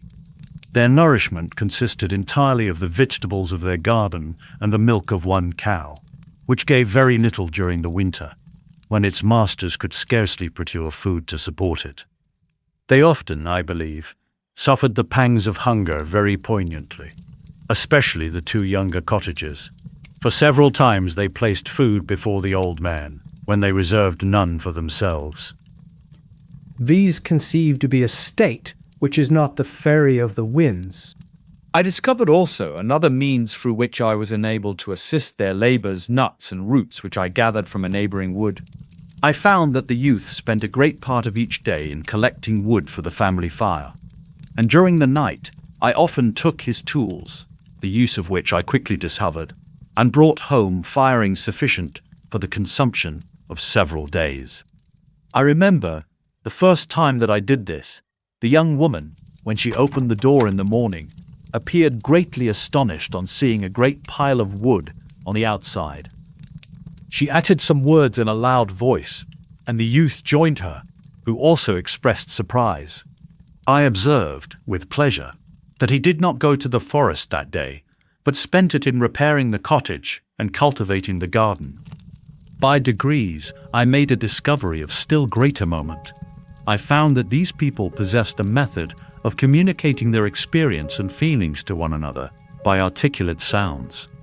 I perceived that the words they spoke sometimes produced pleasure or pain, smiles or sadness in the minds and countenances of the hearers.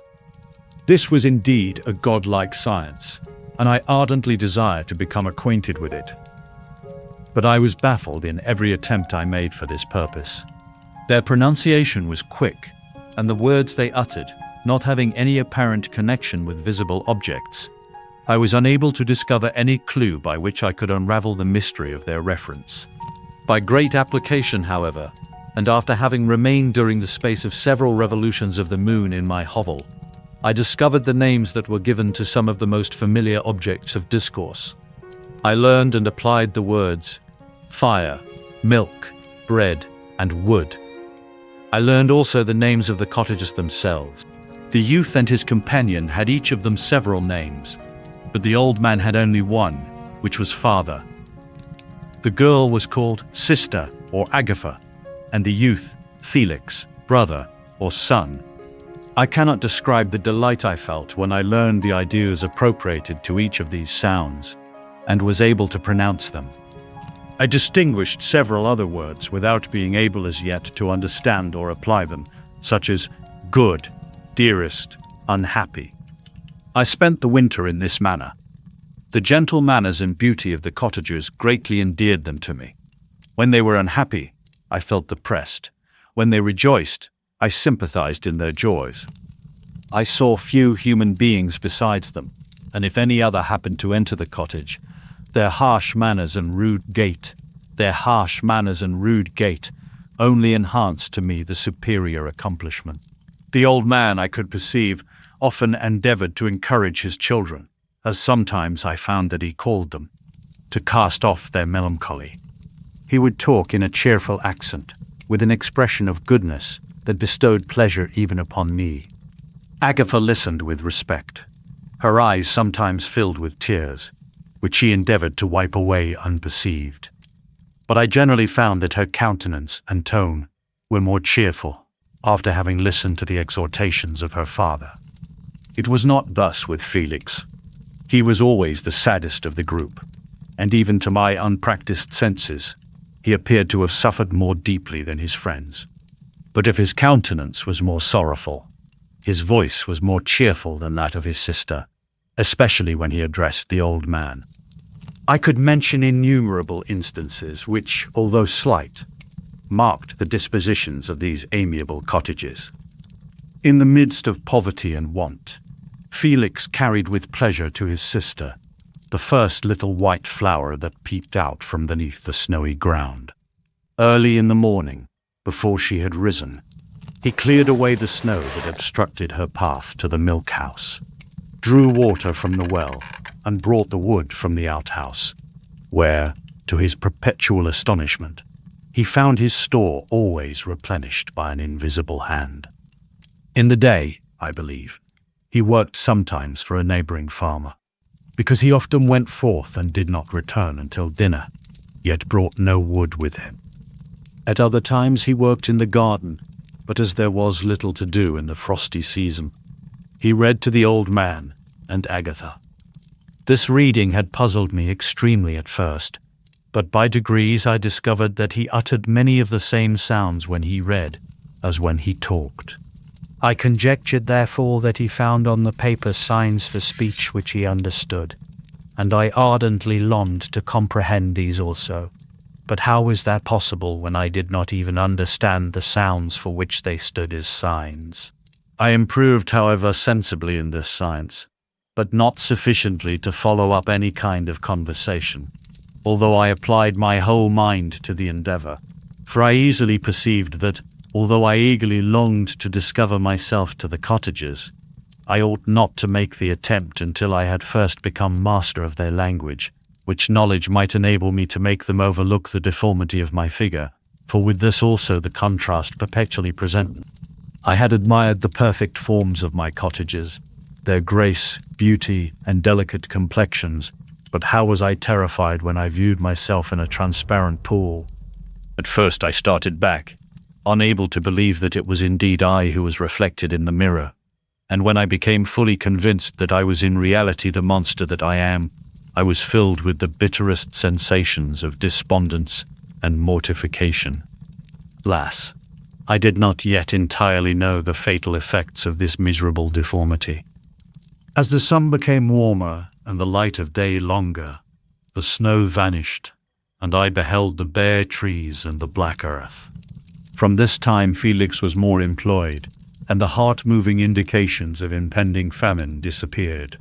Their food, as I afterwards found, was coarse, but it was wholesome, and they procured a sufficiency of it.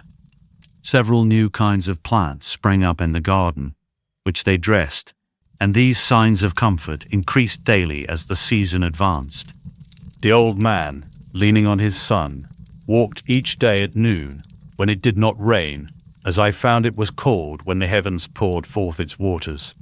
This frequently took place, but a high wind quickly dried the earth, and the season became far more pleasant than it had been. My mode of life in my hovel was uniform.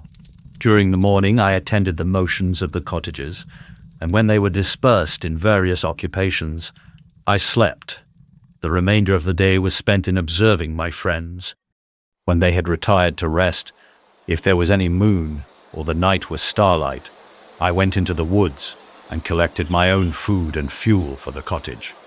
When I returned, as often as it was necessary, I cleared their path from the snow and performed those offices that I had seen done by Felix.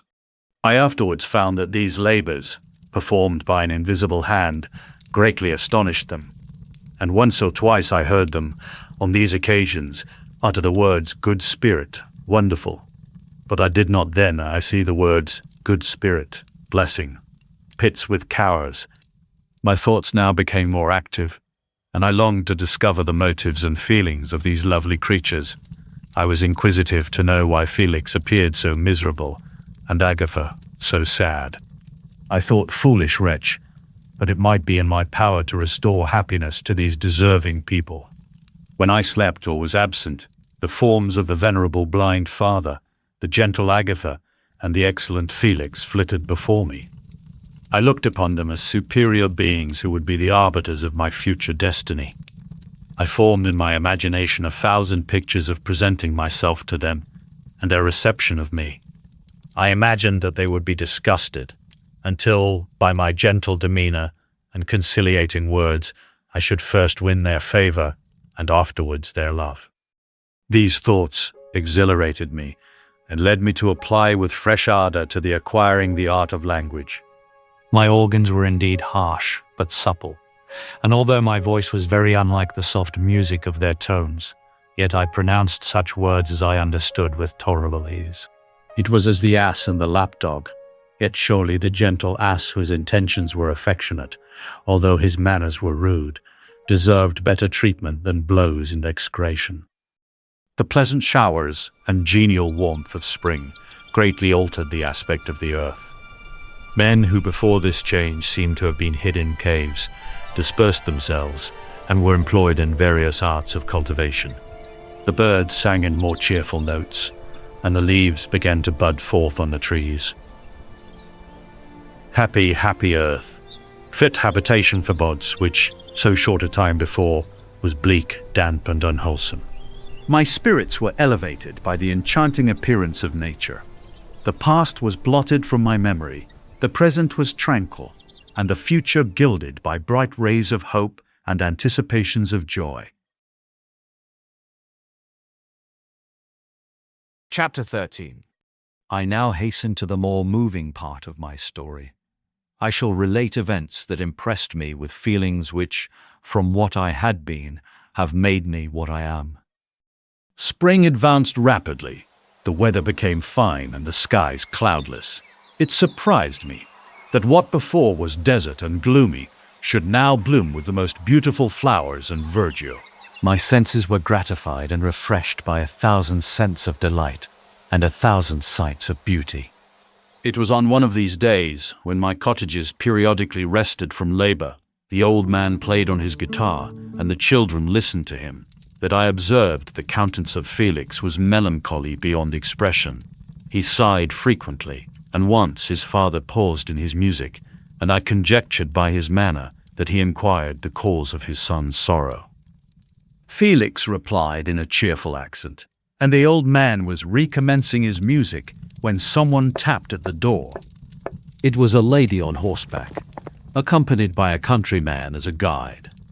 The lady was dressed in a dark suit and covered with a thick black veil. Agatha asked the question, to which the stranger only replied by pronouncing, in a sweet accent, the name of Felix. Her voice was musical, unlike that of either of my friends. On hearing this word, Felix came up hastily to the lady, who, when she saw him, threw up her veil, and I beheld a countenance of angelic beauty and expression.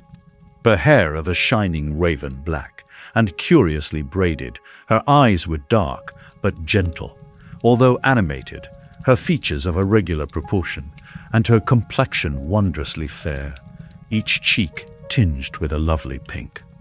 Felix seemed ravished with delight when he saw her, Every trait of sorrow vanished from his face, and it instantly expressed a degree of ecstatic joy of which I could hardly have believed it capable.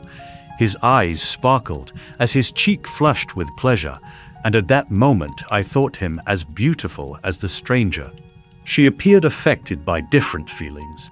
Wiping a few tears from her lovely eyes, she held out her hand to Felix, who kissed it rapturously and called her, as well as I could distinguish, his sweet Arabian. She did not appear to understand him, but smiled. He assisted her to dismount, and dismissing her guide, conducted her into the cottage. Some conversation took place between him and his father, and the young stranger knelt at the old man's feet, and would have kissed his hand, but he raised her and embraced her affectionately. I soon perceived that although the stranger uttered articulate sounds, and appeared to have a language of her own, she was neither understood by, nor herself understood the cottagers. They made many signs which I did not comprehend, but I saw that her presence diffused gladness through the cottage, dispelling their sorrow as the sun dissipates the morning mists. Felix seemed peculiarly happy, and with smiles of delight welcomed his Arabian. Agatha, the ever-gentle Agatha, kissed the hands of the lovely stranger, and pointing to her brother, made signs which appeared to me to mean that he had been sorrowful until she came. Some hours passed thus while they, by their countenances, expressed joy, the cause of which I did not comprehend. Presently I found, by the frequent recurrence of some sound which the stranger repeated after them, that she was endeavoring to learn their language, and the idea instantly occurred to me that I should make use of the same instructions to the same end. The stranger learned about 20 words at the first lesson. Most of them, indeed, were those which I had before understood, but I profited by the others. As night came on, Agatha and the Arabian retired early. When they separated, Felix kissed the hand of the stranger and said, "Good night, sweet Safi." He sat up much longer, conversing with his father, and by the frequent repetition of her name, I conjectured that their lovely guest was the subject of their conversation. I ardently desired to understand them, and bent every faculty towards that purpose, but found it utterly impossible. The next morning Felix went out to his work, and after the usual occupations of Agatha were finished, the Arabian sat at the feet of the old man, and taking his guitar, played some airs so entrancingly beautiful that they at once drew tears of sorrow and delight from my eyes. She sang, and her voice flowed in a rich cadence, swelling or dying away like a nightingale of the woods. When she had finished, she gave the guitar to Agatha, who at first declined it. She played a simple air, and her voice accompanied it in sweet accents, but unlike the wondrous strain of the stranger. The old man appeared enraptured and said some words which Agatha endeavored to explain to Safi, and by which he appeared to wish to express that she bestowed on him the greatest delight by her music. The days now passed as peaceably as before, with the sole alteration that joy had taken place of sadness in the countenances of my friends. Safi was always gay and happy. She and I improved rapidly in the knowledge of language, so that in 2 months I began to comprehend most of the words uttered by my protectors. In the meanwhile also, the black ground was covered with herbage, and the green banks, interspersed with innumerable flowers, sweet to the scent and the eyes, stars of pale radiance among the moonlight woods. The sun became warmer, the nights clear and balmy, and my nocturnal rambles were an extreme pleasure to me, although they were considerably shortened by the late setting and early rising of the sun, for I never ventured abroad during daylight, fearful of meeting with the same treatment I had formerly endured in the first village which I entered. My days were spent in close attention, that I might more speedily master the language, and I may boast that I improved more rapidly than the Arabian, who understood very little and conversed in broken accents, whilst I comprehended and could imitate almost every word that was spoken. While I improved in speech, I also learned the science of letters as it was taught to the stranger, and this opened before me a wide field for wonder and delight. The book from which Felix instructed Safi was Volney's Ruins of Empires. I should not have understood the purport of this book had not Felix, in reading it, given very minute explanations. He had chosen this work, he said, because the declamatory style was framed in imitation of the Eastern authors. Through this work, I obtained a cursory knowledge of history and a view of the several empires at present existing in the world. It gave me an insight into the manners, governments, and religions of the different nations of the earth. I heard of the slothful Asiatics, of the stupendous genius and mental activity of the Grecians, of the wars and wonderful virtue of the early Romans, of their subsequent degenerating, of the decline of that mighty empire, of chivalry, Christianity, and kings.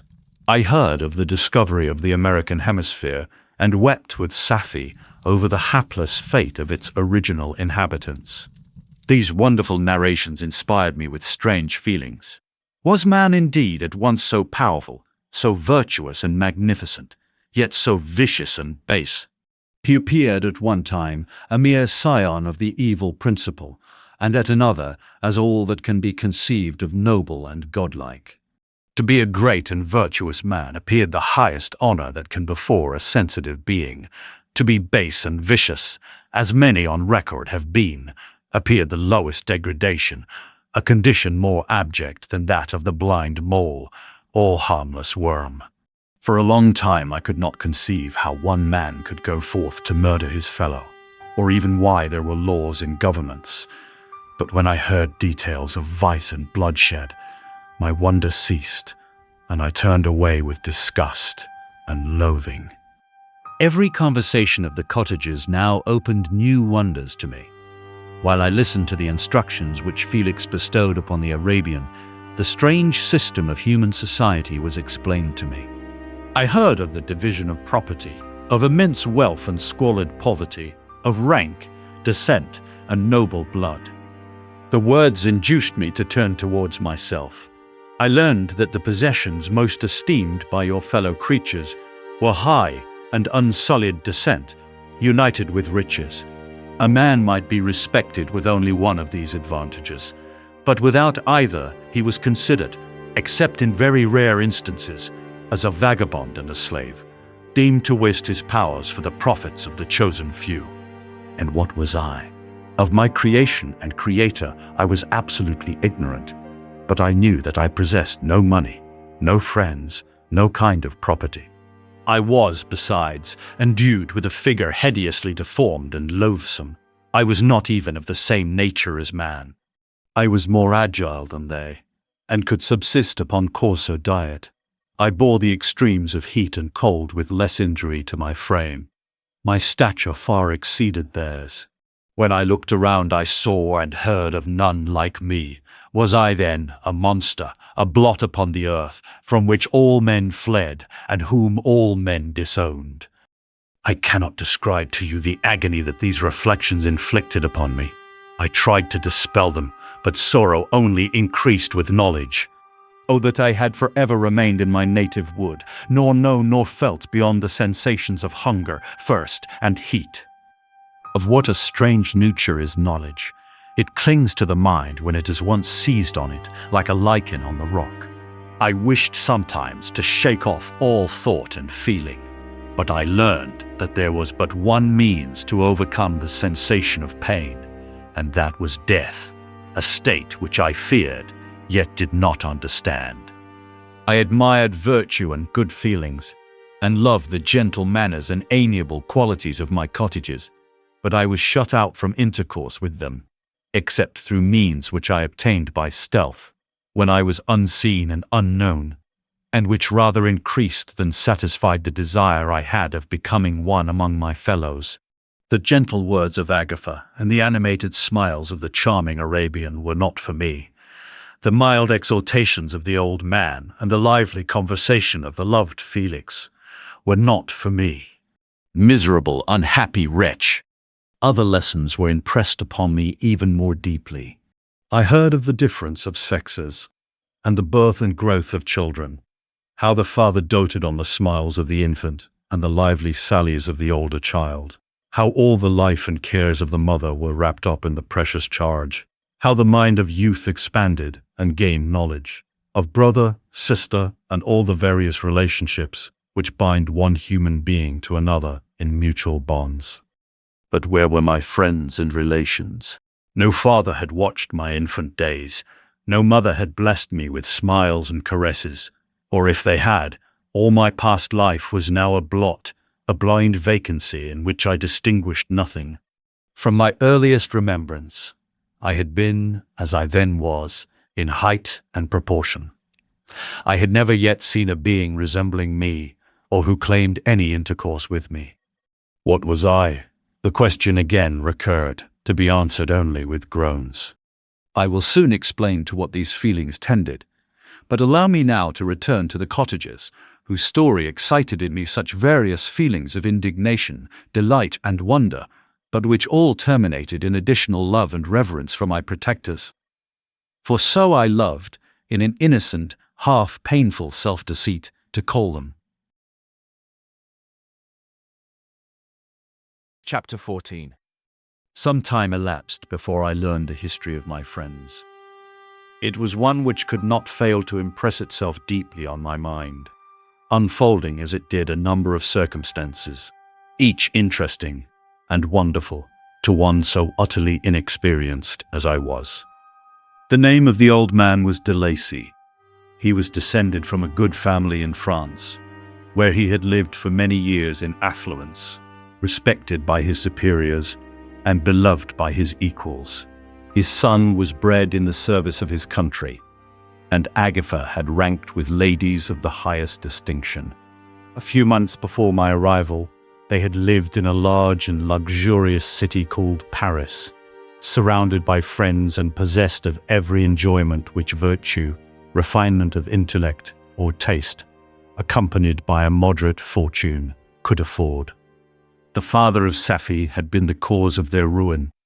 He was a Turkish merchant and had inhabited Paris for many years, when, for some reason which I could not learn, he became obnoxious to the government. He was seized and cast into prison the very day that Safi arrived from Constantinople to join him. He was tried and condemned to death. The injustice of his sentence was very flagrant. All Paris was indignant, and it was judged that his religion and wealth, rather than the crime alleged against him, had been the cause of his condemnation. Felix had accidentally been present at the trial. His horror and indignation were uncontrollable when he heard the decision of the court. He made at that moment a solemn vow to deliver him, and then looked around for the means.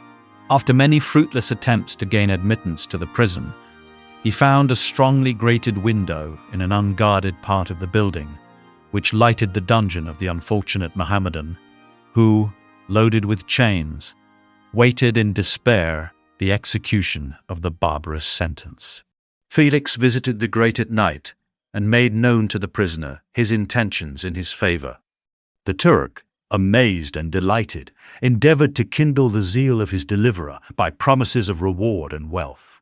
Felix rejected his offers with contempt, yet, when he saw the lovely Safi, who was allowed to visit her father, and who by her gestures expressed her lively gratitude, the youth could not help owning to his own mind that the captive possessed a treasure which would fully reward his toil and hazard. The Turk quickly perceived the impression that his daughter had made on the heart of Felix, and endeavored to secure him more entirely in his interests by the promise of her hand in marriage, so soon as he should be conveyed to a place of safety. Felix was too delicate to accept this offer, yet he looked forward to the probability of the event as to the consummation of his happiness. During the ensuing days, while the preparations were going forward for the escape of the merchant, the zeal of Felix was warmed by several letters that he received from this lovely girl, who found means to express her thoughts in the language of her lover by the aid of an old man. a servant of her father, who understood French. She thanked him in the most ardent terms for his intended services towards her parent, and at the same time she gently deplored her own fate. I have copies of these letters, for I found means, during my residence in the hovel, to procure the implements of writing, and the letters were often in the hands of Felix or Agatha. Before I depart, I will give them to you. They will prove the truth of my tale, but at present, as the sun is already far declined, I shall only have time to repeat the substance of them to you. Safi related that her mother was a Christian Arab, seized and made a slave by the Turks. Recommended by her beauty, she had won the heart of the father of Safi, who married her. The young girl spoke in high and enthusiastic terms of her mother, who, born in freedom, spurned the bondage to which she was now reduced. She instructed her daughter in the tenets of her religion, and taught her to aspire to higher powers of intellect and an independence of spirit forbidden to the female followers of Muhammad. This lady died, but her lessons were indelibly impressed on the mind of Safi, who sickened at the prospect of again returning to Asia and being immured within the walls of a harem, allowed only to occupy herself with infantile amusements, ill-suited to the temper of her soul, now accustomed to grand ideas and a noble emulation for virtue. The prospect of marrying a Christian and remaining in a country where women were allowed to take a rank in society was enchanting to her. The day for the execution of the Turk was fixed, but on the night previous to it, he quitted his prison, and before morning was distant many leagues from Paris. Felix had procured passports in the name of his father, sister, and himself. He had previously communicated his plan to the former, who aided the deceit by quitting his house under the pretense of a journey and concealed himself with his daughter in an obscure part of Paris. Felix conducted the fugitives through France to Lyon and across Mont Cenis to Legon, where the merchant had decided to wait a favorable opportunity of passing into some part of the Turkish dominions. Safi resolved to remain with her father until the moment of his departure, before which time the Turk renewed his promise that she should be united to his deliverer, and Felix remained with them in expectation of that event. And in the meantime he enjoyed the society of the Arabian, who exhibited towards him the simplest and tenderest affection. They conversed with one another through the means of an interpreter, and sometimes with the interpretation of looks. And Safi sang to him the divine airs of her native country. The Turk allowed this intimacy to take place, and encouraged the hopes of the youthful lovers, while in his heart he had formed far other plans. He loathed the idea that his daughter should be united to a Christian, but he feared the resentment of Felix if he should appear lukewarm, for he knew that he was still in the power of his deliverer if he should choose to betray him to the Italian state which they inhabited. He revolved 1,000 plans by which he should be enabled to prolong the deceit until it might be no longer necessary, and secretly to take his daughter with him when he departed. His plans were facilitated by the news which arrived from Paris. The government of France were greatly enraged at the escape of their victim, and spared no pains to detect and punish his deliverer. The plot of Felix was quickly discovered, and De Lacy and Agatha were thrown into prison. The news reached Felix and roused him from his dream of pleasure. His blind and aged father and his gentle sister lay in a noisome dungeon, while he enjoyed the free air and the society of her whom he loved. This idea was torture to him. He quickly arranged with the Turk that if the latter should find a favorable opportunity for escape before Felix could return to Italy, Safi should remain as a boarder at a convent at Leghorn, and then, quitting the lovely Arabian, he hastened to Paris and delivered himself up to the vengeance of the law, hoping to free De Lacy and Agatha by this proceeding. He did not succeed, They remained confined for 5 months before the trial took place, the result of which deprived them of their fortune and condemned them to a perpetual exile from their native country. They found a miserable asylum in the cottage in Germany, where I discovered them. Felix soon learned that the treacherous Turk, for whom he and his family endured such unheard-of oppression, on discovering that his deliverer was thus reduced to poverty and ruin, became a traitor to good feeling and honor, and had quitted Italy with his daughter, insultingly sending Felix a pittance of money to aid him, as he said, in some plan of future maintenance. Such were the events that preyed on the heart of Felix, and rendered him, when I first saw him, the most miserable of his family.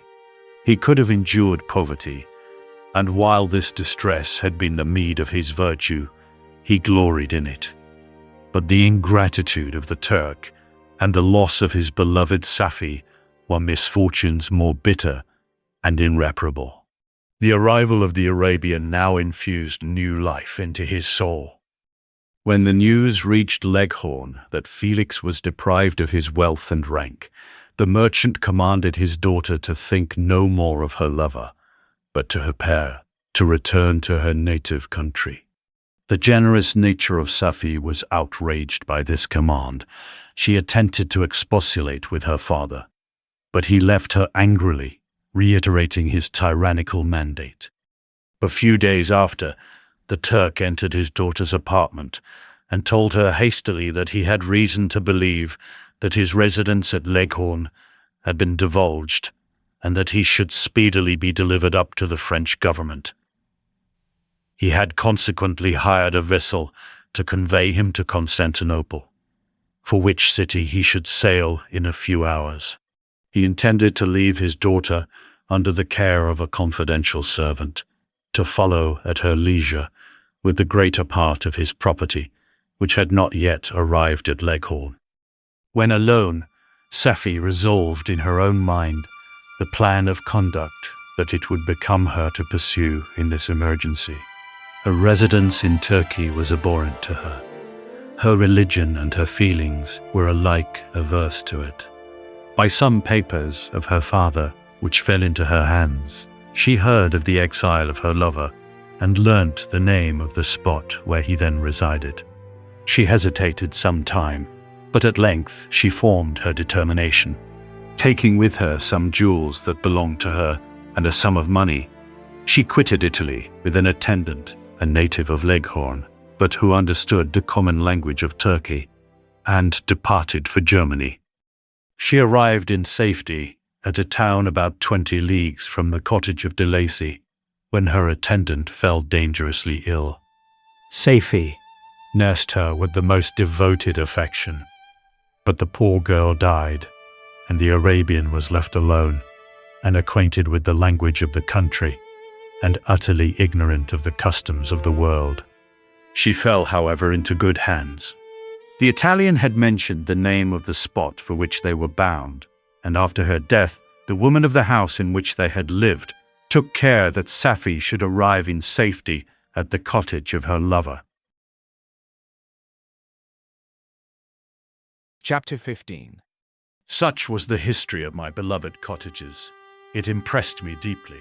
I learned, from the views of social life which it developed, to admire their virtues and to deprecate the vices of mankind.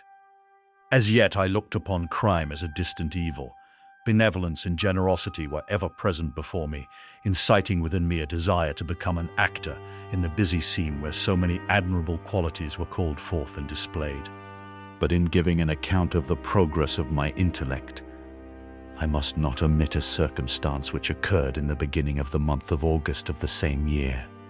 One night, during my accustomed visit to the neighboring wood, where I collected my own food and brought home firing for my protectors, I found on the ground 11 portmanteaux containing several articles of dress and some books.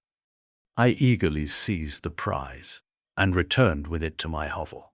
Fortunately, the books were written in the language, the elements of which I had acquired at the cottage. They consisted of Paradise Lost a volume of Plutarch's Lives, and The Sorrows of Werther. The possession of these treasures gave me extreme delight. I now continually studied and exercised my mind upon these histories, whilst my friends were employed in their ordinary occupations. I can hardly describe to you the effect of these books. They produced in me an infinity of new images and feelings that sometimes raised me to ecstasy, but more frequently sunk me into the lowest dejection. In The Sorrows of Werther, besides the interest of its simple and affecting story, so many opinions are canvassed, and so many lights thrown upon what had hitherto been to me obscure subjects, that I found in it a never-ending source of speculation and astonishment. The gentle and domestic manners it described, combined with lofty sentiments and feelings, which had for their object something out of self, accorded well with my experience among my protectors, and with the wants which were forever alive in my own bosom. But I thought Werther himself a more divine being than I had ever beheld or imagined. His character contained no pretension, but it sank deep. The disquisitions upon death and suicide were calculated to fill me with wonder. I did not pretend to enter into the merits of the case, yet I inclined towards the opinions of the hero, whose extinction I wept, without precisely understanding it. As I read, however, I applied much personally to my own feelings and condition. I found myself similar, yet at the same time strangely unlike to the beings concerning whom I read, and to whose conversation I was a listener. I sympathized with and partly understood them, but I was unformed in mind. I was dependent on none and related to none. The path of my departure was free, and there was none to lament my annihilation. My person was hideous, and my stature gigantic. What did this mean? Who was I? What was I? Whence did I come? What was my destination? These questions continually recurred, but I was unable to solve them. The volume of Plutarch's Lives which I possessed contained the histories of the first founders of the ancient republics. This book had a far different effect upon me from The Sorrows of Werther. I learned from Werther's imaginations despondency and gloom, but Plutarch taught me high thoughts. He elevated me above the wretched sphere of my own reflections, to admire and love the heroes of past ages. Many things I read surpassed my understanding and experience. I had a very confused knowledge of kingdoms, wide extents of country, mighty rivers, and boundless seas. But I was perfectly unacquainted with towns and large assemblages of men. The cottage of my protectors had been the only school in which I had studied human nature, but this book developed new and mightier scenes of action. I read of men concerned in public affairs, governing or massacring their species. I felt the greatest ardor for virtue rise within me, and abhorrence for vice, as far as I understood the signification of those terms, relative as they were, as I applied them, to pleasure and pain alone. Induced by these feelings, I was of course led to admire peaceable lawgivers, Numa, Solon, and Lycurgus, in preference to Romulus and Theseus. The patriarchal lives of my protectors caused these impressions to take a firm hold on my mind. Perhaps, if my first introduction to humanity had been made by a young soldier burning for glory and slaughter, I should have been imbued with different sensations. But Paradise Lost excited different and far deeper emotions. I read it, as I had read the other volumes which had fallen into my hands, as a true history. It moved every feeling of wonder and awe that the picture of an omnipotent God warring with his creatures was capable of exciting. I often referred the several situations, as their similarity struck me, to my own. Like Adam, I was apparently united by no link to any other being in existence. But his state was far different from mine in every other respect. He had come forth from the hands of God, a perfect creature, happy and prosperous, guarded by the especial care of his Creator. He was allowed to converse with and acquire knowledge from beings of a superior nature, but I was wretched, helpless, and alone. Many times I considered Satan as the fitter emblem of my condition, for often, like him, when I viewed the bliss of my protectors, the bitter gall of envy rose within me. Another circumstance strengthened and confirmed these feelings. Soon after my arrival in the hovel, I discovered some papers in the pocket of the dress which I had taken from your laboratory.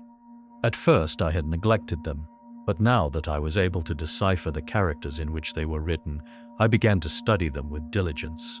It was your journal of the 4 months that preceded my creation. You minutely described in these papers every step you took in the progress of your work. This history was mingled with accounts of domestic occurrences. You doubtless recollect these papers. Here they are.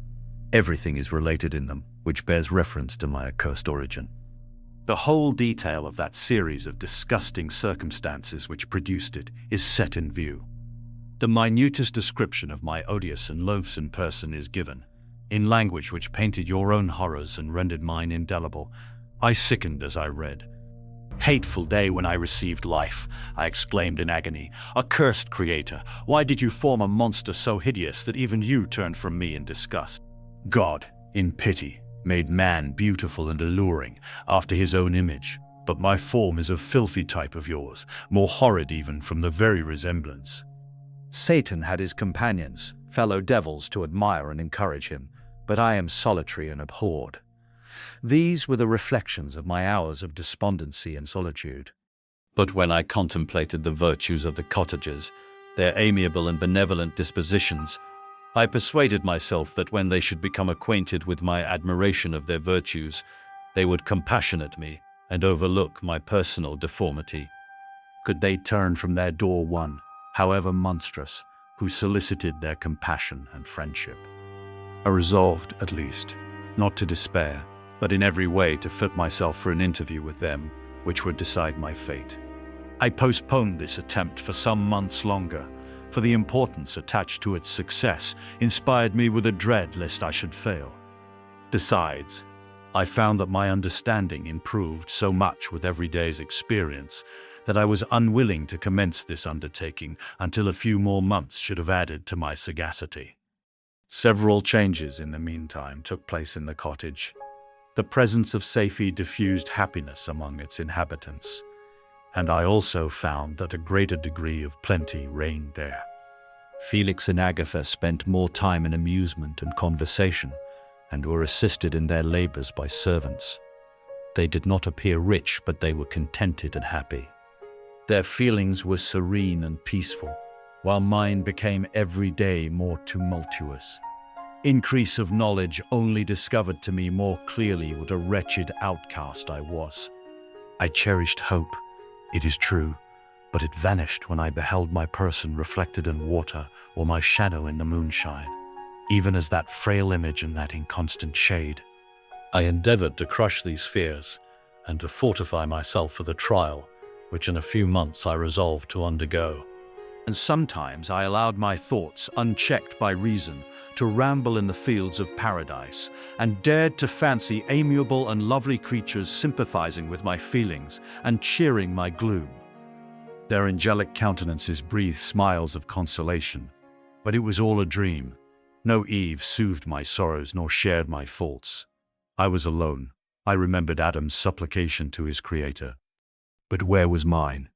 He had abandoned me, and in the bitterness of my heart I cursed him. Autumn passed thus. I saw with surprise and grief the leaves decay and fall, and nature again assumed the barren and bleak appearance it had worn when I first beheld the woods and the lovely moon. Yet I did not heed the bleakness of the weather.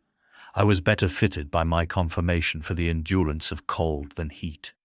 But my chief delights were the sight of the flowers, the birds, and all the gay apparel of summer. When those deserted me, I turned with more attention towards the cottagers. Their happiness was not decreased by the absence of summer. They loved and sympathized with one another, and their joys, depending on each other, were not interrupted by the casualties that took place around them. The more I saw of them, the greater became my desire to claim their protection and kindness. My heart yearned to be known and loved by these amiable creatures. To see their sweet looks directed towards me with affection was the utmost limit of my ambition. I dared not think that they would turn them from me with disdain and horror. The poor that stopped at their door were never driven away. I asked, it is true, for greater treasures than a little food or rest. I required kindness and sympathy. But I did not believe myself utterly unworthy of it. The winter advanced, and an entire revolution of the seasons had taken place since I awoke into life. My attention at this time was solely directed towards my plan of introducing myself into the cottage of my protectors. I revolved many projects, but that on which I finally fixed was to enter the dwelling when the blind old man should be alone. I had sagacity enough to discover that the unnatural hideousness of my person was the chief object of horror with those who had formerly beheld me. My voice, although harsh, had nothing terrible in it. I thought, therefore, that if in the absence of his children I could gain the goodwill and mediation of the old de Lacy, I might by his means be tolerated by my younger protectors. One day, when the sun shone on the red leaves that strewed the ground and diffused cheerfulness, although it denied warmth, Safie, Agatha, and Felix departed on a long country walk, and the old man, at his own desire, was left alone in the cottage. When his children had departed, he took up his guitar and played several mournful but sweet airs, more sweet and mournful than I had ever heard him play before. At first his countenance was illuminated with pleasure, but as he continued, thoughtfulness and sadness succeeded. At length, laying aside the instrument, he sat absorbed in reflection. My heart beat quick. This was the hour and moment of trial, which would decide my hopes or realize my fears. The servants were gone to a neighboring fair. All was silent in and around the cottage. It was an excellent opportunity, yet when I proceeded to execute my plan, my limbs failed me and I sank to the ground. Again I rose, and exerting all the firmness of which I was master, removed the planks which I had placed before my hovel to conceal my retreat. The fresh air revived me, and with renewed determination I approached the door of their cottage. I knocked. "Who is there?" said the old man. "Come in." I entered. "Pardon this intrusion," said I. "I am a traveler in want of a little rest." "You would greatly oblige me if you would allow me to remain a few minutes before the fire." "Enter," said de Lacy, "and I will try in what manner I can to relieve your wants. But unfortunately my children are from home, and as I am blind, I am afraid I shall find it difficult to procure food for you. Do not trouble yourself, my kind host. I have food. It is warmth and rest only that I need." I sat down, and a silence ensued. I knew that every minute was precious to me, yet I remained irresolute in what manner to commence the interview, when the old man addressed me. "By your language, stranger, I suppose you are my countryman. Are you French?" "Number, but I was educated by a French family, and understand that language only.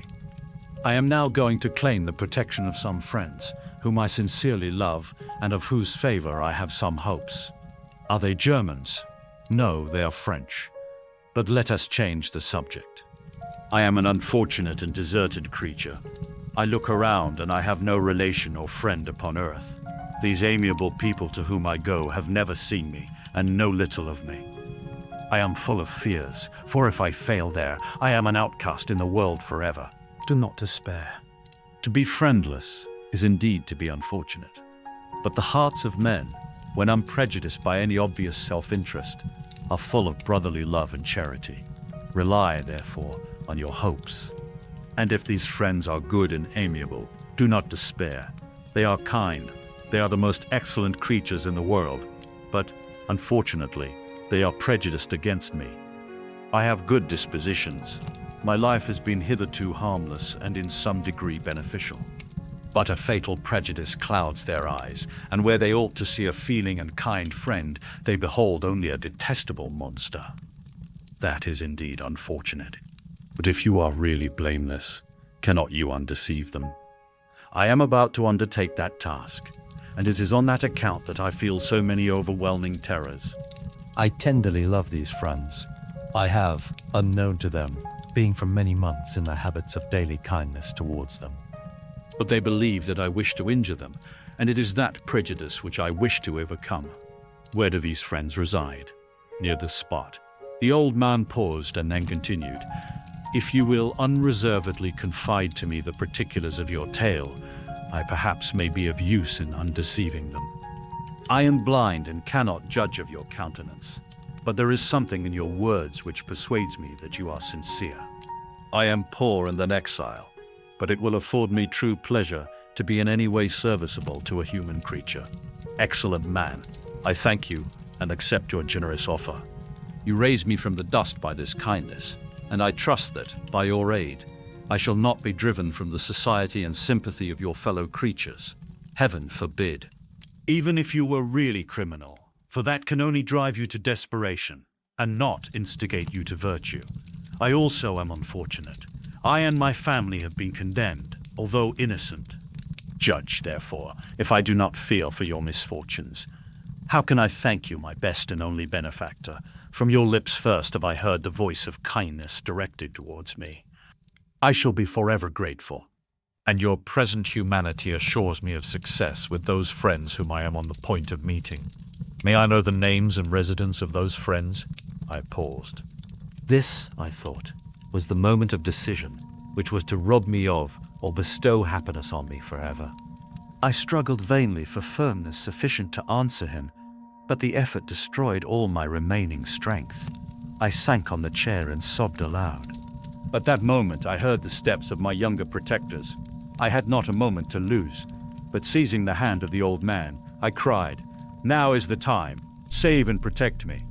You and your family are the friends whom I seek. Do not you desert me in the hour of trial." "Great God!" exclaimed the old man.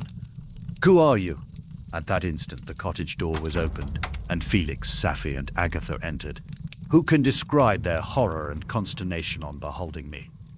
Agatha fainted, and Safi, unable to attend to her friend, rushed out of the cottage. Felix darted forward, and with supernatural force tore me from his father, to whose knees I clung. In a transport of fury, he dashed me to the ground and struck me violently with a stick. I could have torn him limb from limb, as the lion rends the antelope, but my heart sank within me, as with bitter sickness, and I refrained. I saw him on the point of repeating his blow, when, overcome by pain and anguish, I quitted the cottage, and in the general tumult, escaped unperceived to my hovel.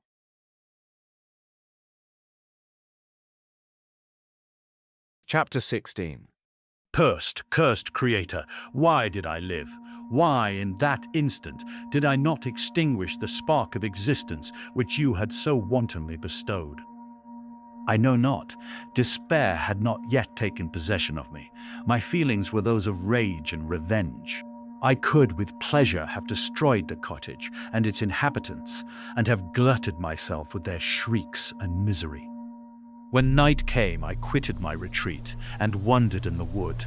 And now, no longer restrained by the fear of discovery, I gave vent to my anguish in fearful howlings. I was like a wild beast that had broken the toils, destroying the objects that obstructed me, and ranging through the wood with a stag-like swiftness. Oh, what a miserable night I passed. The cold stars shone in mockery, and the bare trees waved their branches above me. Now and then the sweet voice of a bird burst forth amidst the universal stillness. All, save I, were at rest or in enjoyment. I, like the arch-fiend, bore a hell within me, and finding myself unsympathized with, wished to tear up the trees, spread havoc and destruction around me, and then to have sat down and enjoyed the ruin. But this was a luxury of sensation that could not endure. I became fatigued with excess of bodily exertion, and sank on the damp grass in the sick impotence of despair. There was none among the myriads of men that existed who would pity or assist me. And should I feel kindness towards my enemies? No. From that moment I declared everlasting war against the species, and more than all against him who had formed me and sent me forth to this insupportable misery. The sun rose. I heard the voices of men, and knew that it was impossible to return to my retreat during that day. Accordingly, I hid myself in some thick underwood, determining to devote the ensuing hours to reflection on my situation. The pleasant sunshine and the pure air of day restored me to some degree of tranquility, and when I considered what had passed at the cottage, I could not help believing that I had been too hasty in my conclusions. I had certainly acted imprudently. It was apparent that my conversation had interested the father in my behalf, and I was a fool in having exposed my person to the horror of his children. I ought to have familiarized the old de Lacy to me, and by degrees to have discovered myself to the rest of his family when they should have been prepared for my approach.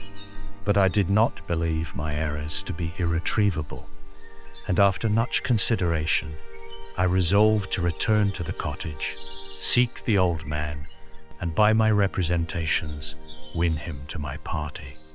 These thoughts calmed me, and in the afternoon I sank into a profound sleep. But the fever of my blood did not allow me to be visited by peaceful dreams. The horrible scene of the preceding day was forever acting before my eyes. The females were flying and the enraged Felix tearing me from his father's feet. I awoke exhausted, and finding that it was already night, I crept forth from my hiding place and went in search of food. When my hunger was appeased, I directed my steps towards the well-known path that conducted to the cottage. All there was at peace. I crept into my hovel and remained in silent expectation of the accustomed hour when the family arose. That hour passed, the sun mounted high in the heavens, but the cottagers did not appear. I trembled violently, apprehending some dreadful misfortune. The inside of the cottage was dark, and I heard no motion. I cannot describe the agony of this suspense. Presently, 2 countrymen passed by, but pausing near the cottage, they entered into conversation, using violent gesticulations, but I did not understand what they said, as they spoke the language of the country, which differed from that of my protectors. Soon after, however, Felix approached with another man. I was surprised, as I knew that he had not quitted the cottage that morning, and waited anxiously to discover from his discourse the meaning of these unusual appearances. "Do you consider," said his companion to him, "that you will be obliged to pay 3 months' rent and to lose the produce of your garden?" "I do not wish to take any unfair advantage, and I beg, therefore, that you will take some days to consider of your determination." "It is utterly useless," replied Felix. "We can never again inhabit your cottage. The life of my father is in the greatest danger, owing to the dreadful circumstance that I have related. My wife and my sister will never recover from their horror. I entreat you not to reason with me any more. Take possession of your tenement, and let me fly from this place." Felix trembled violently as he said this. He and his companion entered the cottage, in which they remained for a few minutes, and then departed. I never saw any of the family of de Lacy more. I continued for the remainder of the day in my hovel, in a state of utter and stupid despair. My protectors had departed, and had broken the only link that held me to the world. For the first time, the feelings of revenge and hatred filled my bosom, and I did not strive to control them, but allowing myself to be borne away by the stream, I bent my mind towards injury and death. When I thought of my friends, of the mild voice of de Lacy, the gentle eyes of Agatha, and the exquisite beauty of the Arabian, these thoughts vanished, and a gush of tears somewhat soothed me. But again, when I reflected that they had spurned and deserted me, anger returned, a rage of anger, and unable to injure anything human, I turned my fury towards inanimate objects. As night advanced, I placed a variety of combustibles around the cottage, and after having destroyed every vestige of cultivation in the garden, I waited with forced impatience until the moon had sunk to commence my operations. As the night advanced, a fierce wind arose from the woods and quickly dispersed the clouds that had loitered in the heavens. The blast tore along like a mighty avalanche and produced a kind of insanity in my spirits that burst all bounds of reason and reflection. I lighted the dry branch of a tree and danced with fury around the devoted cottage, my eyes still fixed on the western horizon. the edge of which the moon nearly touched. A part of its orb was at length hid, and I waved my brand. It sank, and with a loud scream I fired the straw and heath and bushes which I had collected. The wind fanned the fire, and the cottage was quickly enveloped by the flames, which clung to it and licked it with their forked and destroying tongues. As soon as I was convinced that no assistance could save any part of the habitation, I quitted the scene and sought for refuge in the woods. And now, with the world before me, whither should I bend my steps? I resolved to fly far from the scene of my misfortunes, but to me, hated and despised, every country must be equally horrible. The thought of you crossed my mind. I learned from your papers that you were my father, my creator, and to whom could I apply with more fitness than to him who had given me life? Among the lessons that Felix had bestowed upon Safie, geography had not been omitted. I had learned from these the relative situations of the different countries of the earth. You had mentioned Geneva as the name of your native town, and towards this place I resolved to proceed. But how was I to direct myself? I knew that I must travel in a southwesterly direction to reach my destination, but the sun was my only guide. I did not know the names of the towns that I was to pass through, nor could I ask information from a single human being, but I did not despair. From you only could I hope for succor, although towards you I felt no sentiment but that of hatred. Unfeeling, heartless creator, you had endowed me with perceptions and passions, and then cast me abroad an object for the scorn and horror of mankind. But on you only had I any claim for pity and redress, and from you I determined to seek that justice, which I vainly attempted to gain from any other being that wore the human form. My travels were long, and the sufferings I endured intense. It was late in autumn when I quitted the district where I had so long resided. I traveled only at night, fearful of encountering the visage of a human being. Nature decayed around me, and the sun became heatless. Rain and snow poured around me. Mighty rivers were frozen. The surface of the earth was hard and chill and bare, and I found no shelter. O earth, how often did I imprecate curses on the cause of my being? The mildness of my nature had fled, and all within me was turned to gall and bitterness.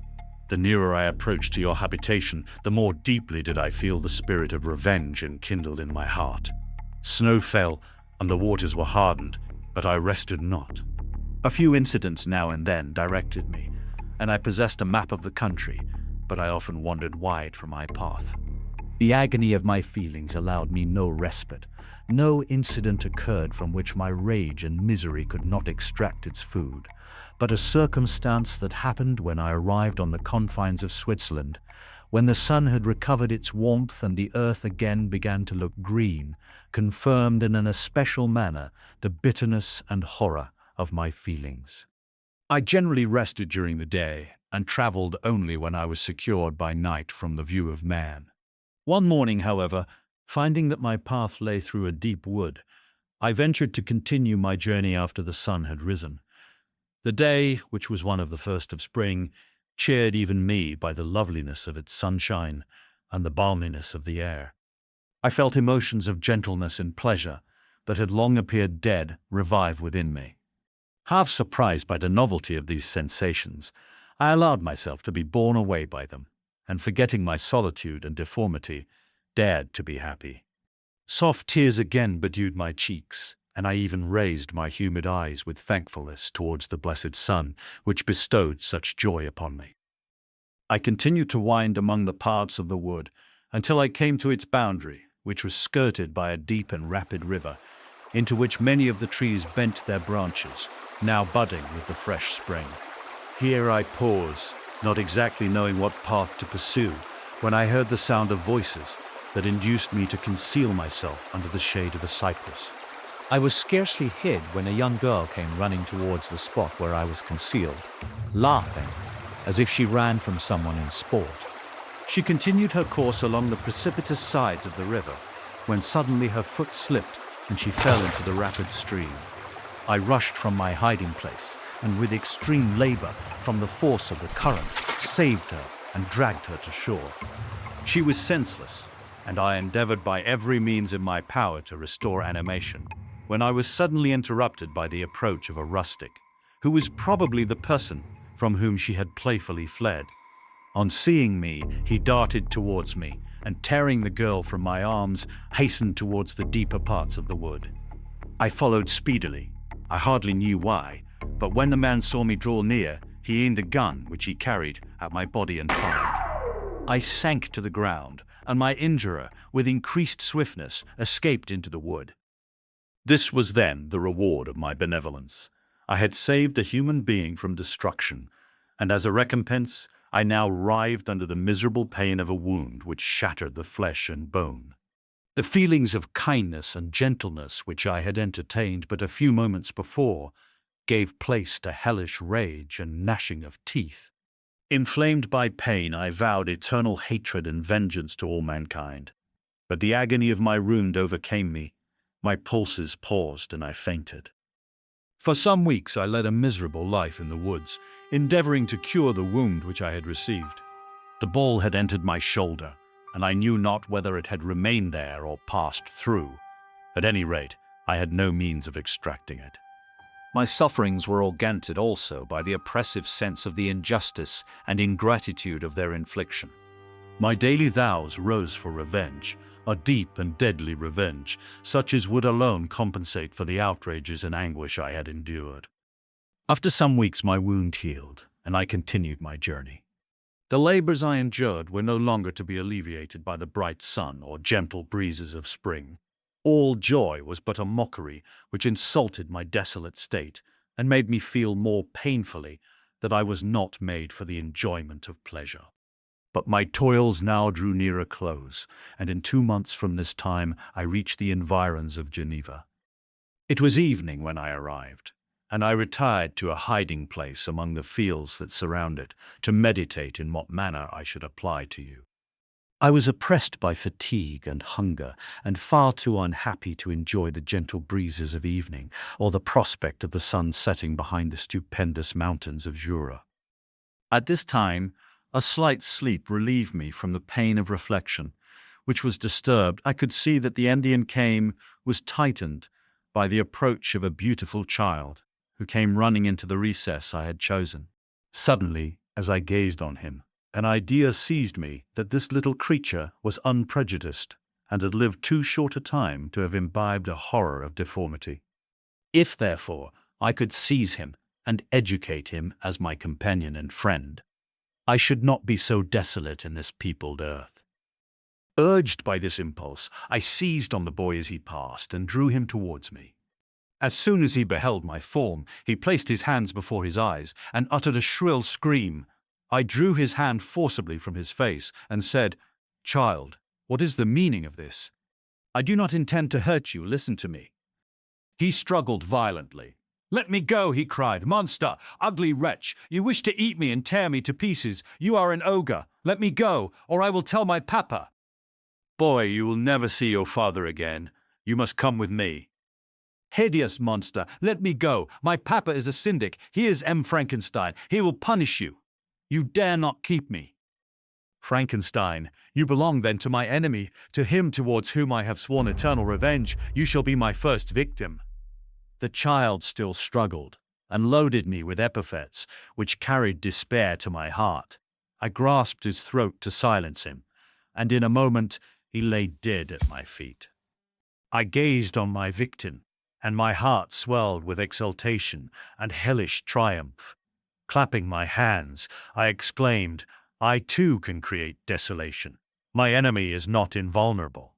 This death will carry despair to him, and 1,000 other miseries shall torment and destroy him." As I fixed my eyes on the child, I saw something glittering on his breast. I took it. It was a portrait of a most lovely woman. In spite of my malignity, it softened and attracted me. For a few moments I gazed with delight on her dark eyes, fringed by deep lashes, and her lovely lips.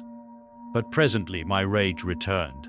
I remembered that I was forever deprived of the delights that such beautiful creatures could bestow, and that she whose resemblance I contemplated would, in regarding me, have changed that air of divine benignity to one expressive of disgust and affright.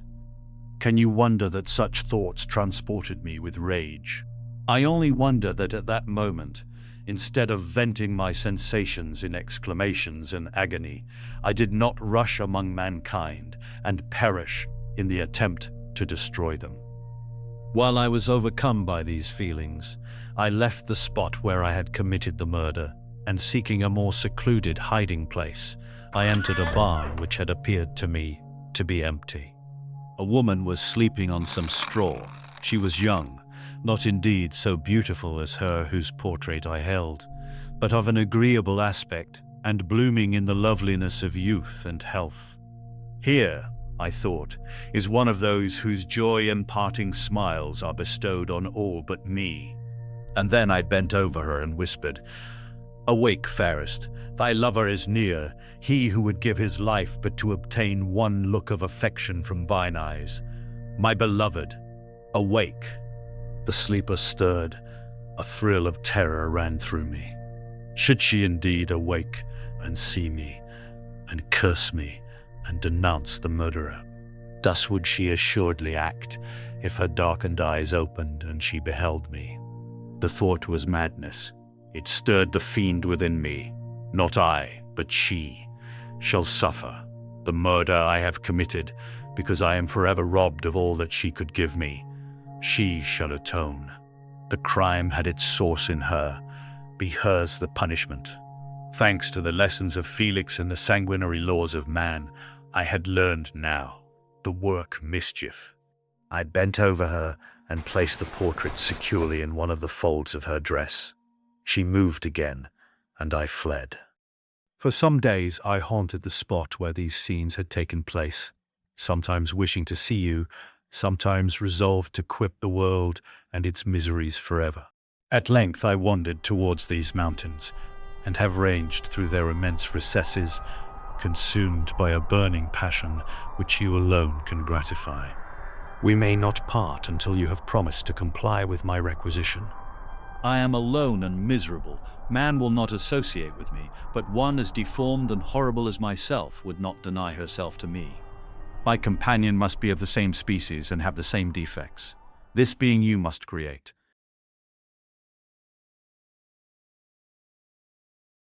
Chapter 17. The being finished speaking, and fixed his looks upon me in the expectation of a reply. But I was bewildered, perplexed, and unable to arrange my ideas sufficiently to understand the full extent of his proposition. He continued, "You must create a female for me, with whom I can live in the interchange of those sympathies necessary for my being. This you alone can do, and I demand it of you as a right which you must not refuse to concede." The latter part of his tale had kindled anew in me the anger that had died away while he narrated his peaceful life among the cottages. And as he said this, I could no longer suppress the rage that burned within me. "I do refuse it," I replied, "and no torture shall ever extort a consent from me. You may render me the most miserable of men, but you shall never make me base in my own eyes. Shall I create another like yourself, whose joint wickedness might desolate the world? Begone! I have answered you. You may torture me, but I will never consent." "You are in the wrong," replied the fiend. "And instead of threatening, I am content to reason with you. I am malicious because I am miserable. Am I not shunned and hated by all mankind? You, my creator, would tear me to pieces and triumph. Remember that, and tell me why I should pity man more than he pities me." "You would not call it murder if you could precipitate me into one of those ice rifts and destroy my frame, the work of your own hands. Shall I respect man when he condemns me?" Let him live with me in the interchange of kindness, and instead of injury, I would bestow every benefit upon him, with tears of gratitude at his acceptance. But that cannot be. The human senses are insurmountable barriers to our union. Yet mine shall not be the submission of abject slavery. I will revenge my injuries. If I cannot inspire love, I will cause fear, and chiefly towards you, my archenemy, because my creator do I swear inextinguishable hatred. Have a care, I will work at your destruction, nor finish until I desolate your heart, so that you shall curse the hour of your birth. A fiendish rage animated him as he said this. His face was wrinkled into contortions too horrible for human eyes to behold. But presently he calmed himself and proceeded. Intended to reason, this passion is detrimental to me, for you do not reflect that you are the cause of its excess. If any being felt emotions of benevolence towards me, I should return them 100 and 100-fold. For that one creature's sake, I would make peace with the whole kind. But I now indulge in dreams of bliss that cannot be realized. What I ask of you is reasonable and moderate. I demand a creature of another sex, but as hideous as myself. The gratification is small, but it is all that I can receive, and it shall content me. It is true, we shall be monsters, cut off from all the world, but on that account we shall be more attached to one another. Our lives will not be happy, but they will be harmless, and free from the misery I now feel. Oh, my Creator, make me happy. Let me feel gratitude towards you for one benefit. Let me see that I excite the sympathy of some existing thing. Do not deny me my request. I was moved. I shuddered when I thought of the possible consequences of my consent, but I felt that there was some justice in his argument. His tale and the feelings he now expressed proved him to be a creature of fine sensations, and did I not, as his maker, owe him all the portion of happiness that it was in my power to bestow? He saw my change of feeling and continued. If you consent, neither you nor any other human being shall ever see us again. I will go to the vast wilds of South America. My food is not that of man. I do not destroy the lamb and the kid to glut my appetite. Acorns and berries afford me sufficient nourishment. Poe, my companion will be of the same nature as myself, and will be content with the same fare. We shall make our bed of dried leaves. The sun will shine on us as on man, and will ripen our food. The picture I present to you is peaceful and human, and you must feel that you could deny it only in the wantonness of power and cruelty. Pitiless as you have been towards me, I now see compassion in your eyes. Let me seize the favorable moment and persuade you to promise what I so ardently desire. You propose, replied I, to fly from the habitations of man, to dwell in those wilds where the beasts of the field will be your only companions. How can you, who long for the love and sympathy of man, persevere in this exile? You will return and again seek their kindness, and you will meet with their detestation. Your evil passions will be renewed, and you will then have a companion to aid you in the task of destruction. This may not be. Cease to argue the point, for I cannot consent. How inconstant are your feelings! But a moment ago you were moved by my representations, and why do you again harden yourself to my complaints? I swear to you, by the earth which I inhabit, and by you that made me, that with the companion you bestow, I will quit the neighborhood of man and dwell, as it may chance, in the most savage of places. My evil passions will have fled, for I shall meet with sympathy. My life will flow quietly away, and in my dying moments I shall not curse my Maker. His words had a strange effect upon me. I compassionated him, and sometimes felt to wish to console him. But when I looked upon him, when I saw the filthy mass that moved and talked, my heart sickened, and my feelings were altered to those of horror and hatred. I tried to stifle these sensations. I thought that as I could not sympathize with him, I had no right to withhold from him the small portion of happiness which was yet in my power to bestow. You swear, I said, to be harmless, but have you not already shown a degree of malice that should reasonably make me distrust you? May not even this be a feint that will increase your triumph by affording a wider scope for your revenge? How is this? I must not be trifled with, and I demand an answer. If I have no ties and no affections, hatred and vice must be my portion. The love of another will destroy the cause of my crimes, and I shall become a thing of whose existence everyone will be ignorant. My vices are the children of a forced solitude that I abhor, and my virtues will necessarily arise when I live in communion with an equal. I shall feel the affections of a sensitive being and become linked to the chain of existence and events from which I am now excluded. I paused some time to reflect on all he had related, and the various arguments which he had employed. I thought of the promise of virtues which he had displayed on the opening of his existence, and the subsequent blight of all kindly feeling by loathing and scorn which his protectors had manifested towards him. His power and threats were not omitted in my calculations.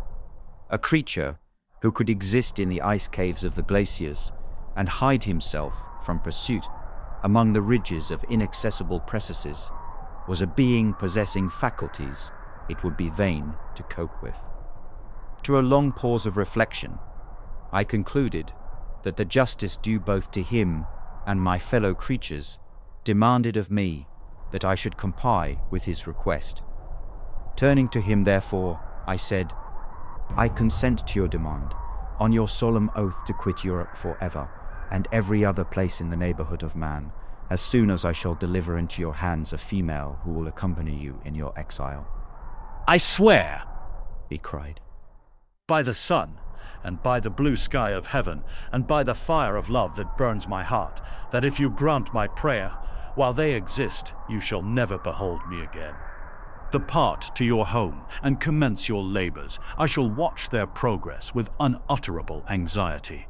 And fear not, but that when you are ready, I shall appear."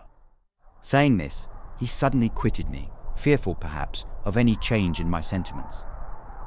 I saw him descend the mountain with greater speed than the flight of an eagle, and quickly lost among the undulations of the sea of ice. His tale had occupied the whole day, and the sun was upon the verge of the horizon when he departed. I knew that I ought to hasten my descent towards the valley, as I should soon be encompassed in darkness. But my heart was heavy, and my steps slow. The labor of winding among the little paths of the mountain, and fixing my feet firmly as I advanced, perplexed me, occupied as I was by the emotions which the occurrences of the day had produced. Night was far advanced when I came to the halfway resting place and seated myself beside the fountain. The stars shone at intervals as the clouds passed from over them.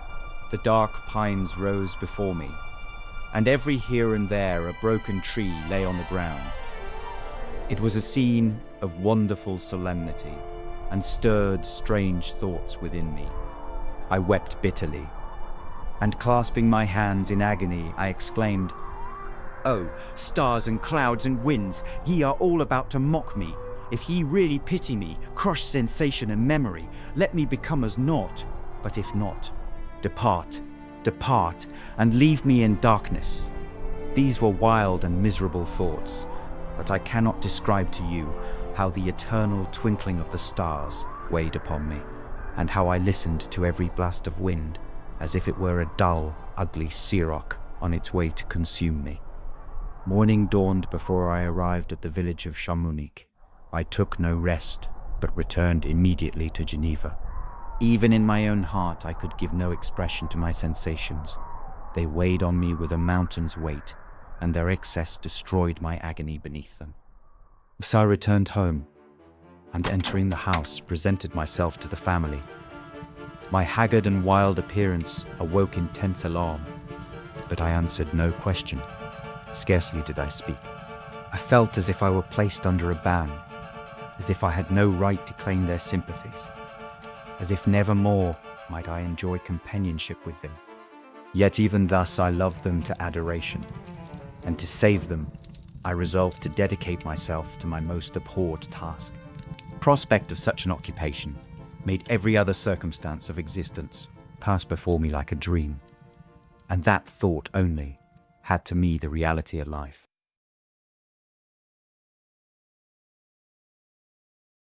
Chapter 18.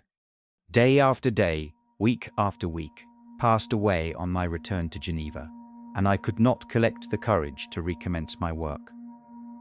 I feared the vengeance of the disappointed fiend, yet I was unable to overcome my repugnance to the task which was enjoined me.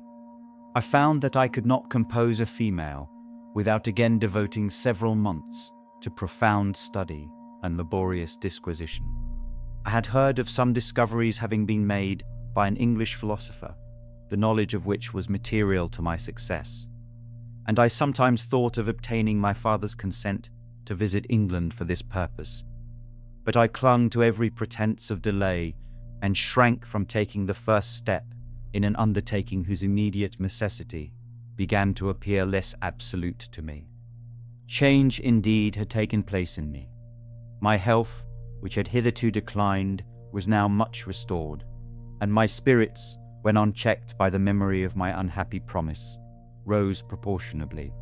My father saw this change with pleasure, and he turned his thoughts towards the best method of eradicating the remains of my melancholy, which every now and then would return by fits, and with a devouring blackness overcast the approaching sunshine. These moments I took refuge in the most perfect solitude. I passed whole days on the lake alone in a little boat, watching the clouds and listening to the rippling of the waves, silent and listless. But the fresh air and bright sun seldom failed to restore me to some degree of composure, and on my return I met the salutations of my friends with a readier smile and a more cheerful heart. It was after my return from one of these rambles that my father, calling me aside, thus addressed me. I am happy to remark, my dear son, that you have resumed your former pleasures and seem to be returning to yourself. And yet you are still unhappy and still avoid our society. For some time I was lost in conjecture as to the cause of this. But yesterday an idea struck me, and if it is well founded, I conjure you to avow it. Reserve on such a point would be not only useless, but draw down treble misery on us all. I trembled violently at his exordium, and my father continued, I confess, my son, that I have always looked forward to your marriage with our dear Elizabeth as the tie of our domestic comfort and the stay of my declining years. You were attached to each other from your earliest infancy. You studied together and appeared, in dispositions and tastes, entirely suited to one another. But so blind is the experience of man that what I conceive to be the best assistance to my plan may have entirely destroyed it. You, perhaps, regard her as your sister, without any wish that she might become your wife.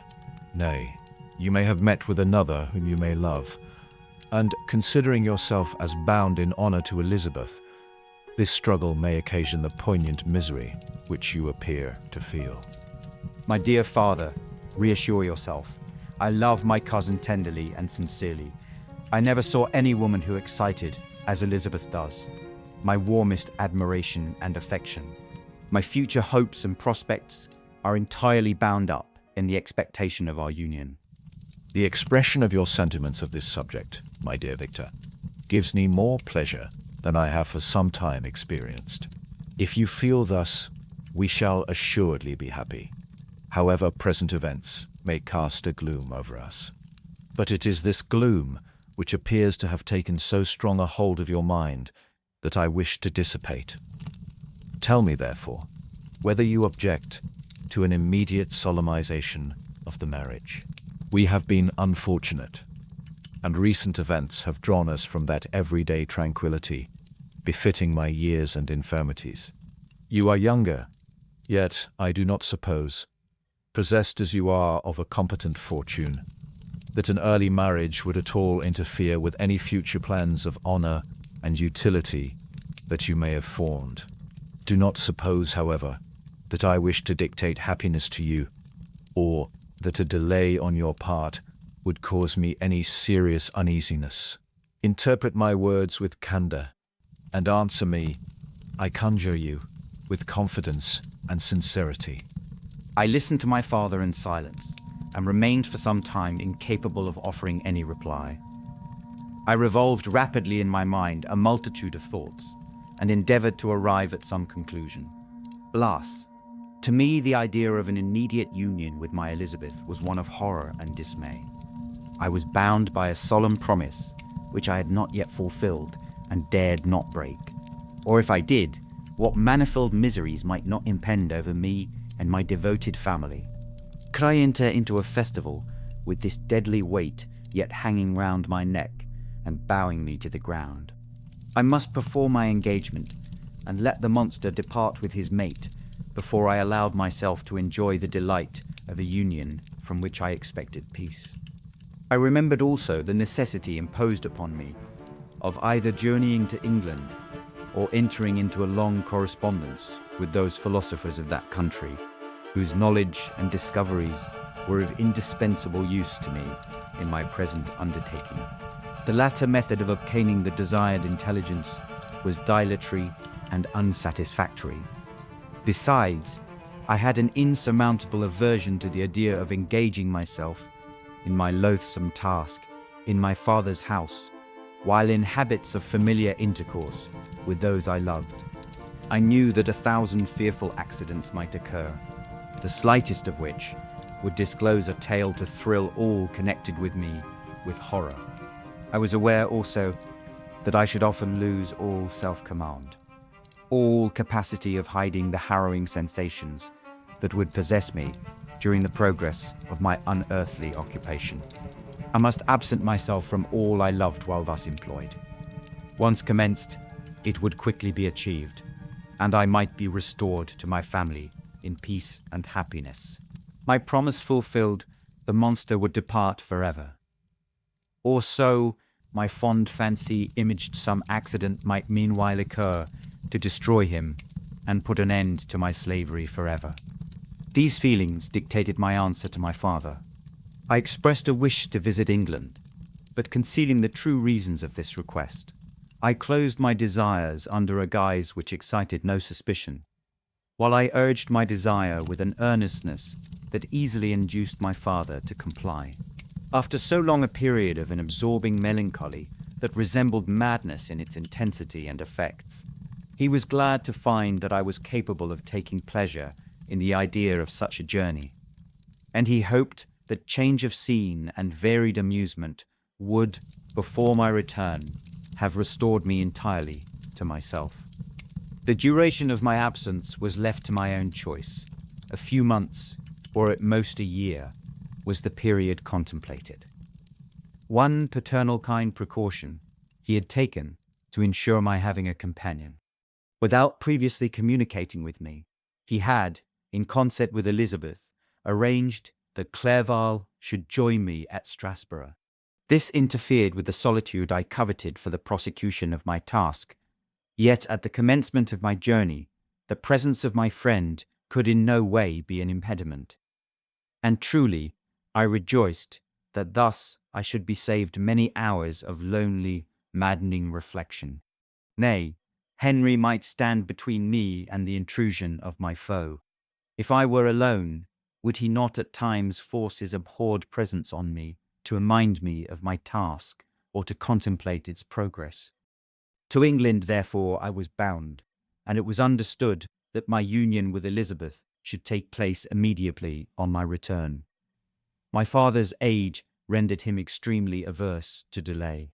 For myself, there was one reward I promised myself from my detested toils, one consolation for my unparalleled sufferings.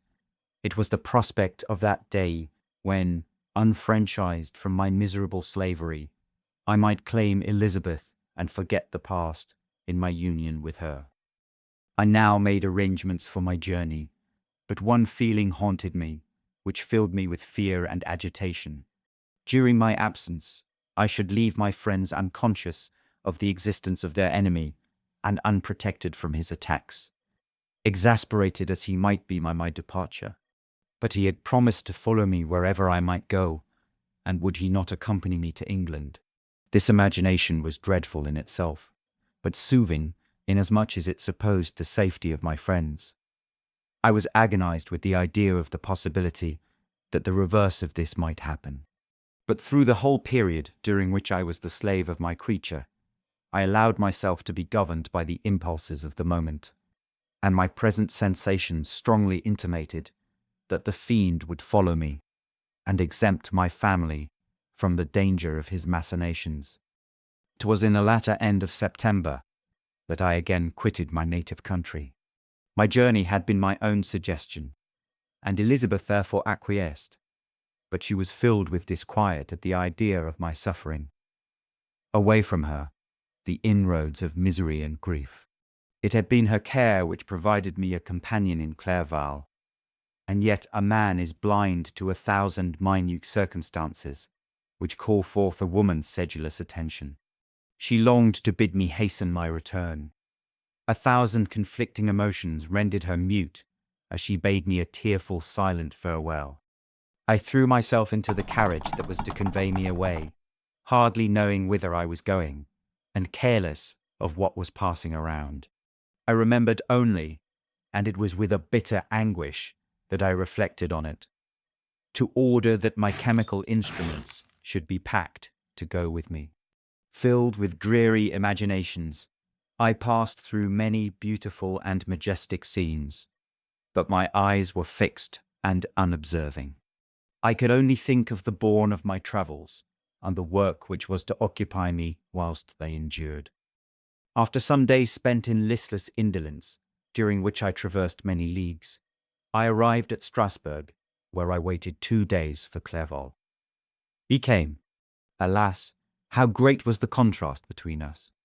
He was alive to every new scene, joyful when he saw the beauties of the setting sun, and more happy when he beheld it rise and recommence a new day.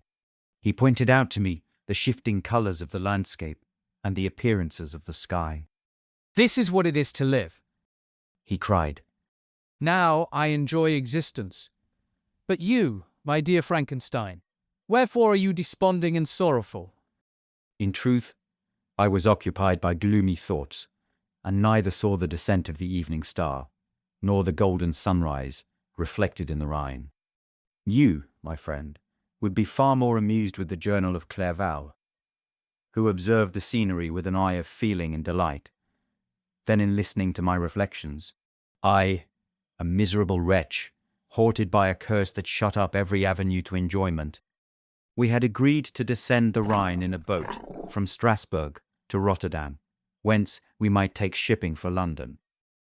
During this voyage we passed many willowy islands and saw several beautiful towns. We stayed a day at Mannheim, and on the 5th from our departure from Strasbourg, arrived at Mainz. The course of the Rhine below Mainz becomes much more picturesque. The river descends rapidly and winds between hills, not high, but steep, and of beautiful forms. We saw many ruined castles, standing on the edges of precipices, surrounded by black woods, high and inaccessible. This part of the Rhine, indeed, presents a singularly variegated landscape. One spot you view rugged hills, ruined castles overlooking tremendous precipices, with the dark Rhine rushing beneath, and on the sudden turn of a promontory, flourishing vineyards with green sloping banks and a meandering river and populous towns occupy the scene. We travelled at the time of the vintage and heard the song of the labourers as we glided down the stream. Even I, depressed in mind, and my spirits continually agitated by gloomy feelings, even I was pleased. I lay at the bottom of the boat, and as I gazed on the cloudless blue sky, I seemed to drink in a tranquillity to which I had long been a stranger. And if these were my sensations, who can describe those of Henry? He felt as if he had been transported to fairyland, and enjoyed a happiness seldom tasted by man. "I have seen the most beautiful scenes of my own country. I have visited the lakes of Lucerne and Uri, where the snowy mountains descend almost perpendicularly to the water, casting black and impenetrable shades, which would cause a gloomy and mournful appearance, were it not for the most verdant islands that relieve the eye by their gay appearance. I have seen this lake agitated by a tempest, when the wind tore up whirlwinds of water, and gave you an idea of what the waterspout must be on the great ocean, where the priest and his mistress were overwhelmed by an avalanche. and where their dying voices are still said to be heard amid the pauses of the nightly wind. I have seen the mountains of La Vallée and the Pays des Vaux, but this country, Victor, pleases me more than all those wonders. The mountains of Switzerland are more majestic and strange, but there is a charm in the banks of this divine. Look at that castle which overhangs yon precipice, and that also on the island, almost concealed amongst the foliage of those lovely trees. And now, that group of labourers coming from among their vines, and that village half hid in the recess of the mountain. Oh, surely, the spirit that inhabits and guards this place has a soul more in harmony with man than those who pile the glacier or retire to the inaccessible peaks of the mountains of our own country. Clerval, beloved friend, even now it delights me to record your words and to dwell on the praise of which you are so eminently deserving. He was a being formed in the very poetry of nature. His wild and enthusiastic imagination was chastened by the sensibility of his heart. His soul overflowed with ardent affections, and his friendship was of that devoted and wondrous nature that the worldly-minded teach us to look for only in the imagination. Even human sympathies were not sufficient to satisfy his eager mind. The scenery of external nature, which others regard only with admiration, he loved with ardour. The sounding cataract haunted him like a passion, the tall rock, the mountain, and the deep and gloomy wood. Their colours and their forms were then to him an appetite, a feeling, and a love, that had no need of a remoter charm, by thought supplied, or any interest unborrowed from the eye. Wordsworth's Tintern Abbey. Where does he now exist? Is this gentle and lovely being lost forever? Has this mind, so replete with ideas, imaginations fanciful and magnificent, which formed a world whose existence depended on the life of its creator, has this mind perished? Does it now only exist in my memory? No, it is not thus. Your form so divinely wrought, and beaming with beauty, has decayed, but your spirit still visits and consoles your unhappy friend. Pardon this gush of sorrow. These ineffectual words are but a slight tribute to the unexampled worth of Henry, but they soothe my heart, overflowing with the anguish which his remembrance creates. I will proceed with my tale. Beyond Cologne, we descended to the plains of Holland, and we resolved to post the remainder of our way, for the wind was contrary, and the stream of the river was too gentle to aid us. Our journey here lost the interest arising from beautiful scenery, but we arrived in a few days at Rotterdam, whence we proceeded by sea to England. It was on a clear morning, in the latter days of December, that I first saw the white cliffs of Britain. The banks of the Thames presented a new scene. They were flat, but fertile, and almost every town was marked by the remembrance of some story. We saw Tilbury Fort and remembered the Spanish Armada, Gravesend, Woolwich, and Greenwich places which I had heard of even in my country. At length we saw the numerous steeples of London, St. Paul's towering above all, and the Tower famed in English history.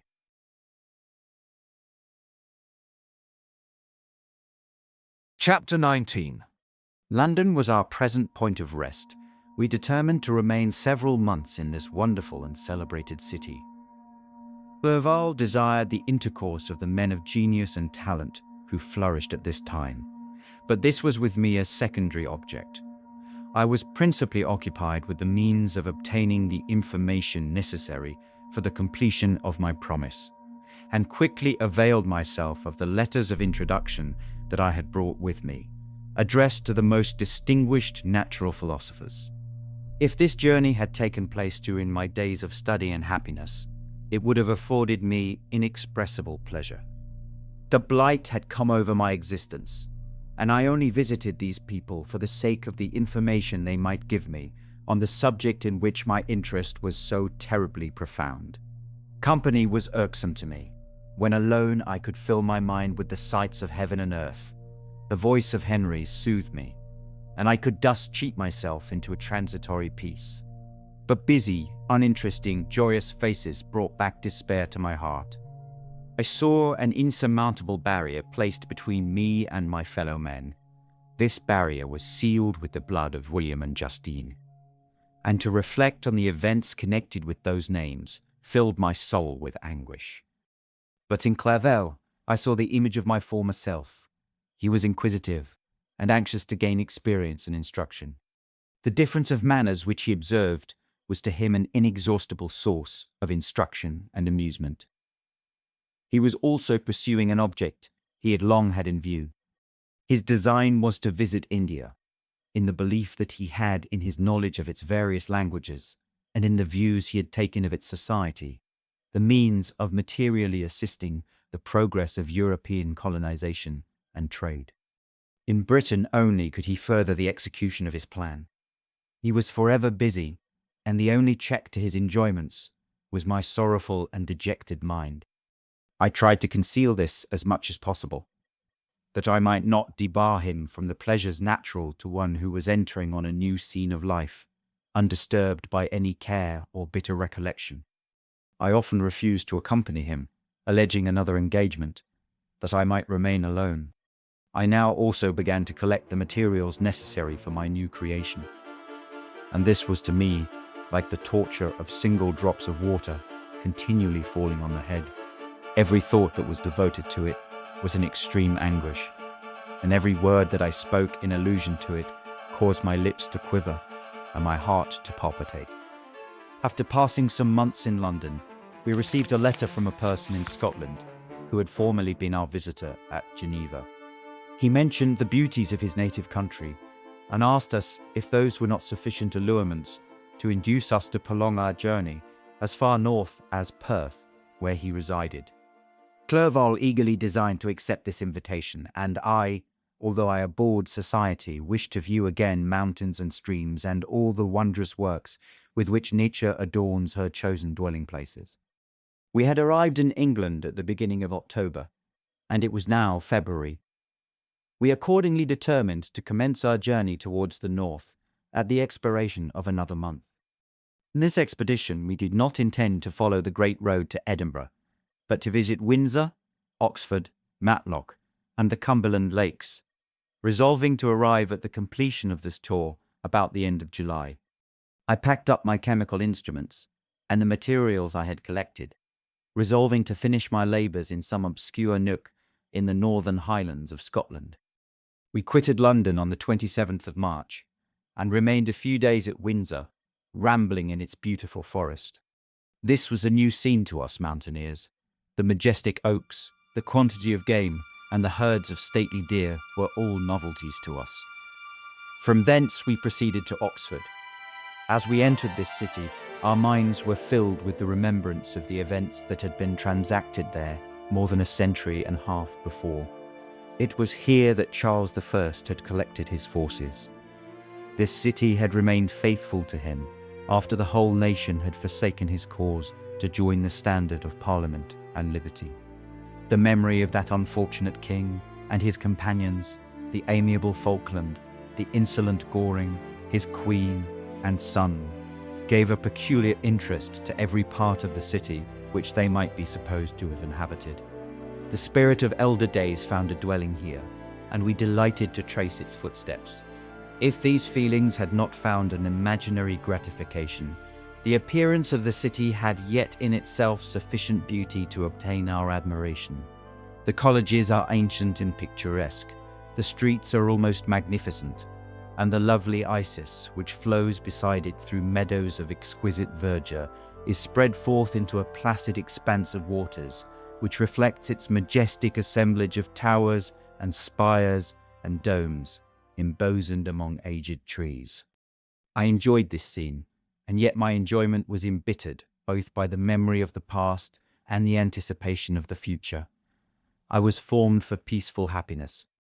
During my youthful days, discontent never visited my mind, and if I was ever overcome by ennui, the sight of what is beautiful in nature, or the study of what is excellent and sublime in the productions of man, could always interest my heart and communicate elasticity to my spirits. But I am a blasted tree, The bolt has entered my soul, and I felt then that I should survive to exhibit what I shall soon cease to be, a miserable spectacle of wrecked humanity, pitiable to others and intolerable to myself. We passed a considerable period at Oxford, rambling among its environs and endeavouring to identify every spot which might relate to the most animating epoch of English history. Our little voyages of discovery were often prolonged by the successive objects that presented themselves. We visited the tomb of the illustrious Hampden and the field on which that patriot fell. For a moment my soul was elevated from its debasing and miserable fears to contemplate the divine ideas of liberty and self-sacrifice, of which these sites were the monuments and the remembrances.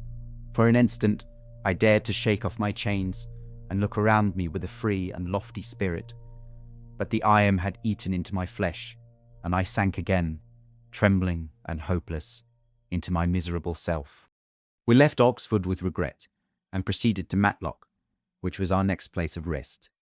The country in the neighbourhood of this village resembled, to a greater degree, the scenery of Switzerland, but everything is on a lower scale, and the green hills want the crown of distant white Alps, which always attend on the penny mountains of my native country. We visited the wondrous cave and the little cabinets of natural history, where the curiosities are disposed in the same manner as in the collections at Servox and Chamonix. The latter name made me tremble when pronounced by Henry, and I hastened to quit Matlock, with which that terrible scene was thus associated. From Derby, still journeying northwards, we passed 2 months in Cumberland and Westmoreland. I could now almost fancy myself among the Swiss mountains. The little patches of snow which yet lingered on the northern sides of the mountains, the lakes, and the dashing of the rocky streams were all familiar and dear sights to me. Here also we made some acquaintances, who almost contrived to cheat me into happiness. The delight of Clerval was proportionably greater than mine. His mind expanded in the company of men of talent, and he found in his own nature greater capacities and resources than he could have imagined himself to have possessed while he associated with his inferiors. I could pass my life here, and among these mountains I should scarcely regret Switzerland and the Rhine. But he found that a traveller's life is one that includes much pain amidst its enjoyments. His feelings are forever on the stretch, and when he begins to sink into repose, he finds himself obliged to quit that on which he rests in pleasure for something new, which again engages his attention, and which also he forsakes for other novelties. We had scarcely visited the various lakes of Cumberland and Westmoreland, and conceived an affection for some of the inhabitants, when the period of our appointment with our Scotch friend approached, and we left them to travel on. For my own part, I was not sorry. I had now neglected my promise for some time, and I feared the effects of the daemon's disappointment. He might remain in Switzerland and wreak his vengeance on my relatives. This idea pursued me and tormented me at every moment from which I might otherwise have snatched repose and peace. I waited for my letters with feverish impatience. If they were delayed, I was miserable and overcome by 1,000 fears. And when they arrived, and I saw the superscription of Elizabeth or my father, I hardly dared to read and ascertain my fate. Sometimes I thought that the fiend followed me and might expedite my remissness by murdering my companion. When these thoughts possessed me, I would not quit Henry for a moment, but followed him as his shadow, to protect him from the fancied rage of his destroyer. I felt as if I had committed some great crime, the consciousness of which haunted me. I was guiltless, but I had indeed drawn down a horrible curse upon my head, as mortal as that of crime. I visited Edinburgh with languid eyes and mind, and yet that city might have interested the most unfortunate being. Clerval did not like it so well as Oxford, for the antiquity of the latter city was more pleasing to him. The beauty and regularity of the new town of Edinburgh, its romantic castle and its environs, the most delightful in the world, Arthur's Seat, St. Bernard's Well, and the Pentland Hills, compensated him for the change, and filled him with cheerfulness and admiration.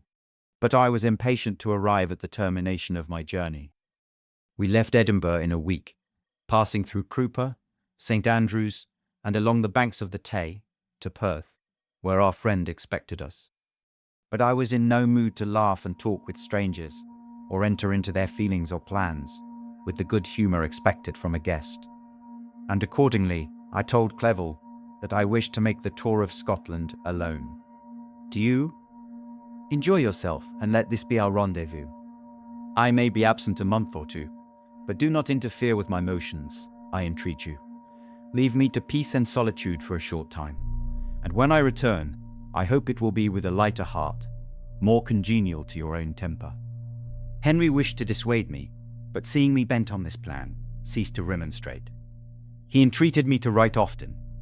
I had rather be with you, in your solitary rambles, than with these Scotch people, whom I do not know. Hasten then, my dear friend, to return, that I may again feel myself somewhat at home, which I cannot do in your absence. Having parted from my friend, I determined to visit some remote spot of Scotland, and finish my work in solitude. I did not doubt but that the monster followed me, and would discover himself to me when I should have finished, that he might receive his companion. With this resolution, I traversed the Northern Highlands, and fixed on one of the remotest of the Orkneys as the scene of my labours. It was a place fitted for such a work, being hardly more than a rock, whose high sides were continually beaten upon by the waves. Soil was barren, scarcely affording pasture for a few miserable cows, and oatmeal for its inhabitants, which consisted of 5 persons, whose gaunt and scraggy limbs gave tokens of their miserable fare. Vegetables and bread, when they indulged in such luxuries, and even fresh water was to be procured from the mainland, which was about 5 miles distant. On the whole island, there were but 3 miserable huts, and one of these was vacant when I arrived. This I hired. It contained but 2 rooms, and these exhibited all the squalidness of the most miserable penury. The thatch had fallen in, the walls were unplastered, and the door was off its hinges.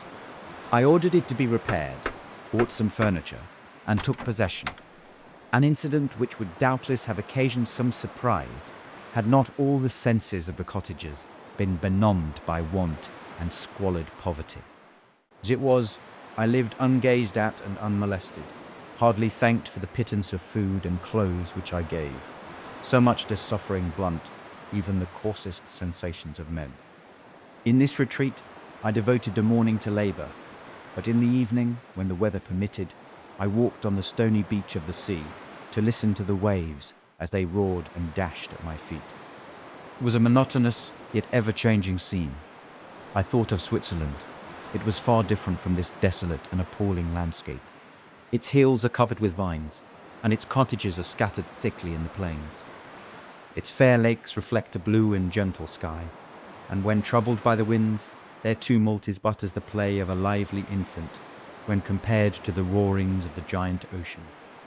In this manner I distributed my occupations when I first arrived, but as I proceeded in my labour, it became every day more horrible and irksome to me.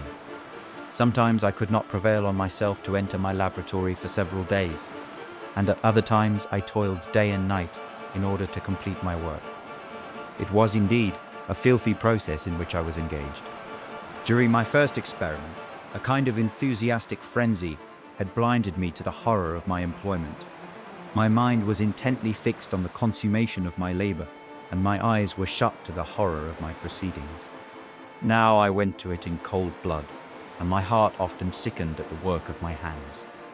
Thus situated, employed in the most detestable occupation, immersed in a solitude where nothing could for an instant call my attention from the actual scene in which I was engaged, my spirits became unequal. I grew restless and nervous. Every moment I feared to meet my persecutor. Sometimes I sat with my eyes fixed on the ground, fearing to raise them lest they should encounter the object which I so much dreaded to behold. I feared to wander from the sight of my fellow creatures, lest when alone he should come to claim his companion. In the meantime I worked on, and my labour was already considerably advanced. I looked towards its completion with a tremulous and eager hope, which I dared not trust myself to question, but which was intermixed with obscure forebodings of evil that made my heart sicken in my bosom.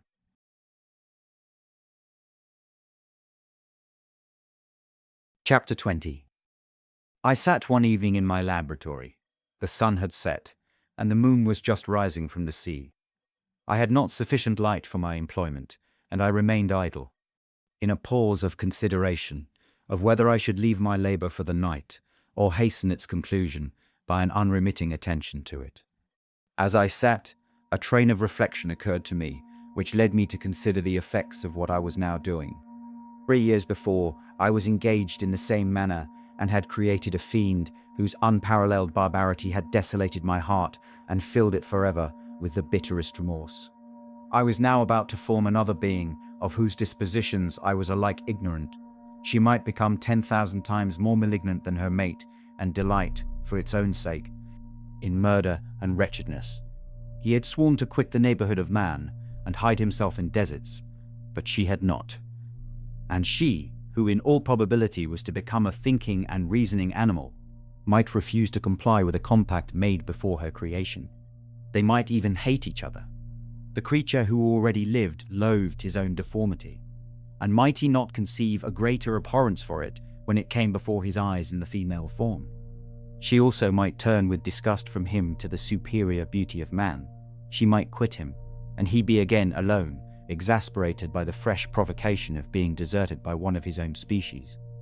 Even if they were to leave Europe and inhabit the deserts of the New World, yet one of the first results of those sympathies for which the daemon thirsted would be tubrum, and a race of devils would be propagated upon the earth who might make the very existence of the species of man a condition precarious and full of terror.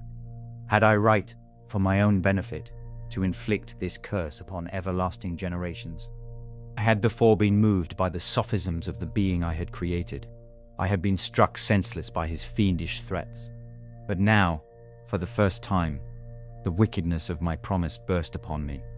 I shuddered to think that future ages might curse me as their pest, whose selfishness had not hesitated to buy its own peace at the price, perhaps, of the existence of the whole human race. I trembled and my heart failed within me, when, on looking up, I saw by the light of the moon the daemon at the casement. A ghastly grin wrinkled his lips as he gazed on me, where I sat fulfilling the task which he had allotted to me. Yes, he had followed me in my travels.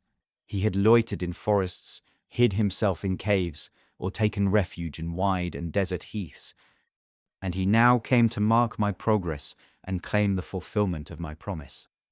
As I looked on him, his countenance expressed the utmost extent of malice and treachery.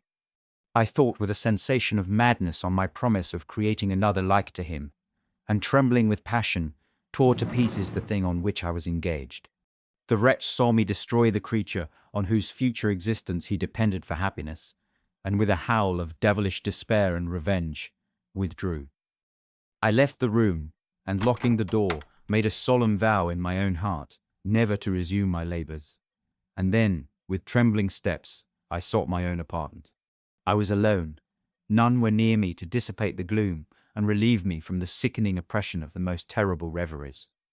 Several hours passed, and I remained near my window gazing on the sea.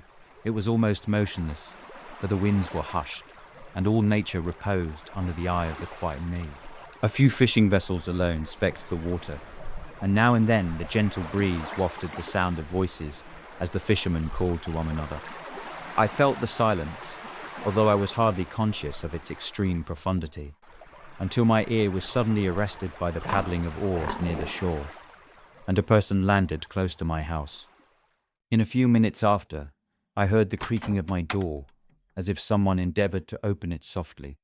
I trembled from head to foot. I felt a presentiment of who it was, and wished to rouse one of the peasants who dwelt in a cottage not far from mine. But I was overcome by the sensation of helplessness, so often felt in frightful dreams, when you in vain endeavor to fly from an impending danger, and was rooted to the spot. Presently, I heard the sound of footsteps along the passage. The door opened, and the wretch whom I dreaded appeared. Shutting the door, he approached me and said in a smothered voice, "You have destroyed the work which you began. What is it that you intend? Do you dare to break your promise? I have endured toil and misery. I left Switzerland with you. I crept along the shores of the Rhine, among its willow islands, and over the summits of its hills. I have dwelt many months in the heaths of England and among the deserts of Scotland. I have endured incalculable fatigue and cold and hunger. Do you dare destroy my hopes? Begone, I do break my promise. Never will I create another like yourself, equal in deformity and wickedness. Slave, I before reason with you, but you have proved yourself unworthy of my condescension.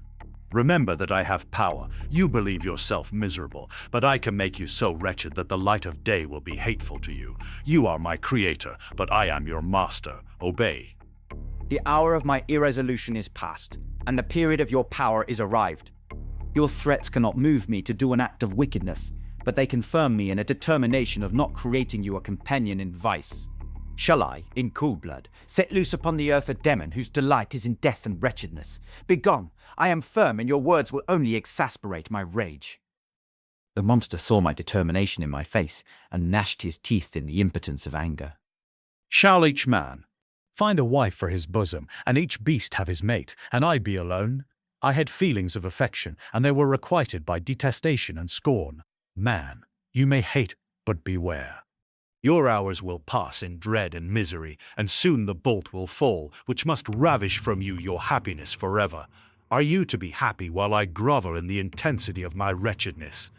You can blast my other passions, but revenge remains, revenge henceforth dearer than light or food. I may die, but first you, my tyrant and tormentor, shall curse the sun that gazes on your misery. Beware, for I am fearless, and therefore powerful. I will watch with the willingness of a snake, that I may sting with its venom. Man, you shall repent of the injuries you inflict. Devil, cease, and do not pause in the air with these sounds of malice. I have declared my resolution to you, and I am no coward to bend beneath words. Leave me, I am inexorable. It is well. I go, but remember, I shall be with you on your wedding night. I started forward and exclaimed, Villain, before you sign my death warrant, be sure that you are yourself safe. I would have seized him, but he eluded me and quitted the house with precipitation. In a few moments I saw him in his boat, which shot across the waters with an arrowy swiftness, and was soon lost amidst the waves. All was again silent, but his words rang in my ears. I burned with rage to pursue the murderer of my peace and precipitate him into the ocean. Walked up and down my room hastily and perturbed, while my imagination conjured up 1,000 images to torment and sting me. Why had I not followed him and closed with him in mortal strife? But I had suffered him to depart, and he had directed his course towards the mainland. I shuddered to think, who might be the next victim sacrificed to his insatiate revenge? And then I thought again of his words, I will be with you on your wedding night. That, then, was the period fixed for the fulfillment of my destiny. In that hour I should die, and at once satisfy and extinguish his malice. The prospect did not move me to fear, yet when I thought of my beloved Elizabeth, of her tears and endless sorrow, when she should find her lover so barbarously snatched from her. Tears, the first I had shed for many months, streamed from my eyes, and I resolved not to fall before my enemy without a bitter struggle. The night passed away, and the sun rose from the ocean. My feelings became calmer, if it may be called. Calmness when the violence of rage sinks into the depths of despair. I left the house, the horrid scene of the last night's contention, and walked on the beach of the sea, which I almost regarded as an insuperable barrier between me and my fellow creatures. A wish that such should prove the fact stole across me. I desired that I might pass my life on that barren rock, wearily, it is true, but uninterrupted by any sudden shock of misery. If I returned, it was to be sacrificed, or to see those whom I most loved die under the grasp of a demon whom I had myself created. I walked about the isle like a restless spectre, separated from all it loved and miserable in the separation. When it became noon and the sun rose higher, I lay down on the grass and was overpowered by a deep sleep. I had been awake the whole of the preceding night. My nerves were agitated, and my eyes inflamed by watching and misery. The sleep into which I now sank refreshed me, and when I awoke, I again felt as if I belonged to a race of human beings like myself. and I began to reflect upon what had passed with greater composure. Yet still the words of the fiend rang in my ears like a death knell. They appeared like a dream, yet distinct and oppressive as a reality. The sun had far descended, and I still sat on the shore, satisfying my appetite, which had become ravenous, with an oaten cake, when I saw a fishing boat land close to me, and one of the men brought me a packet. It contained letters from Geneva, and one from Clerval entreating me to join him. He said that he was wearing away his time fruitlessly where he was, that letters from the friends he had formed in London desired his return to complete the negotiation they had entered into for his Indian enterprise. He could not any longer delay his departure, but as his journey to London might be followed, even sooner than he now conjectured, by his longer voyage, he entreated me to bestow as much of my society on him as I could spare.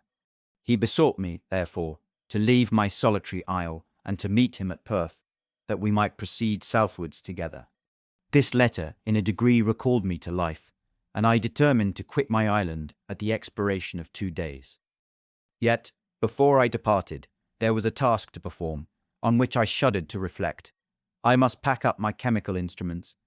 For that purpose, I must enter the room which had been the scene of my odious work, and I must handle those utensils, the sight of which was sickening to me. The next morning at daybreak, I summoned sufficient courage and unlocked the door of my laboratory. Remains of the half-finished creature, whom I had destroyed, lay scattered on the floor, and I almost felt as if I had mangled the living flesh of a human being. I paused to collect myself, and then entered the chamber.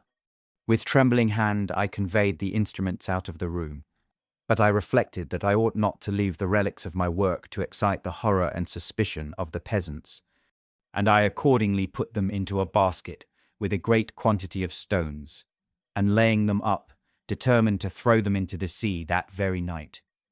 And in the meantime I sat upon the beach, employed in cleaning and arranging my chemical apparatus. Nothing could be more complete than the alteration that had taken place in my feelings since the night of the appearance of the demon. I had before regarded my promise with a gloomy despair as a thing that, with whatever consequences, must be fulfilled. But I now felt as if a film had been taken from before my eyes, and that I for the first time saw clearly. The idea of renewing my labours did not for one instant occur to me. The threat I had heard weighed on my thoughts, but I did not reflect that a voluntary act of mine could avert it.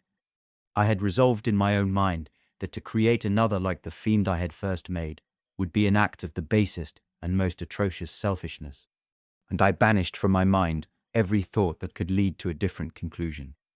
Between 2 and 3 in the morning, the moon rose, and I then, putting my basket aboard a little skiff, sailed out about 4 miles from the shore. The scene was perfectly solitary. A few boats were returning towards land, but I sailed away from them. I felt as if I was about the commission of a dreadful crime, and avoided with shuddering anxiety any encounter with my fellow creatures. One time the moon, which had before been clear, was suddenly overspread by a thick cloud, and I took advantage of the moment of darkness and cast my basket into the sea. I listened to the gurgling sound as it sank, and then sailed away from the spot. The sky became clouded, but the air was pure, although chilled by the northeast breeze that was then rising.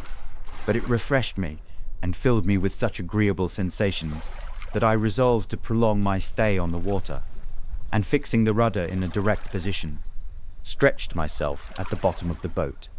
Clouds hid the moon, everything was obscure, and I heard only the sound of the boat as its keel cut through the waves. The murmur lulled me, and in a short time I slept soundly. I do not know how long I remained in this situation, but when I awoke, I found that the sun had already mounted considerably. The wind was high, and the waves continually threatened the safety of my little skiff. I found that the wind was northeast, and must have driven me far from the coast from which I had embarked. Endeavoured to change my course, but quickly found that if I again made the attempt, the boat would be instantly filled with water.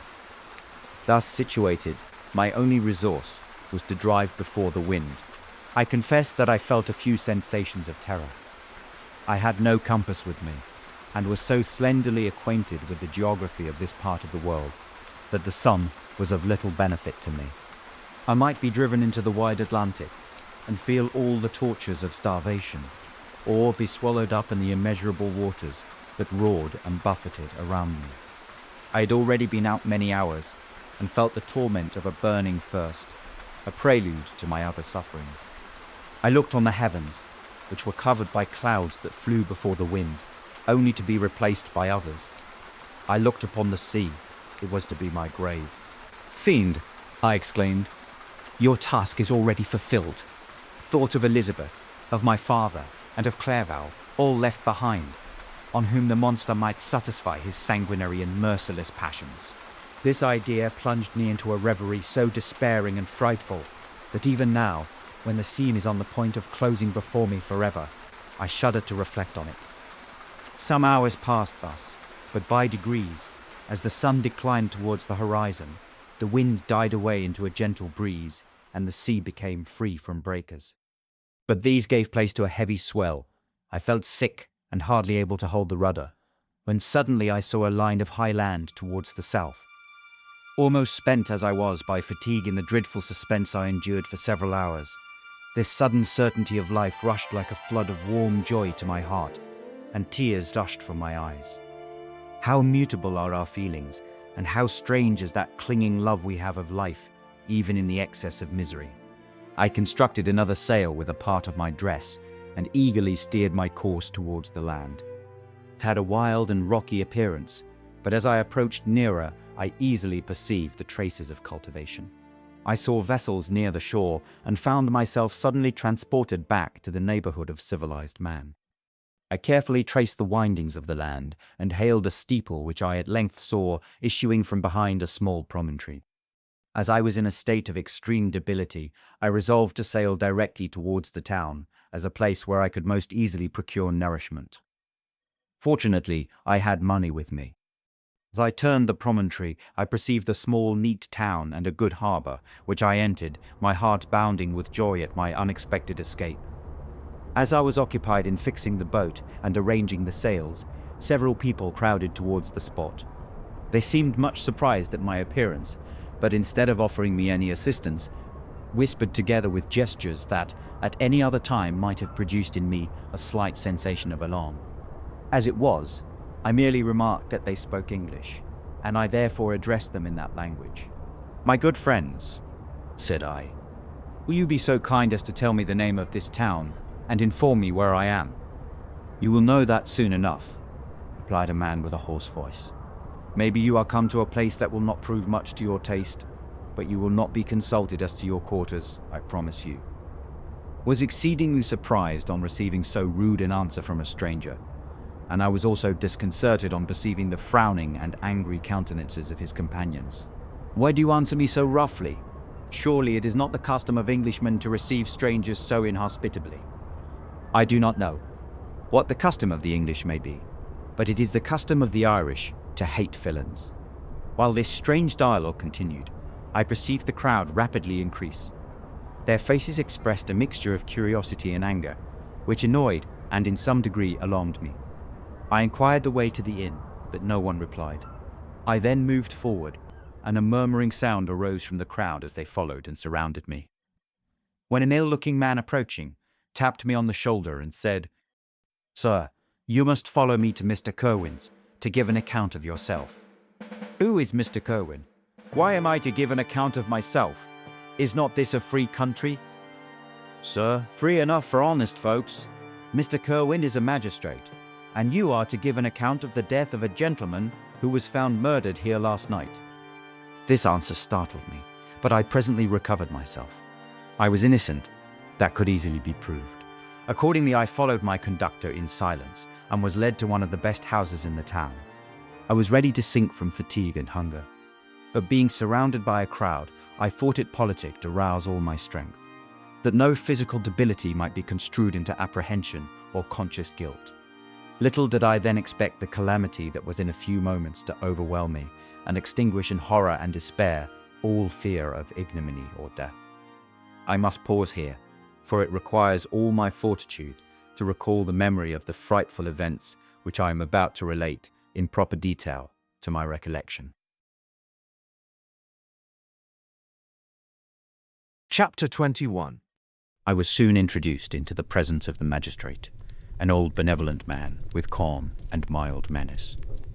He looked upon me, however, with some degree of severity, and then, turning towards my conductors, he asked who appeared as witnesses on this occasion. About half a dozen men came forward, and, one being selected by the magistrate, he deposed that he had been out fishing the night before with his son and brother-in-law, Daniel Nugent, when, about 10 o'clock, they observed a strong northerly blast rising, and they accordingly put in for port. It was a very dark night, as the moon had not yet risen. They did not land at the harbour, but, as they had been accustomed, at a creek about 2 miles below. He walked on first, carrying a part of the fishing tackle, and his companions followed him at some distance. As he was proceeding along the sands, he struck his foot against something, and fell at his length on the ground. His companions came up to assist him, and by the light of their lantern, they found that he had fallen on the body of a man, who was to all appearance dead. Their first supposition was that it was the corpse of some person who had been drowned and was thrown on shore by the waves. But on examination, they found that the clothes were not wet, and even that the body was not then cold. They instantly carried it to the cottage of an old woman near the spot, and endeavoured, but in vain, to restore it to life. It appeared to be a handsome young man, about 25 years of age. He had apparently been strangled, for there was no sign of any violence, except the black mark of fingers on his neck. The first part of this deposition did not in the least interest me, but when the mark of the fingers was mentioned, I remembered the murder of my brother and felt myself extremely agitated. My limbs trembled, and a mist came over my eyes, which obliged me to lean on a chair for support. The magistrate observed me with a keen eye, and of course drew an unfavourable augury from my manner. The son confirmed his father's account, but when Daniel Nugent was called, he swore positively that just before the fall of his companion, he saw a boat with a single man in it at a short distance from the shore, and as far as he could judge by the light of a few stars, it was the same boat in which I had just landed. A woman deposed that she lived near the beach and was standing at the door of her cottage, waiting for the return of the fisherman, about an hour before she heard of the discovery of the body, when she saw a boat with only one man in it push off from that part of the shore where the corpse was afterwards found. Another woman confirmed the account of the fisherman having brought the body into her house. It was not cold. They put it into a bed and rubbed it, and Daniel went to the town for an apothecary, but life was quite gone. Several other men were examined concerning my landing, and they agreed that, with the strong north wind that had arisen during the night, it was very probable that I had beaten about for many hours, and had been obliged to return nearly to the same spot from which I had departed. Besides, they observed that it appeared that I had brought the body from another place, and it was likely that as I did not appear to know the shore, I might have put into the harbour ignorant of the distance of that town from the place where I had deposited the corpse. Mr. Kirwin, on hearing this evidence, desired that I should be taken into the room where the body lay for interment, but it might be observed what effect the sight of it would produce upon me. This idea was probably suggested by the extreme agitation I had exhibited when the mode of the murder had been described. I was accordingly conducted, by the magistrate and several other persons, to the inn. I could not help being struck by the strange coincidences that had taken place during this eventful night, but, knowing that I had been conversing with several persons in the island I had inhabited, about the time that the body had been found, I was perfectly tranquil as to the consequences of the affair. I entered the room where the corpse lay, and was led up to the coffin. How can I describe my sensations on beholding it? I feel yet parched with horror, nor can I reflect on that terrible moment without shuddering in agony. The examination, the presence of the magistrate and witnesses, passed like a dream from my memory when I saw the lifeless form of Henry Clerval stretched before me. I gasped for breath, and throwing myself on the body, I exclaimed, "Have my murderous machinations deprived you also, my dearest Henry, of life? 2 I have already destroyed, other victims await their destiny, but you, Clerval, my friend, my benefactor, The human frame could no longer support the agonies that I endured, and I was carried out of the room in strong convulsions. A fever succeeded to this. I lay for 2 months on the point of death. My ravings, as I afterwards heard, were frightful. I called myself the murderer of William, of Justine, and of Clerval. Sometimes I entreated my attendants to assist me in the destruction of the fiend by whom I was tormented, and at others I felt the fingers of the monster already grasping my neck and screamed aloud with agony and terror. Fortunately, as I spoke my native language, Mr. Kerwin alone understood me, but my gestures and bitter cries were sufficient to affright the other witnesses. Why did I not die? More miserable than man ever was before, why did I not sink into forgetfulness and rest? Death snatches away many blooming children, the only hopes of their doting parents. How many brides and youthful lovers have been one day in the bloom of health and hope, and the next a prey for worms in the decay of the tomb? Of what materials was I made, that I could thus resist so many shocks, which, like the turning of the wheel, continually renewed the torture? But I was doomed to live, and in 2 months found myself as awaking from a dream, in a prison, stretched on a wretched bed, surrounded by gaolers, turnkeys, bolts, and all the miserable apparatus of a dungeon. It was morning, I remember, when I thus awoke to understanding. I had forgotten the particulars of what had happened, and only felt as if some great misfortune had suddenly overwhelmed me.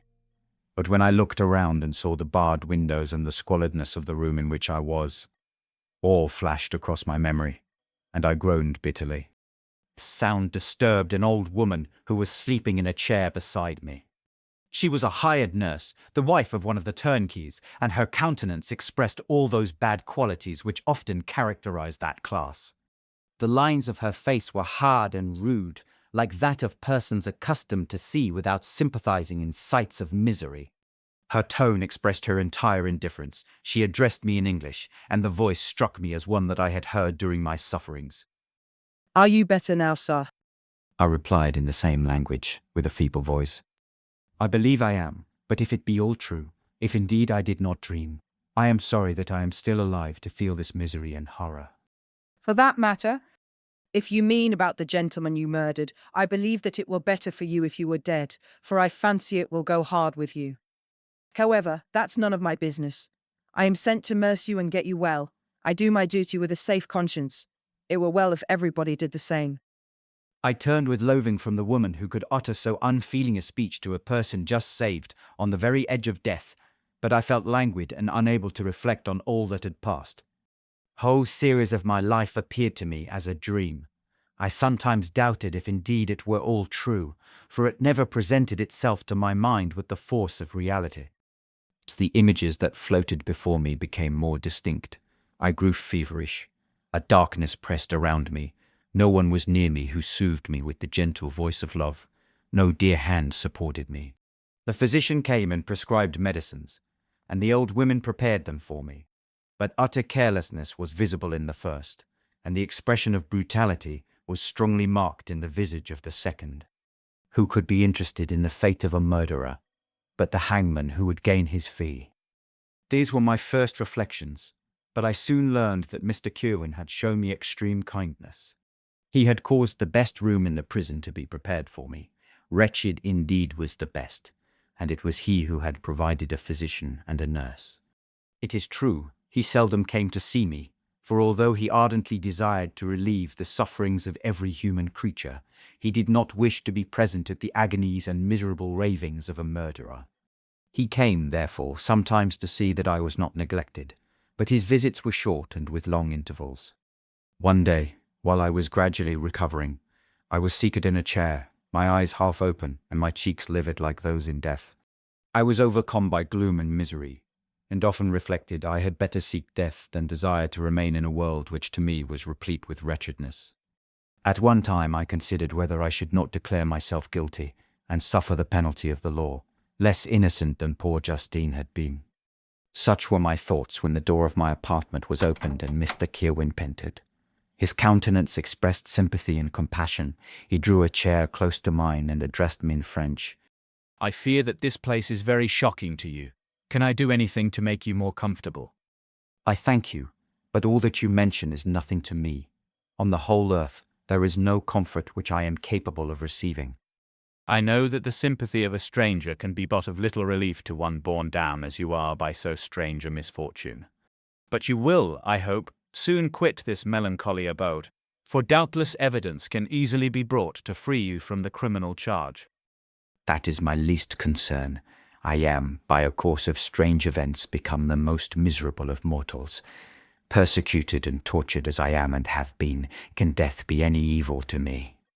Nothing indeed could be more unfortunate and agonizing than the strange chances that have lately occurred.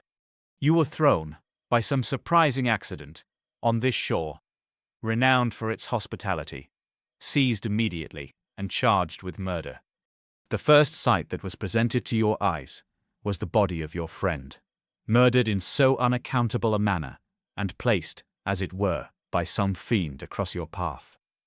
As Mr. Kerwin said this, notwithstanding the agitation I endured on this retrospect of my sufferings, I also felt considerable surprise at the knowledge he seemed to possess concerning me. I suppose some astonishment was exhibited in my countenance, for Mr. Kerwin hastened to say, Immediately, upon your being taken ill, all the papers that were on your person were brought me, and I examined them, that I might discover some trace by which I could send to your relations an account of your misfortune and illness. I found several letters, and, among others, one which I discovered from its commencement to be from your father. I instantly wrote to Geneva. Nearly 2 months have elapsed since the departure of my letter. But you are ill. Even now you tremble. You are unfit for agitation of any kind. This suspense is 1,000 times worse than the most horrible event. Tell me what new scene of death has been acted, and whose murder I am now to lament. Your family is perfectly well. Herewin with gentleness. And someone, a friend, is come to visit you. I know not by what chain of thought the idea presented itself, but it instantly darted into my mind that the murderer had come to mock at my misery and taunt me with the death of Clerval, as a new incitement for me to comply with his hellish desires. I put my hand before my eyes and cried out in agony, "Take him away. I cannot see him. For God's sake, do not let him enter." Mr. Kerwin regarded me with a troubled countenance. He could not help regarding my exclamation as a presumption of my guilt, and said in rather a severe tone, I should have thought, young man, that the presence of your father would have been welcome instead of inspiring such violent repugnance. "My father!" cried I, while every feature and every muscle was relaxed from anguish to pleasure. "Is my father indeed come? How kind, how very kind! But where is he? Why does he not hasten to me?" My change of manner surprised and pleased the magistrate. Perhaps he thought that my former exclamation was a momentary return of delirium, and now he instantly resumed his former benevolence. He rose and quitted the room with my nurse, and in a moment my father entered it. Nothing, at this moment, could have given me greater pleasure than the arrival of my father. I stretched out my hand to him and cried, "Are you then safe, and Elizabeth, and Ernest?" My father calmed me with assurances of their welfare, and endeavoured, by dwelling on these subjects so interesting to my heart, to raise my desponding spirits, but he soon felt that a prison cannot be the abode of cheerfulness. "What a place is this that you inhabit, my son?" said he, looking mournfully at the barred windows and wretched appearance of the room. "You travelled to seek happiness, but a fatality seems to pursue you. And poor Clerval—" The name of my unfortunate and murdered friend was an agitation too great to be endured in my weak state. I shed tears. "Alas, yes, my father. Some destiny of the most horrible kind hangs over me, and I must live to fulfill it, or surely I should have died on the coffin of Henry." We were not allowed to converse for any length of time, for the precarious state of my health rendered every precaution necessary that could ensure tranquility. Mr. Kerwin came in and insisted that my strength should not be exhausted by too much exertion. But the appearance of my father was to me like that of my good angel, and I gradually recovered my health. As my sickness quitted me, I was absorbed by a gloomy and black melancholy that nothing could dissipate. The image of Clerval was forever before me, ghastly and murdered. More than once, the agitation into which these reflections threw me made my friends dread a dangerous relapse. Alas, Why did they preserve so miserable and detested life? It was surely that I might fulfill my destiny, which is now drawing to a close. Soon, oh, very soon, will death extinguish these throbbings and relieve me from the mighty weight of anguish that bears me to the dust, and, in executing the award of justice, I shall also sink to rest. Then the appearance of death was distant, although the wish was ever present to my thoughts, and I often sat for hours motionless and speechless, wishing for some mighty revolution that might bury me and my destroyer in its ruins. The season of the assizes approached. I had already been 3 months in prison, and although I was still weak and in continual danger of a relapse, I was obliged to travel nearly 100 miles to the country town where the court was held. Mr. Kerwin charged himself with every care of collecting witnesses and arranging my defense. I was spared the disgrace of appearing publicly as a criminal, as the case was not brought before the court that decides on life and death.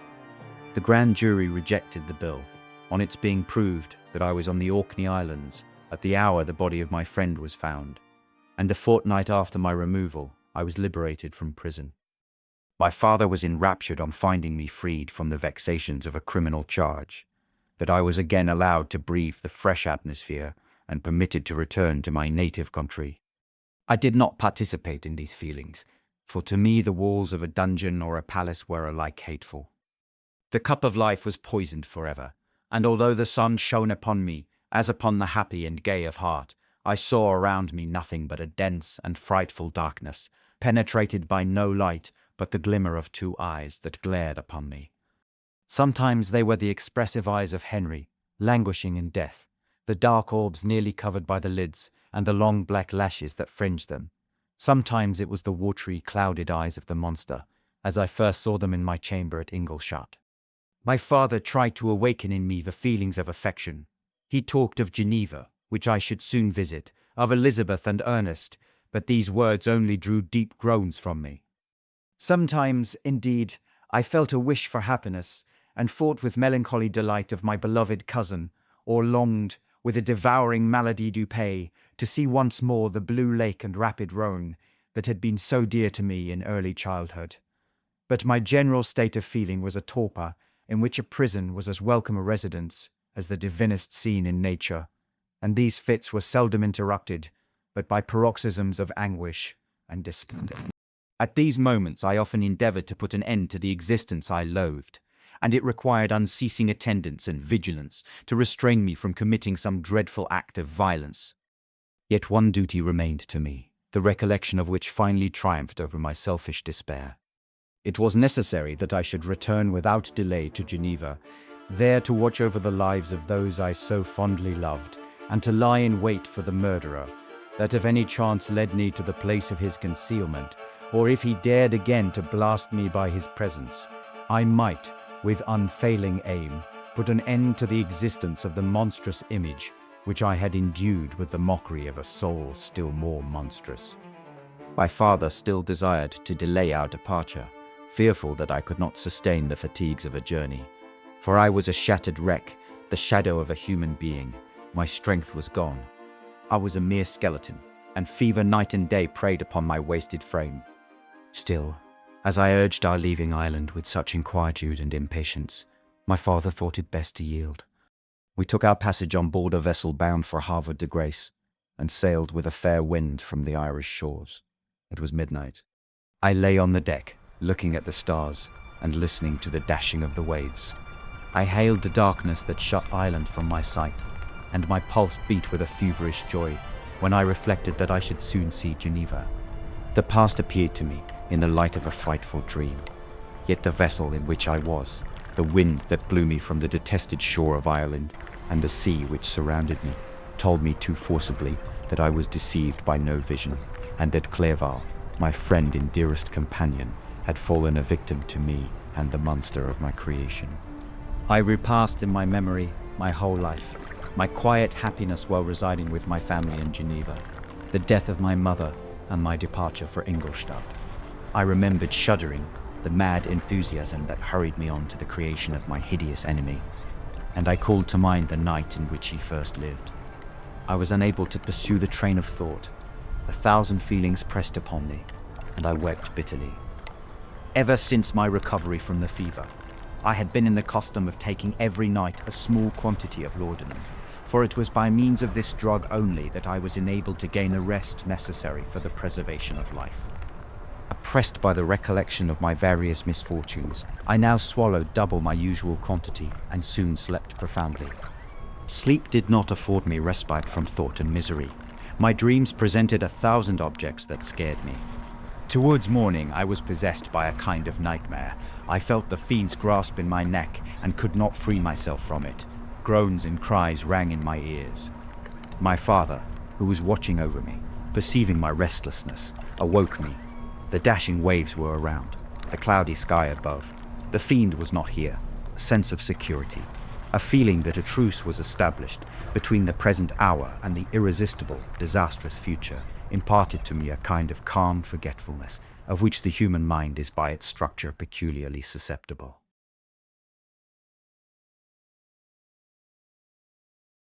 Chapter 22. Voyage came to an end. We landed and proceeded to Paris. I soon found that I have overtaxed my strength and that I must repose before I could continue my journey. My father's care and attentions were indefatigable, but he did not know the origin of my sufferings and sought erroneous methods to remedy the incurable ill. He wished me to seek amusement in society. I abhorred the face of man, all not abhorred. They were my brethren, my fellow beings, and I felt attracted even to the most repulsive among them, as to creatures of an angelic nature and celestial mechanism. But I felt that I had no right to share their intercourse. I had unchained an enemy among them, whose joy it was to shed their blood and to revel in their groans. How they would, each and all, abhor me and hunt me from the world, did they know my unhallowed acts and the crimes which had their source in me. My father yielded at length to my desire to avoid society, and strove by various arguments to banish my despair. Sometimes he thought that I felt deeply the degradation of being obliged to answer a charge of murder, and he endeavored to prove to me the futility of pride. Alas, my father! How little do you know me? Human beings, their feelings and passions would indeed be degraded if such a wretch as I felt pride. Justine, poor unhappy Justine, was as innocent as I, and she suffered the same charge. She died for it, and I am the cause of this. I murdered her. William, Justine, and Henry, they all died by my hands. My father had often, during my imprisonment, heard me make the same assertion. When I thus accused myself, he sometimes seemed to desire an explanation, and at others he appeared to consider it as the offspring of delirium, and that, during my illness, some idea of this kind had presented itself to my imagination, the remembrance of which I preserved in my convalescence. I avoided explanation and maintained a continual silence concerning the wretch I had created. I had a persuasion that I should be supposed mad, and this in itself would forever have chained my tongue. But besides, I could not bring myself to disclose a secret which would fill my hearer with consternation and make fear and unnatural horror the inmates of his breast. I checked, therefore, my impatient thirst for sympathy, and was silent when I would have given the world to have confided the fatal secret. Yet still, words like those I have recorded would burst uncontrollably from me. I could offer no explanation of them, but their truth in part relieved the burden of my mysterious woe. Upon this occasion my father said, with an expression of unbounded wonder, "My dearest Victor, what infatuation is this? My dear son, I entreat you never to make such an assertion again." "I am not mad," I cried energetically. "The sun in the heavens, who have viewed my operations, can bear witness of my truth. I am the assassin of those most innocent victims. They died by my machinations. 1,000 times would I have shed my own blood, drop by drop, to have saved their lives. But I could not, my father. Indeed, I could not sacrifice the whole human race." The conclusion of this speech convinced my father that my ideas were deranged, and he instantly changed the subject of our conversation and endeavored to alter the course of our thoughts. He wished as much as possible to obliterate the memory of the scenes that had taken place in Ireland, and never alluded to them or suffered me to speak of my misfortunes. As time passed away, I became more calm. Misery had her dwelling in my heart, but I no longer talked in the same incoherent manner of my own crimes. Sufficient for me was the consciousness of them. By the utmost self-violence, I curbed the imperious voice of wretchedness, which sometimes desired to declare itself to the whole world, and my manners were calmer and more composed than they had ever been since my journey to the Sea of Ice. A few days before we left Paris on our way to Switzerland, I received the following letter from Elizabeth. My dear friend, it gave me the greatest pleasure to receive a letter from my uncle dated at Paris. You are no longer at a formidable distance, and I may hope to see you in less than a fortnight. My poor cousin, how much you must have suffered. I expect to see you looking even more ill than when you quitted Geneva.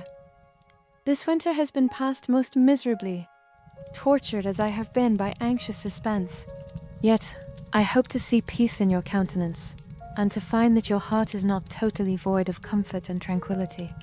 Yet, I fear that the same feelings now exist that made you so miserable a year ago, even perhaps augmented by time.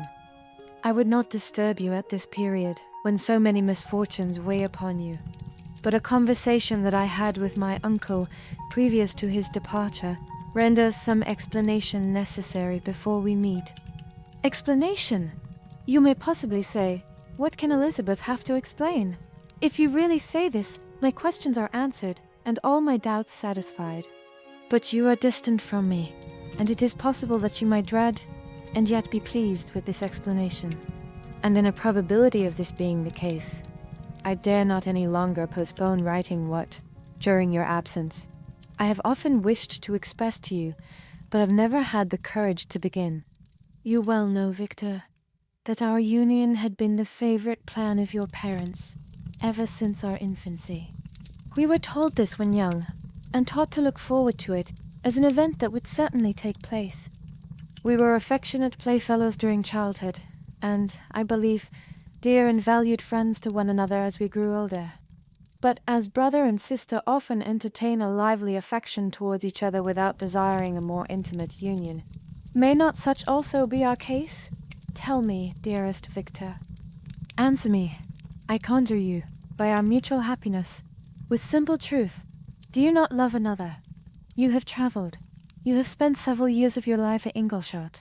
And I confess to you, my friend, that when I saw you last autumn so unhappy, flying to solitude from the society of every creature, I could not help supposing that you might regret our connection, and believe yourself bound in honor to fulfill the wishes of your parents, although they opposed themselves to your inclinations.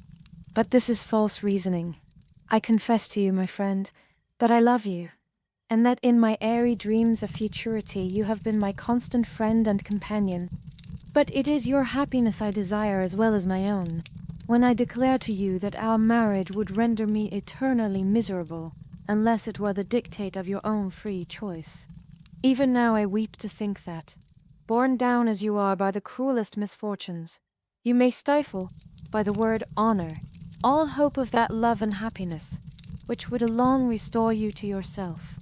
I, who have so disinterested in affection for you, may increase your miseries tenfold, by being an obstacle to your wishes. Ah, Victor, be assured that your cousin and playmate has too sincere a love for you not to be made miserable by this supposition. Be happy, my friend, and if you obey me in this one request, remain satisfied that nothing on earth will have the power to interrupt my tranquility. Do not let this letter disturb you. Do not answer tomorrow, or the next day, or even until you come, if it will give you pain. My uncle will send me news of your health, and if I see but one smile on your lips when we meet, occasioned by this or any other exertion of mine, I shall need no other happiness. Elizabeth Lavenza, Geneva, May 18th, 17. This letter revived in my memory what I had before forgotten, the threat of the fiend. I will be with you on your wedding night. Such was my sentence, and on that night would the daemon employ every art to destroy me and tear me from the glimpse of happiness which promised partly to console my sufferings. On that night he had determined to consummate his crimes by my death. Well, be it so. Deadly struggle would then assuredly take place, in which if he were victorious I should be at peace and his power over me be at amend. If he were vanquished, I should be a free man. Alas, what freedom! Such as the peasant enjoys when his family have been massacred before his eyes, his cottage burnt, his lands laid waste, and he is turned adrift homeless, penniless and alone, but free. Such would be my liberty, except that in my Elizabeth I possessed a treasure, alas, balanced by those horrors of remorse and guilt which would pursue me until death. Sweet and beloved Elizabeth, I read and reread her letter, and some softened feeling stole into my heart and dared to whisper paradisical dreams of love and joy.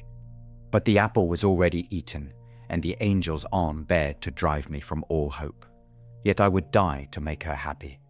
If the monster executed his threat, death was inevitable. Yet, again, I considered whether my marriage would hasten my fate.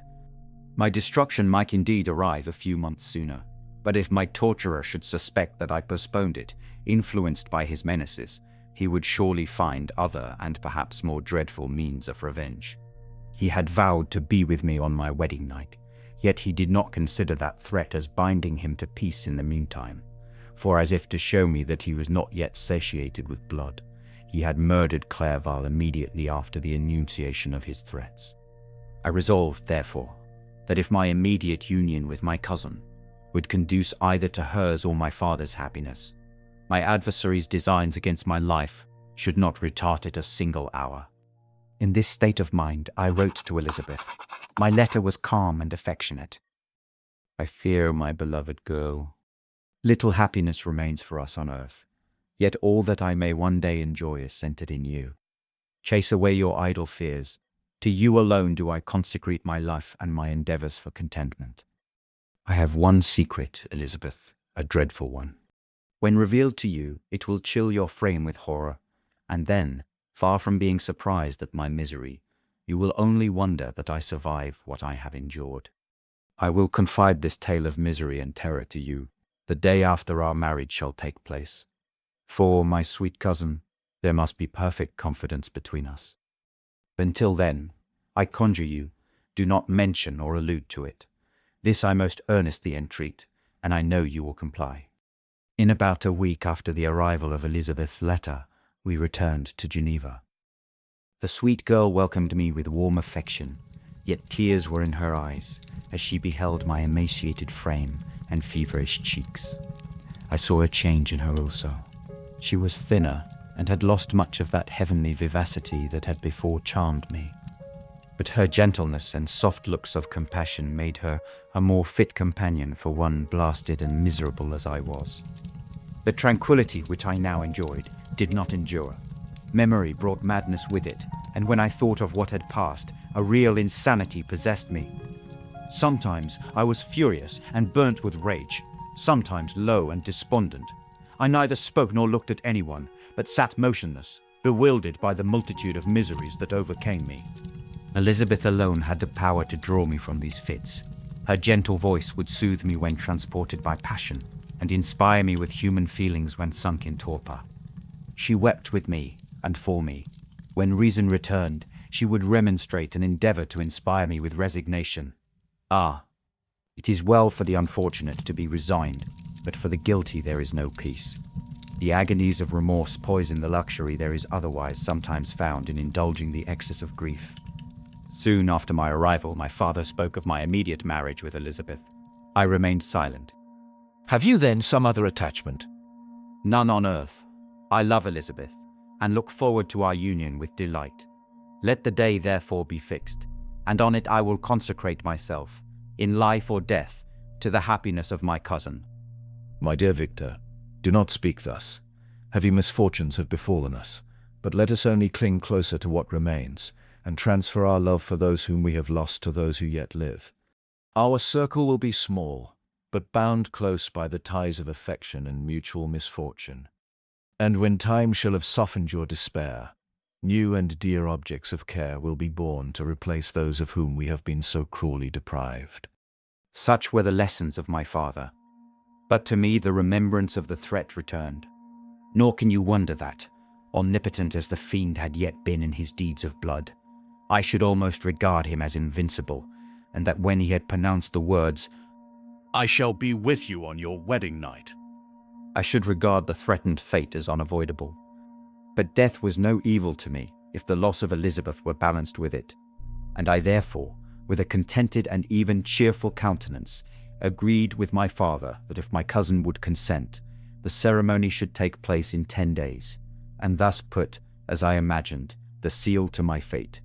Great God, if for one instant I had thought what might be the hellish intention of my fiendish adversary, I would rather have banished myself forever from my native country and wandered a friendless outcast over the earth, than have consented to this miserable marriage. But, as if possessed of magic powers, the monster had blinded me to his real intentions, and when I thought that I had prepared only my own death, I hastened that of a far dearer victim. As the period fixed for our marriage drew nearer, whether from cowardice or a prophetic feeling, I felt my heart sink within me. But I concealed my feelings by an appearance of hilarity that brought smiles and joy to the countenance of my father, but hardly deceived the ever-watchful and nicer eye of Elizabeth. She looked forward to our union with placid contentment, not unmingled with a little fear, which past misfortunes had impressed, that what now appeared certain and tangible happiness might soon dissipate into an airy dream and leave no trace but deep and everlasting regret. Preparations were made for the event, congratulatory visits were received, and all wore a smiling appearance. I shut up, as well as I could, in my own heart the anxiety that preyed there, and entered with seeming earnestness into the plans of my father, although they might only serve as the decorations of my tragedy. Through my father's exertions, a part of the inheritance of Elizabeth had been restored to her by the Austrian government. A small possession on the shores of Como belonged to her. It was agreed that, immediately after our union, we should proceed to Villa Lavenza and spend our first days of happiness beside the beautiful lake near which it stood. In the meantime, I took every precaution to defend my person in case the fiend should openly attack me. I carried pistols and the dagger constantly about me, and was ever on the watch to prevent artifice, and by these means gained a greater degree of tranquillity. Indeed, as the period approached, the threat appeared more as a delusion, not to be regarded as worthy to disturb my peace, while the happiness I hoped for in my marriage wore a greater appearance of certainty as the day fixed for its solemnization drew nearer, and I heard it continually spoken of as an occurrence which no accident could possibly prevent. Elizabeth seemed happy. My tranquil demeanor contributed greatly to calm her mind. But on the day that was to fulfill my wishes and my destiny, she was melancholy, and a presentiment of evil pervaded her. And perhaps also she thought of the dreadful secret which I had promised to reveal to her on the following day. My father was in the meantime overjoyed, and, in the bustle of preparation, only recognized in the melancholy of his niece the diffidence of a bride. After the ceremony was performed, a large party assembled at my father's, but it was agreed that Elizabeth and I should commence our journey by water, sleeping that night at Evian, and continuing our voyage on the following day. The day was fair, the wind favourable. All smiled on our nuptial embarkation. Those were the last moments of my life during which I enjoyed the feeling of happiness. We passed rapidly along. The sun was hot, but we were sheltered from its rays by a kind of canopy, while we enjoyed the beauty of the scene. Sometimes on one side of the lake, where we saw Mont Salève, the pleasant banks of Montalegre, and at a distance, surmounting all, the beautiful Mont Blanc, and the assemblage of snowy mountains that in vain endeavour to emulate her. Sometimes coasting the opposite banks, we saw the mighty Jura opposing its dark side to the ambition that would quit its native country, and an almost insurmountable barrier to the invader who should wish to enslave it. I took the hand of Elizabeth. "You are sorrowful, my love. Ah, if you knew what I have suffered, and what I may yet endure, you would endeavour to let me taste the quiet and freedom from despair that this one day at least permits me to enjoy." Be happy, my dear Victor. There is, I hope, nothing to distress you, and be assured that if a lively joy is not painted in my face, my heart is contented. Something whispers to me not to depend too much on the prospect that is open before us, but I will not listen to such a sinister voice. Observe how fast we move along, and how the clouds, which sometimes obscure and sometimes rise above the dome of Mont Blanc, render this scene of beauty still more interesting. Look also at the innumerable fish. that are swimming in the clear waters, where we can distinguish every pebble that lies at the bottom. What a divine day! How happy and serene all nature appears. Thus Elizabeth endeavoured to divert her thoughts and mind from all reflection upon melancholy subjects. But her temper was fluctuating. Joy for a few instants shone in her eyes, but it continually gave place to distraction and reverie. The sun sank lower in the heavens. We passed the river Drance and observed its path through the chasms of the higher and the glens of the lower hills. The Alps here come closer to the lake, and we approached the amphitheatre of mountains which forms its eastern boundary. The spire of Evian shone under the woods that surrounded it, and the range of mountain above mountain by which it was overhung. The wind, which had hitherto carried us along with amazing rapidity, sank at sunset to a light breeze. The soft air just ruffled the water, and caused a pleasant motion among the trees as we approached the shore, from which it wafted the most delightful scent of flowers and hay. The sun sank beneath the horizon as we landed, and as I touched the shore, I felt those cares and fears revive, which soon were to clasp me and cling to me forever.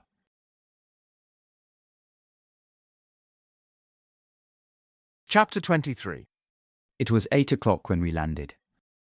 We walked for a short time on the shore, enjoying the transitory light, and then retired to the inn and contemplated the lovely scene of waters, woods, and mountains, obscured in darkness, yet still displaying their black outlines.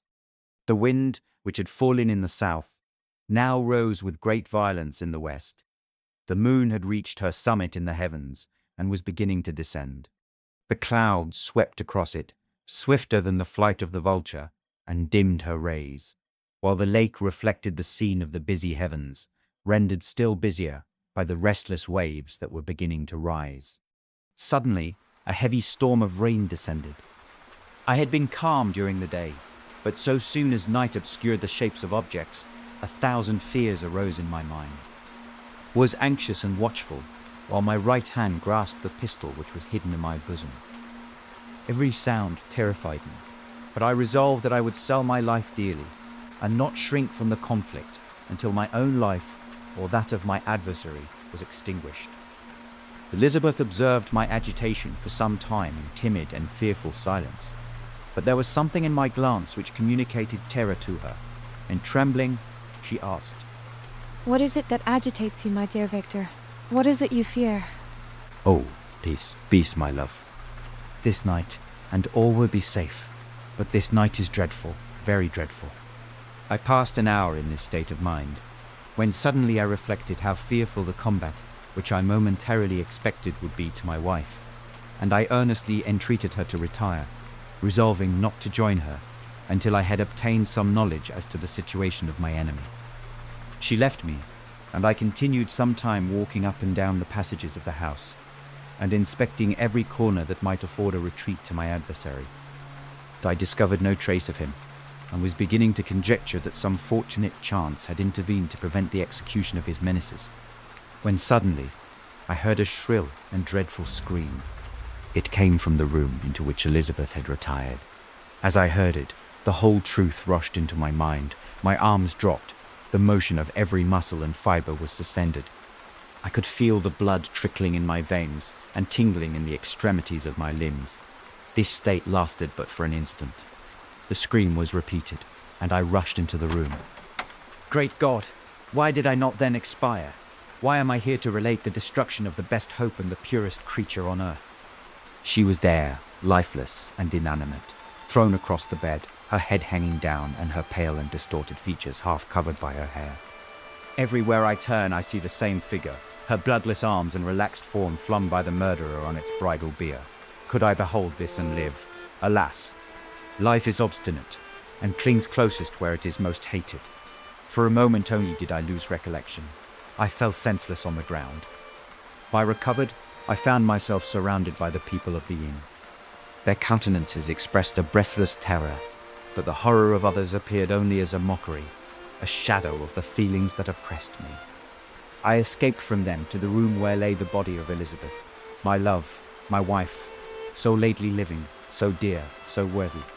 She had been moved from the posture in which I had first beheld her, and now, as she lay, her head upon her arm and a handkerchief thrown across her face and neck. I might have supposed her asleep. I rushed towards her and embraced her with ardor, but the deadly languor and coldness of the limbs told me that what I now held in my arms had ceased to be the Elizabeth whom I had loved and cherished.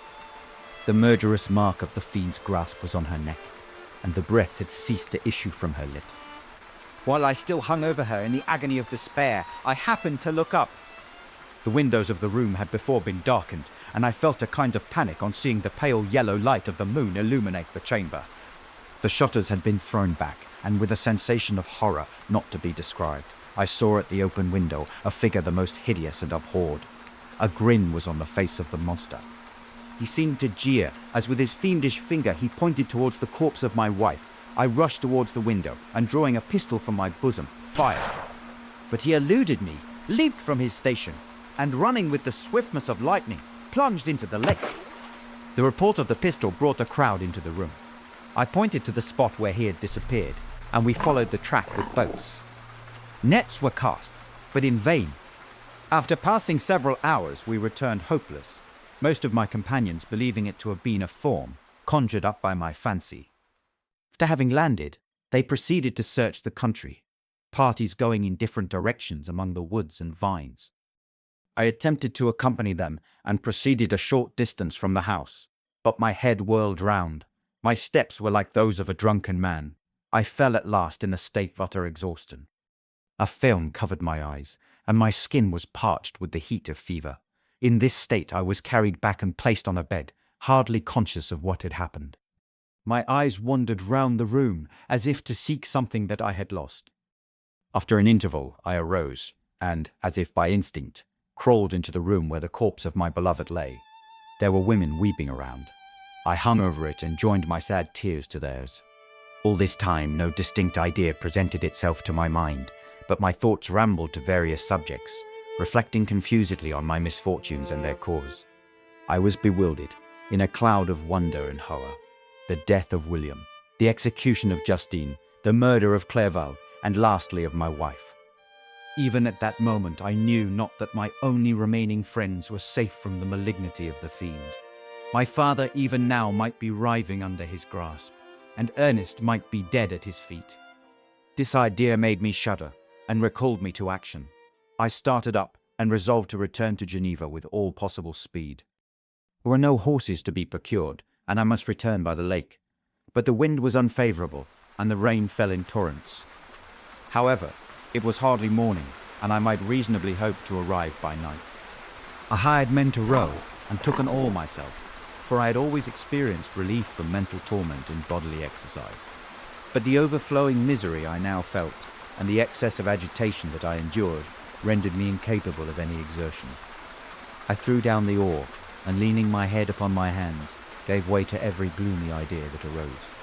If I looked up, I saw scenes which were familiar to me in my happier time, and which I had contemplated but the day before, in the company of her who was now but a shadow and a recollection.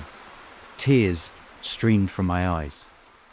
The rain had ceased for a moment, and I saw the fish play in the waters, as they had done a few hours before. They had then been observed by Elizabeth. Nothing is so painful to the human mind as a great and sudden change. The sun might shine, or the clouds might lower, but nothing could appear to me as it had done the day before. The fiend had snatched from me every hope of future happiness. No creature had ever been so miserable as I was. So frightful an event is single in the history of man. But why should I dwell upon the incidents that followed this last overwhelming event? Mine has been a tale of horrors. I have reached their acme, and what I must now relate can but be tedious to you. Know that one by one my friends were snatched away. I was left desolate. My own strength is exhausted, and I must tell, in a few words, what remains of my hideous narration. I arrived at Geneva. My father and Ernest yet lived, but the former sunk under the tidings that I bore. I see him now, excellent and venerable old man. His eyes wandered in vacancy, for they had lost their charm and their delight. His Elizabeth, his more than daughter, whom he doted on with all that affection which a man feels, who in the decline of life, having few affections, clings more earnestly to those that remain. Cursed, Cursed be the fiend that brought misery on his grey hairs and doomed him to waste in wretchedness. He could not live under the horrors that were accumulated around him. The springs of existence suddenly gave way. He was unable to rise from his bed, and in a few days he died in my arms. What then became of me? I know not. I lost sensation, and chains and darkness were the only objects that pressed upon me. Sometimes, indeed, I dreamt that I wandered in flowery meadows and pleasant vales with the friends of my youth, but I awoke and found myself in a dungeon. Melancholy followed, but by degrees I gained a clear conception of my miseries and situation, and was then released from my prison. For they had called me mad, and during many months, as I understood, a solitary cell had been my habitation. Liberty, however, had been a useless gift to me, had I not, as I awakened to reason, at the same time awakened to revenge. As the memory of past misfortunes pressed upon me, I began to reflect on their cause, the monster whom I had created, the miserable daemon whom I had sent abroad into the world for my destruction.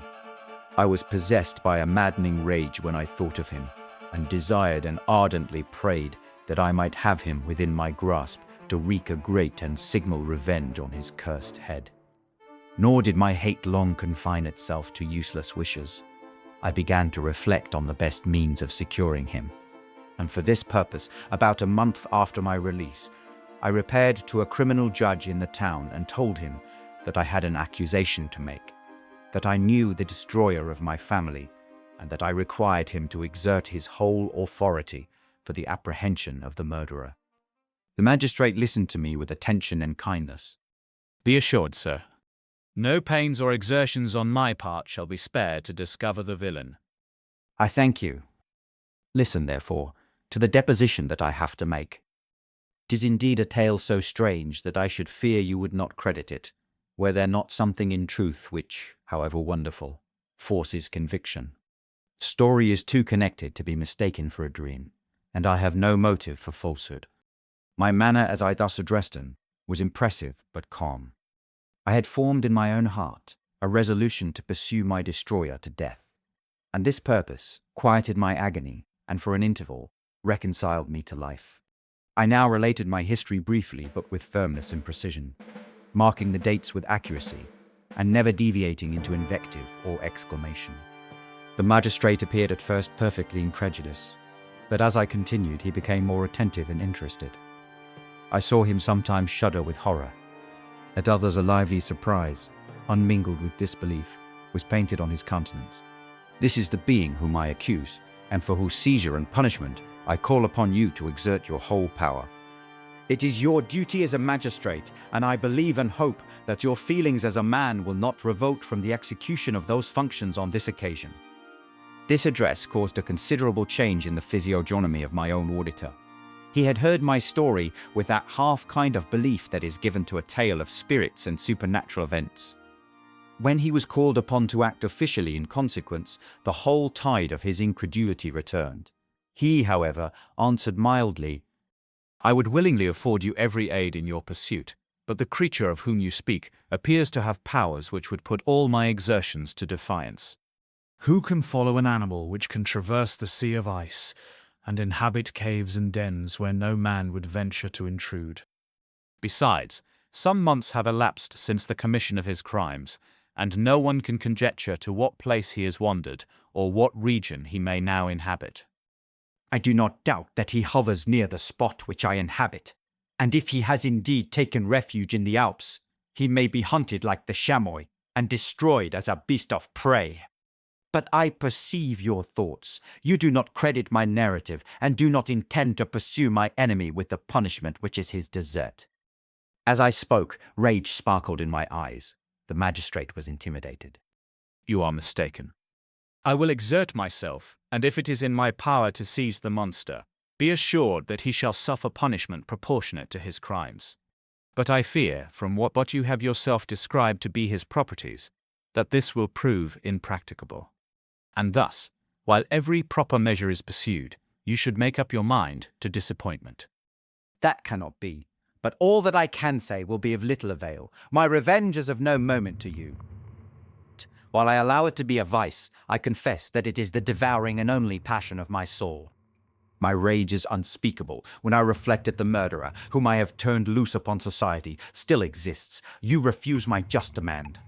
I have but one resource, and I devote myself, either in my life or death, to his destruction. I trembled with excess of agitation as I said this. There was a frenzy in my manner, and something, I doubt not, of that haughty fierceness which the martyrs of old are said to have possessed. To a Genevan magistrate, whose mind was occupied by far other ideas than those of devotion and heroism, this elevation of mind had much the appearance of madness. He endeavored to soothe me as a nurse does a child, and reverted to my tale as the effects of delirium.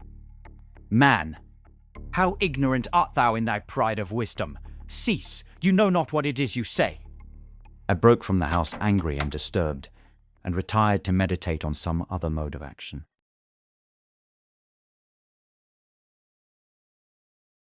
Chapter 24. My present situation was one in which all voluntary thought was swallowed up and lost. I was hurried away by fury. Revenge alone endowed me with strength and composure.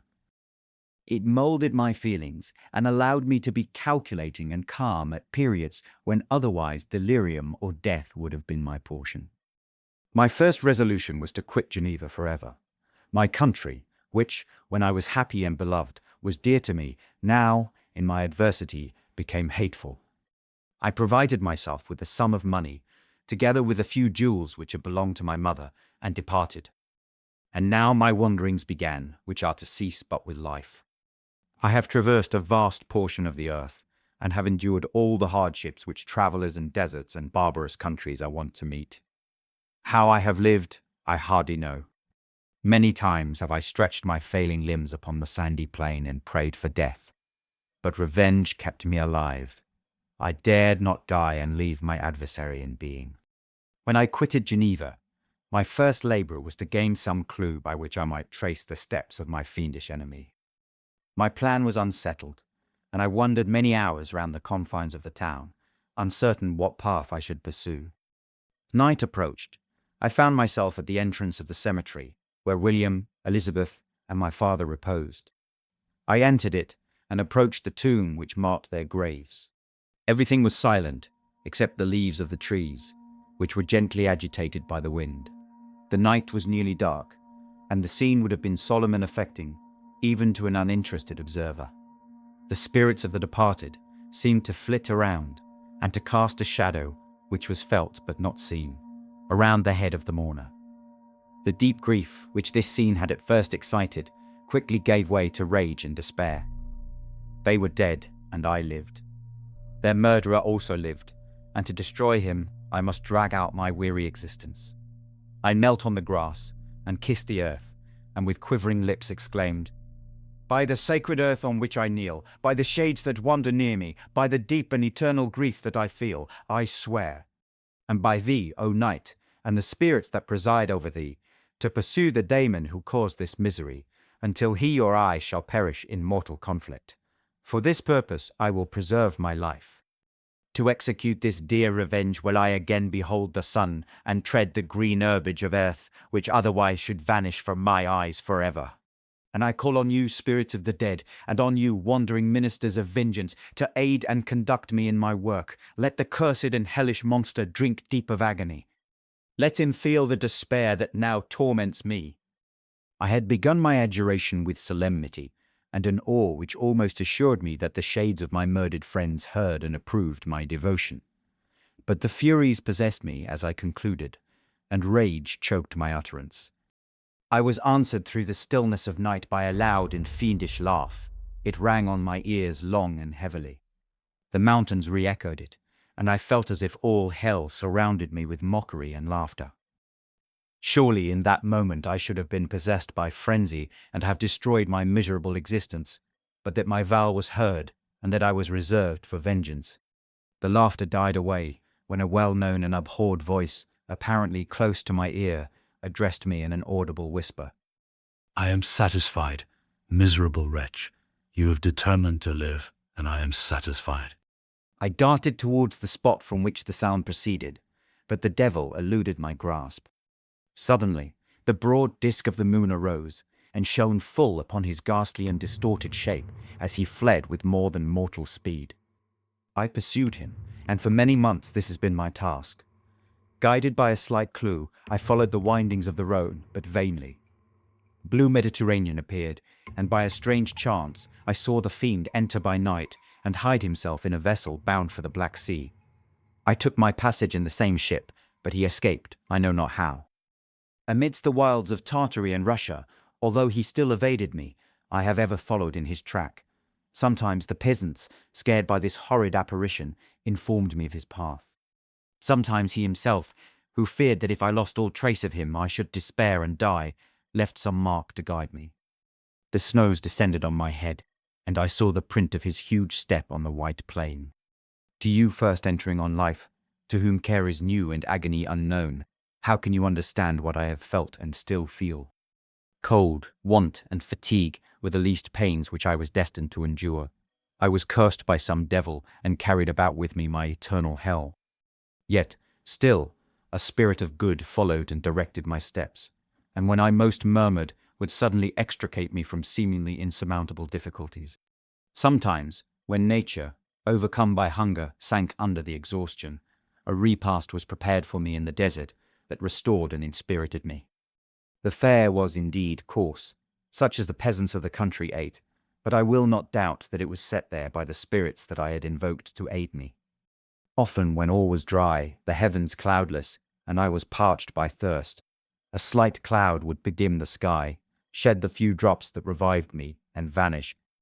I followed, when I could, the courses of the rivers, but the daemon generally avoided these, as it was here that the population of the country chiefly collected. In other places, human beings were seldom seen, and I generally subsisted on the wild animals that crossed my path. I had money with me, and gained the friendship of the villagers by distributing it. I brought with me some food that I had killed, which, after taking a small part, I always presented to those who had provided me with fire and utensils for cooking. My life, as it passed thus, was indeed hateful to me, and it was during sleep alone that I could taste joy. O blessed sleep! Often, when most miserable, I sank to repose, and my dreams lulled me even to rapture. The spirits that guarded me had provided these moments, or rather hours, of happiness, that I might retain strength to fulfill my pilgrimage. Deprived of this respite, I should have sunk under my hardships. During the day I was sustained and inspirited by the hope of night, for in sleep I saw my friends, my wife, and my beloved country.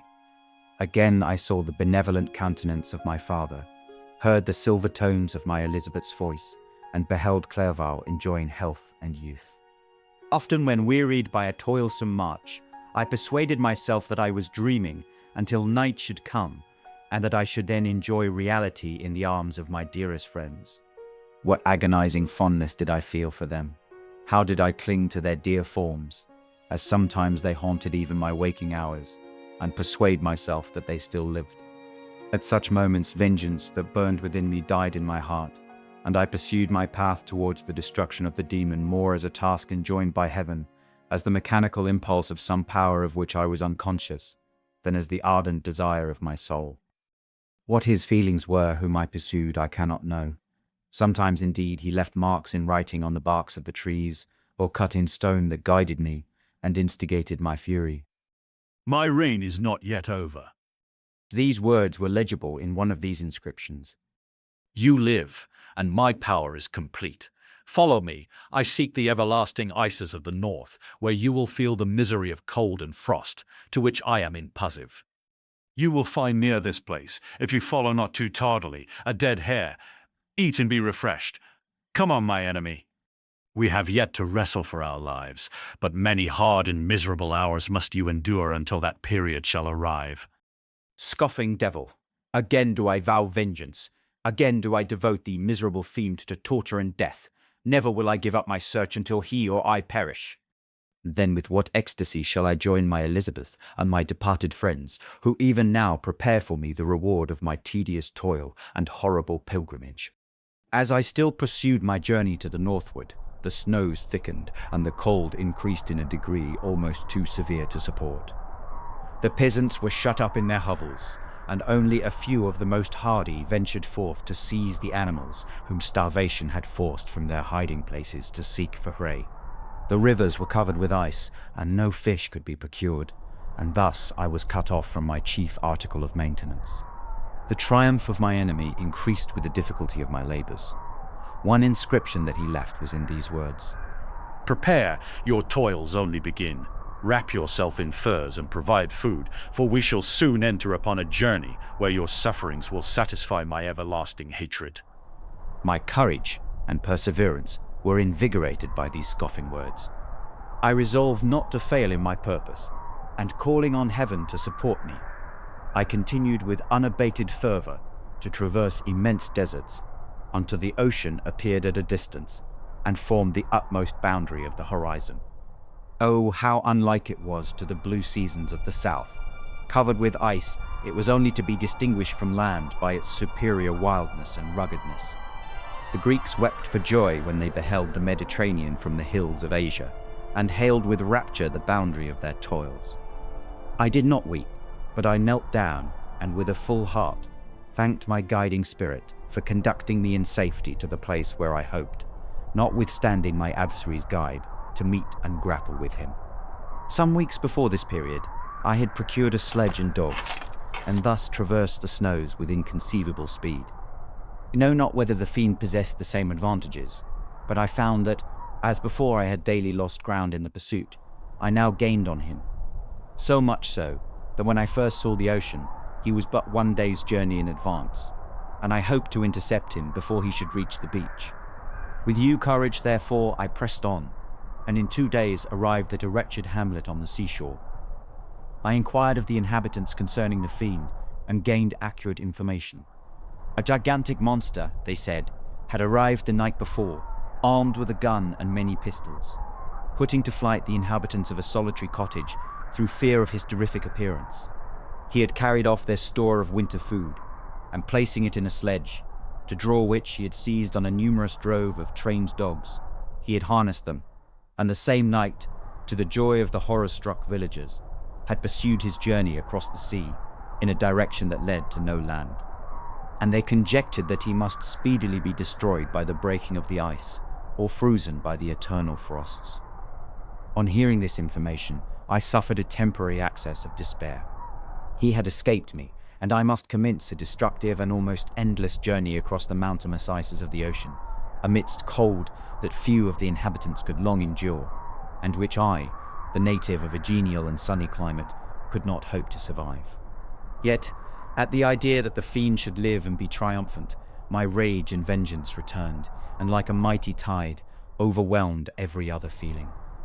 After a slight repose, during which the spirits of the dead hovered round and instigated me to toil and revenge, I prepared for my journey. I exchanged my land sledge for one fashioned for the inequalities of the frozen ocean, and purchasing a plentiful stock of provisions, I departed from land. I cannot guess how many days have passed since then, but I have endured misery which nothing but the eternal sentiment of a just retribution burning within my heart could have enabled me to support. Immense and rugged mountains of ice often barred up my passage, and I often heard the thunder of the ground sea, which threatened my destruction. But again the frost came and made the paths of the sea secure. By the quantity of provision which I had consumed, I should guess that I had passed 3 weeks in this journey, and the continual protraction of hope returning back upon the heart often wrung bitter drops of despondency and grief from my eyes. Despair had indeed almost secured her prey, and I should soon have sunk beneath this misery. Once, after the poor animals that conveyed me had with incredible toil gained the summit of a sloping ice mountain, and one, sinking under his fatigue, died, I viewed the expanse before me with anguish, when suddenly my eye caught a dark speck upon the dusky plain. I strained my sight to discover what it could be, and uttered a wild cry of ecstasy when I distinguished a sledge and the distorted proportions of a well-known form within. Oh, with what a burning gush did hope revisit my heart! Warm tears filled my eyes, which I hastily wiped away, that they might not intercept the view I had of the Daemon. But still my sight was dimmed by the burning drops, until giving way to the emotions that oppressed me, I wept aloud. But this was not the time for delay. I disencumbered the dogs of their dead companion, gave them a plentiful portion of food, and after an hour's rest, which was absolutely necessary, and yet which was bitterly irksome to me, I continued my route. The sledge was still visible, nor did I again lose sight of it, except at the moments when, for a short time, some ice rock concealed it with its intervening cracks. I indeed perceptibly gained on it, and when, after nearly 2 days' journey, I beheld my enemy at no more than a mile distant, my heart bounded within me. But now, when I appeared almost within grasp of my foe, my hopes were suddenly extinguished, and I lost all trace of him more utterly than I had ever done before.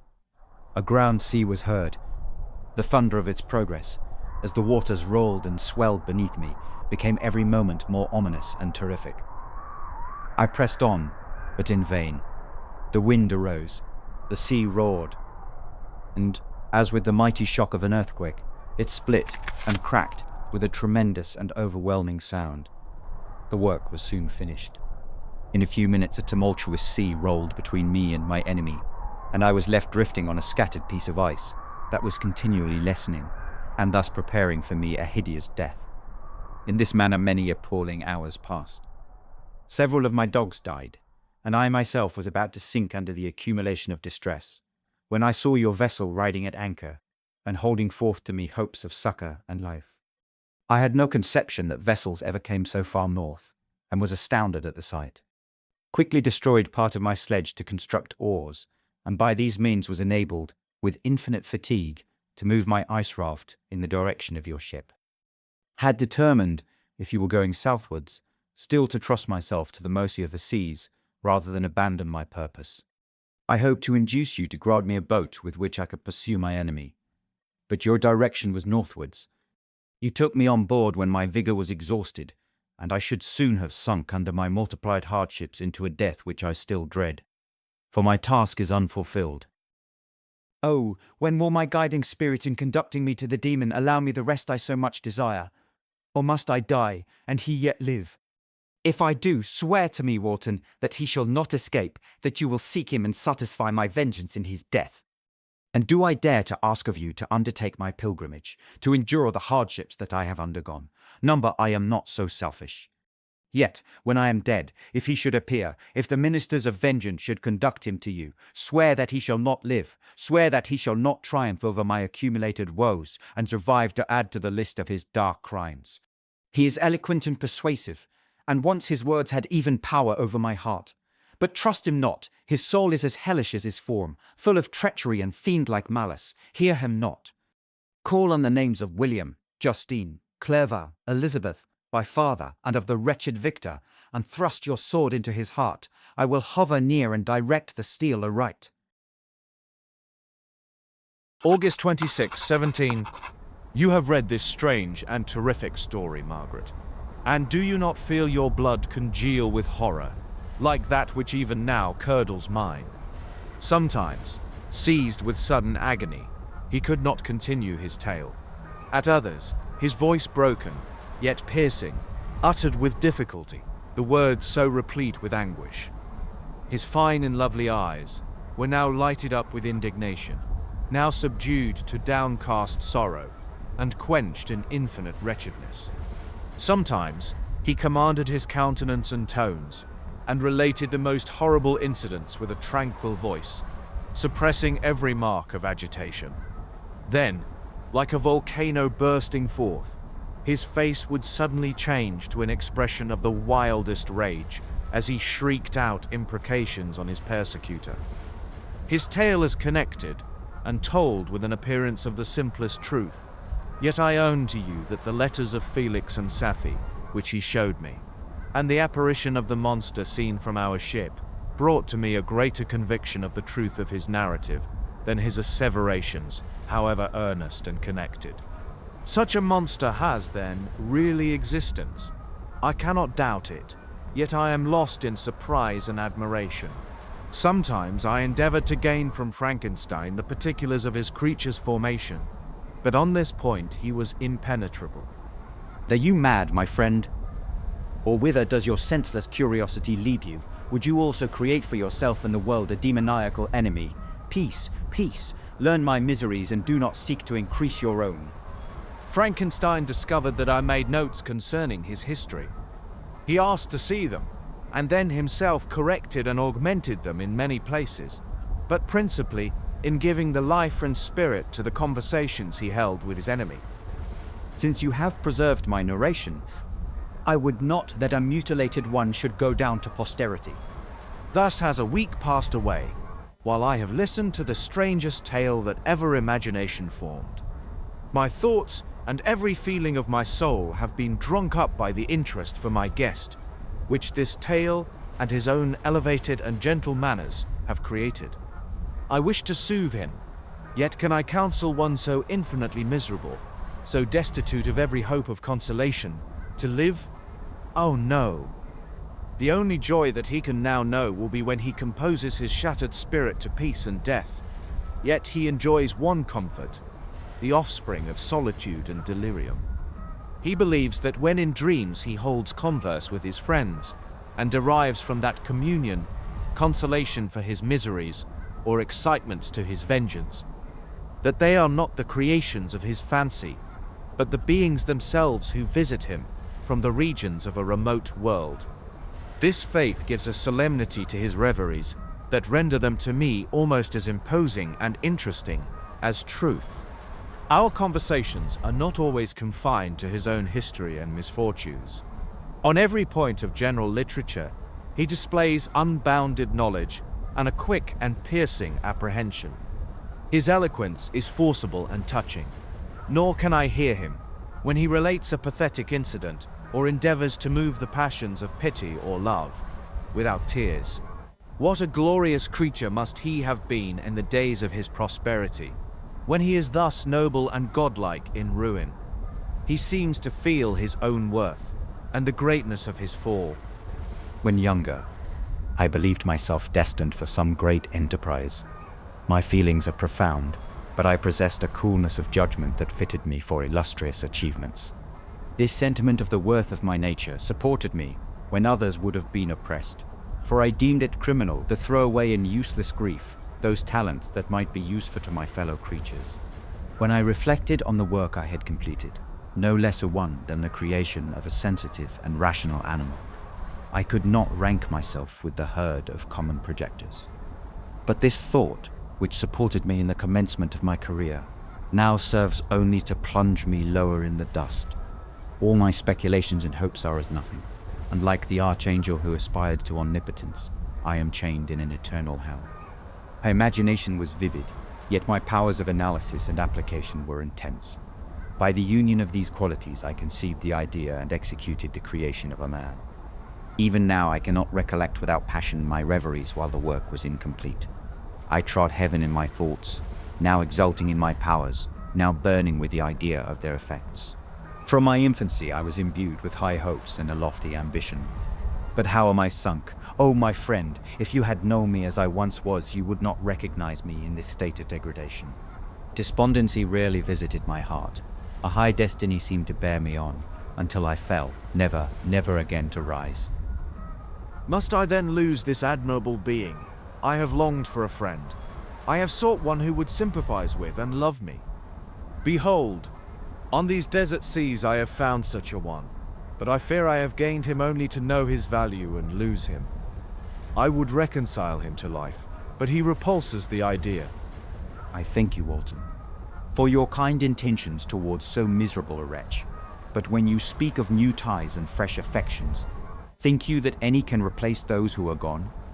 Can any man be to me as Clerval was, or any woman another Elizabeth? Even where the affections are not strongly moved by any superior excellence, the companions of our childhood always possess a certain power over our minds which hardly any later friend can obtain. They know our infantine dispositions, which, however they may be afterwards modified, are never eradicated. And they can judge of our actions with more certain conclusions as to the integrity of our motives. A sister or a brother can never, unless indeed such symptoms have been shown early, suspect the other of fraud or false dealing, when another friend, however strongly he may be attached, may, in spite of himself, be contemplated with suspicion. But I enjoyed friends, dear, not only through habit and association, but from their own merits.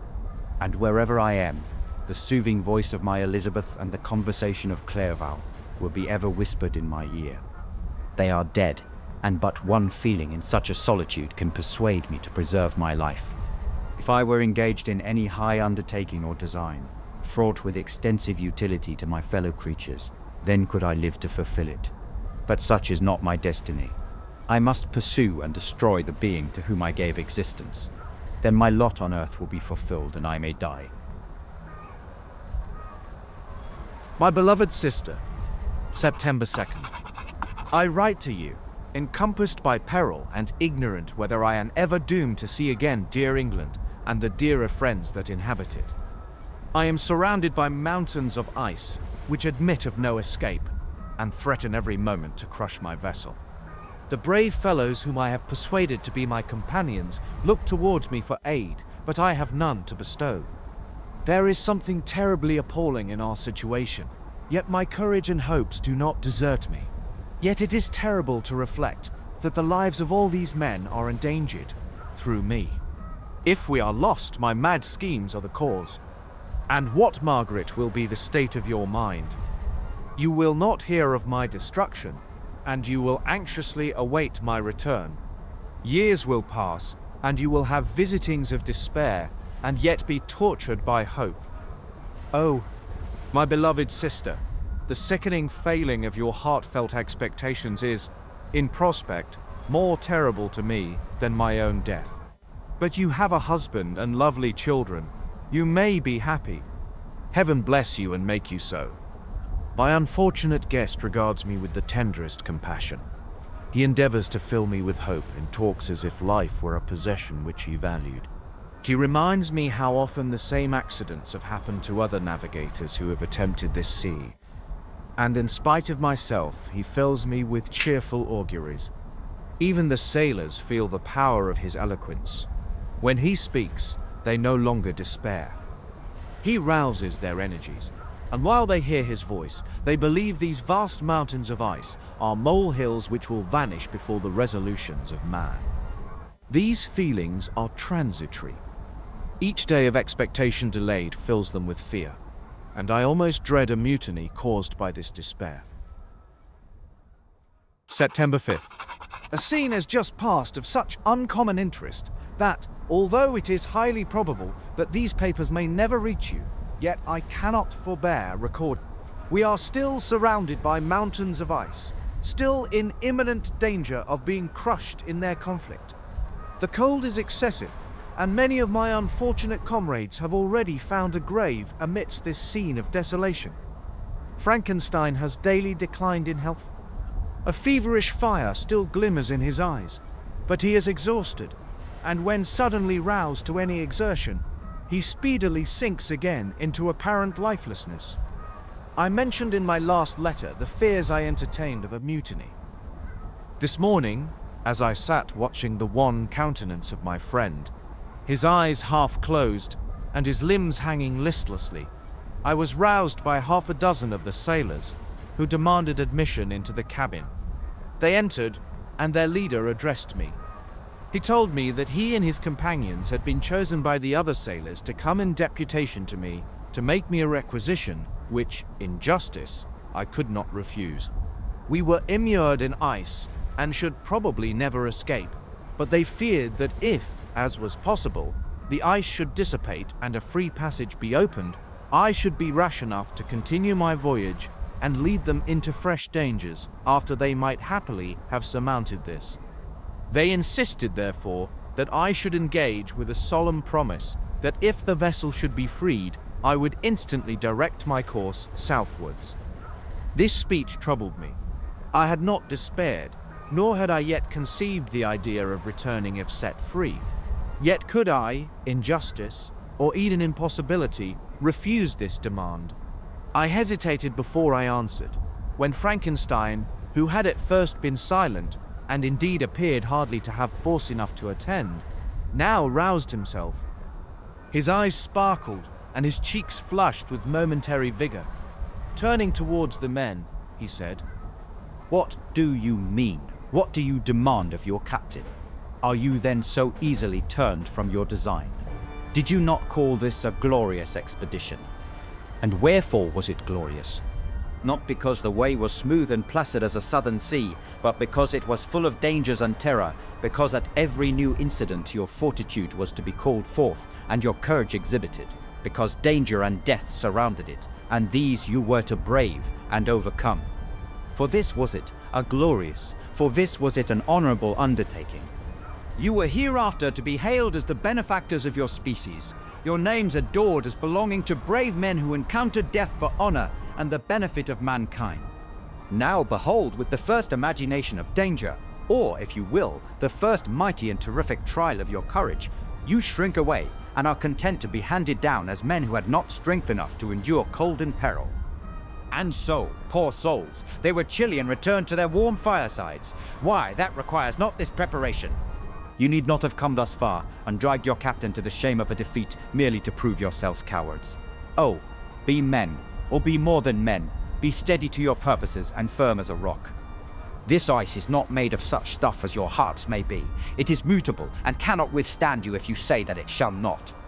Do not return to your families with the stigma of disgrace marked on your brows. Return as heroes who have fought and conquered, and who know not what it is to turn their backs on the foe. He spoke this with a voice so modulated to the different feelings expressed in his speech, with an eye so full of lofty design and heroism, that can you wonder that these men were moved? They looked at one another and were unable to reply. I spoke. I told them to retire and consider of what had been said, that I would not lead them farther north if they strenuously desired the contrary, but that I hoped that, with reflection, their courage would return. They retired, and I turned towards my friend, that he was sunk in languor and almost deprived of life. How all this will terminate, I know not, but I had rather die than return shamefully, my purpose unfulfilled. Yet I fear such will be my fate. The men, unsupported by ideas of glory and honor, can never willingly continue to endure their present hardships. September 7th. The die is cast. I have consented to return if we are not destroyed. Thus are my hopes blasted by cowardice and indecision. I come back ignorant and disappointed. It requires more philosophy than I possess to bear this injustice with patience. September 12th. It is past. I am returning to England.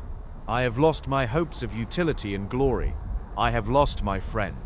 But I will endeavor to detail these bitter circumstances to you, my dear sister, and while I am wafted towards England and towards you, I will not despond. September 9th, the ice began to move, and roarings like thunder were heard at a distance, as the island split and cracked in every direction. We were in the most imminent peril, but as we could only remain passive, my chief attention was occupied by my unfortunate guest, whose illness increased in such a degree that he was entirely confined to his bed. The ice cracked behind us, and was driven with force towards the north. A breeze sprang from the west, and on the 11th, the passage towards the south became perfectly free. When the sailors saw this, and that their return to their native country was apparently assured, a shout of tumultuous joy broke from them, loud and long continued. Frankenstein, who was dozing, awoke and asked the cause of the tumult. They shout, because they will soon return to England. Do you then really return? Alas, yes. I cannot withstand their demands. I cannot lead them unwillingly to danger, and I must return. Do so if you will, but I will not. You may give up your purpose, but mine is assigned to me by heaven, and I dare not. I am weak, but surely the spirits who assist my vengeance will endow me with sufficient strength. Saying this, he endeavored to spring from the bed, but the exertion was too great for him. He fell back and fainted. It was long before he was restored, and I often thought that life was entirely extinct. At length he opened his eyes. He breathed with difficulty and was unable to speak. The surgeon gave him a composing draught and ordered us to leave him undisturbed. In the meantime, he told me that my friend had certainly not many hours to live. His sentence was pronounced, and I could only grieve and be patient. I sat by his bed, watching him. His eyes were closed, and I thought he slept. But presently he called to me in a feeble voice, and bidding me come near, said, Alas, the strength I relied on is gone. I feel that I shall soon die, and he, my enemy and persecutor, may still be in being. Think not, Walton, that in the last moments of my existence, I feel that burning hatred and ardent desire of revenge I once expressed. But I feel myself justified in desiring the death of my adversary. During these last days I have been occupied in examining my past conduct, nor do I find it blamable. Fit of enthusiastic madness, I created a rational creature and was bound towards him to assure, as far as was in my power, his happiness and well-being. This was my duty, but there was another still paramount to that. My duties towards the beings of my own species had greater claims to my attention because they included a greater proportion of happiness or misery. Urged by this view, I refused, and I did right in refusing, to create a companion for the first creature. He showed unparalleled malignity and selfishness in evil. He destroyed my friends. He devoted to destruction beings who possessed exquisite sensations, happiness, and wisdom. Nor do I know where this thirst for vengeance may end. Miserable himself that he may render no other wretched, he ought to die. The task of his destruction was mine, but I have failed. When actuated by selfish and vicious motives, I asked you to undertake my unfinished work, and I renew this request now, when I am only induced by reason and virtue. Yet I cannot ask you to renounce your country and friends to fulfill this task. And now that you are returning to England, you will have little chance of meeting with him. But the consideration of these points, and the well-balancing of what you may esteem your duties, I leave to you.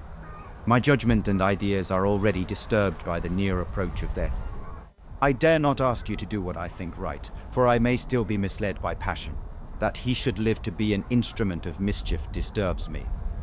In other respects, this hour, when I momentarily expect my release, is the only happy one which I have enjoyed for several years. The forms of the beloved dead flit before me, and I hasten to their arms. Farewell, Walton. Seek happiness in tranquility, and avoid ambition, even if it be only the apparently innocent one, of distinguishing yourself in science and discoveries. Yet why do I say this? I have myself been blasted in these hopes, yet another may succeed. His voice became fainter as he spoke, and at length, exhausted by his effort, he sank into silence. About half an hour afterwards, he attempted again to speak, but was unable. He pressed my hand feebly, and his eyes closed forever, while the irradiation of a gentle smile passed away from his lips. Margaret, what comment can I make on the untimely extinction of this glorious spirit? What can I say that will enable you to understand the depth of my sorrow? All that I should express would be inadequate and feeble. My tears flow, my mind is overshadowed by a cloud of disappointment.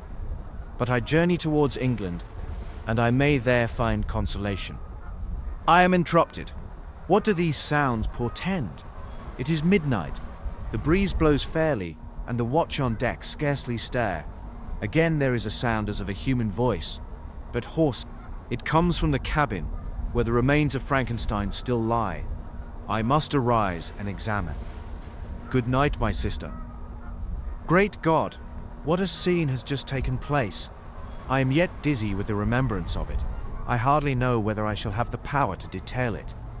Yet the tale which I have recorded would be incomplete without this final and wonderful catastrophe. I entered the cabin where lay the remains of my ill-fated and admirable friend. Over him hung a form which I cannot find words to describe. Gigantic in stature, yet uncouth and distorted in its proportions. As he hung over the coffin, his face was concealed by long locks of ragged hair, but one vast hand was extended, in color and apparent texture, like that of a mummy. When he heard the sound of my approach, he ceased to utter exclamations of grief and horror, and sprung towards the window.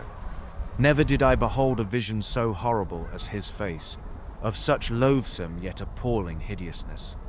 I shut my eyes involuntarily, and endeavored to recollect what were my duties with regard to this destroyer. I called on him to stay. He paused, looking on me with wonder, and again turning towards the lifeless form of his creator. He seemed to forget my presence, and every feature and gesture seemed instigated by the wildest rage of some uncontrollable passion. That is also my victim. In his murder, my crimes are consummated. The miserable series of my being is wound to its close.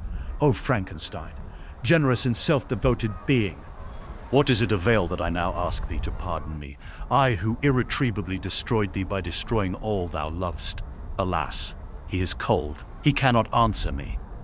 His voice seemed suffocated, and my first impulses, which had suggested to me the duty of obeying the dying request of my friend in destroying his enemy, were now suspended by a mixture of curiosity and compassion.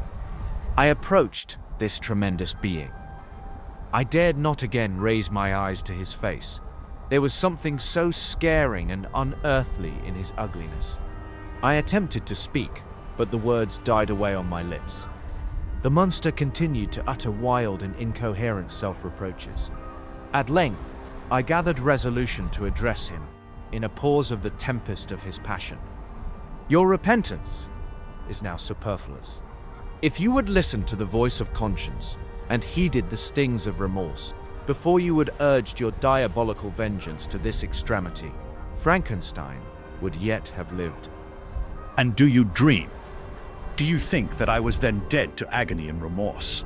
He continued, pointing to the corpse. He suffered not in the consummation of the deed.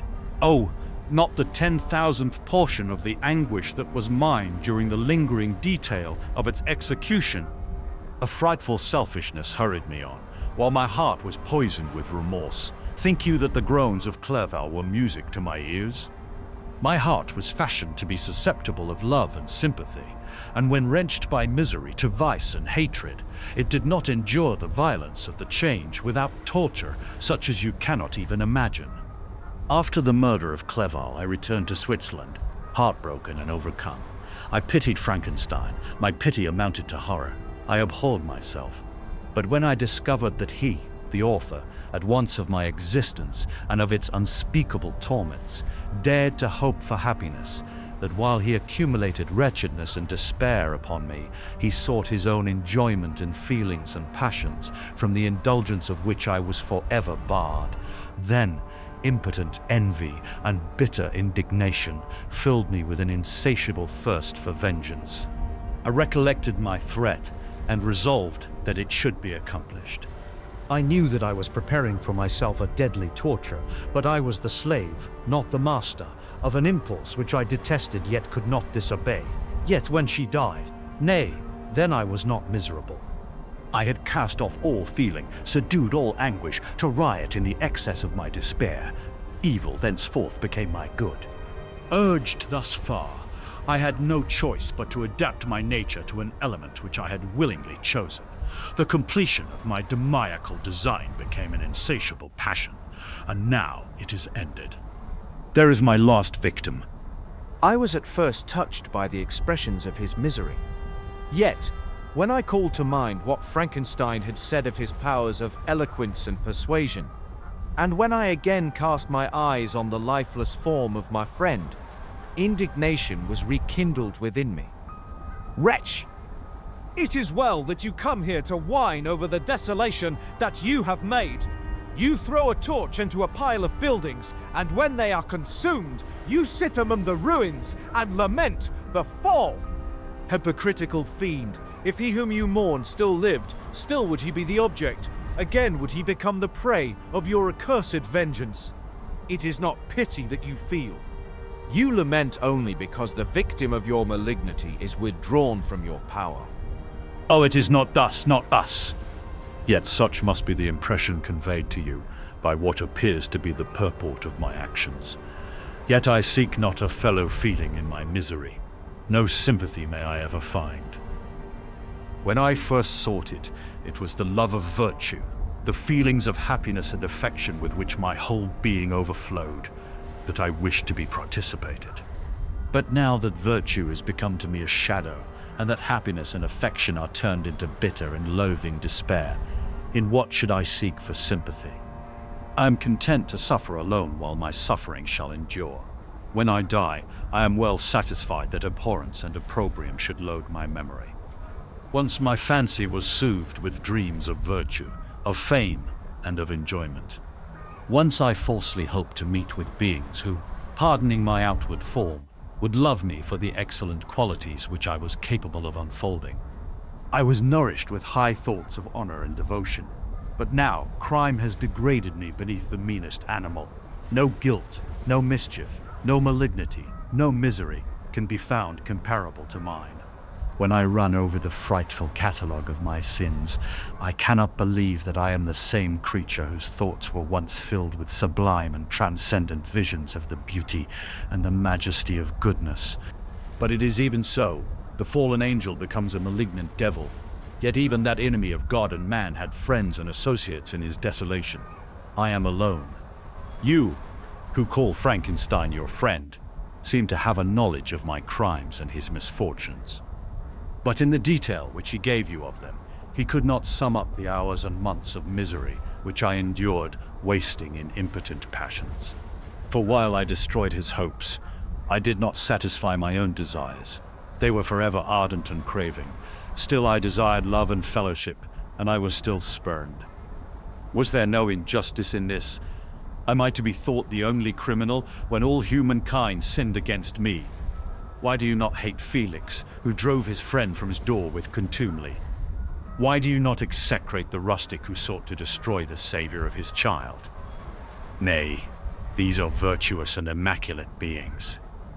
I, the miserable and the abandoned, am an abortion, to be spurned at and kicked and trampled on. Even now my blood boils at the recollection of this injustice. But it is true that I am a wretch. I have murdered the lovely and the helpless. I have strangled the innocent as they slept, and grasped to death his throat, who never injured me or any other living thing.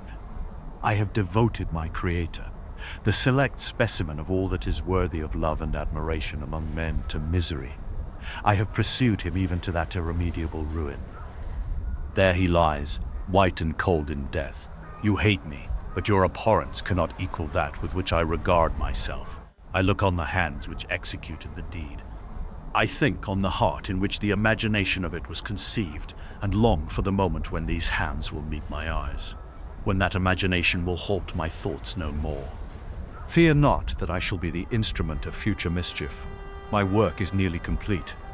Neither yours nor any man's death is needed to consummate the series of my being, and accomplish that which must be done, but it requires my own. Do not think that I shall be slow to perform this sacrifice. I shall quit your vessel on the ice raft which brought me thither, and shall seek the most northern extremity of the globe. I shall collect my funeral pile and consume to ashes this miserable frame, that its remains may afford no light to any curious and unhallowed wretch who would create such another as I have been. I shall die. I shall no longer feel the agonies which now consume me, or be the prey of feelings unsatisfied, yet unquenched. He is dead who called me into being. And when I shall be no more, the very remembrance of us both will speedily vanish. I shall no longer see the sun or stars, or feel the winds play on my cheeks. Light, feeling, and sense will pass away, and in this condition must I find my happiness. Some years ago, when the images which this world affords first opened upon me, when I felt the cheering warmth of summer, and heard the rustling of the leaves and the warbling of the birds, and these were all to me, I should have wept to die. Now it is my only consolation. Polluted by crimes and torn by the bitterest remorse, where can I find rest but in death? Farewell. I leave you, and in you the last of humankind whom these eyes will ever behold. Farewell, Frankenstein. If thou wert yet alive, and yet cherished a desire of revenge against me, it would be better satiated in my life than in my destruction. But it was not so. Thou didst seek my extinction, that I might not cause greater wretchedness. And if yet, in some mode unknown to me, thou hadst not ceased to think and feel, thou wouldst not desire against me a vengeance greater than that which I feel. Blasted as thou wert, my agony was still superior to thine, for the bitter sting of remorse will not cease to rankle in my wounds until death shall close them forever. But soon, He cried with sad and solemn enthusiasm. I shall die, and what I now feel be no longer felt. Soon these burning miseries will be extinct. I shall ascend my funeral pile triumphantly and exult in the agony of the torturing flames. The light of that conflagration will fade away. My ashes will be swept into the sea by the winds. My spirit will sleep in peace, or if it thinks, it will not surely think thus. Farewell. He sprang from the cabin window as he said this. Upon the ice raft which lay close to the vessel, he was soon borne away by the waves and lost in darkness and distance. Frankenstein, by Mary Shelley, is a Midsummerr production, all rights reserved.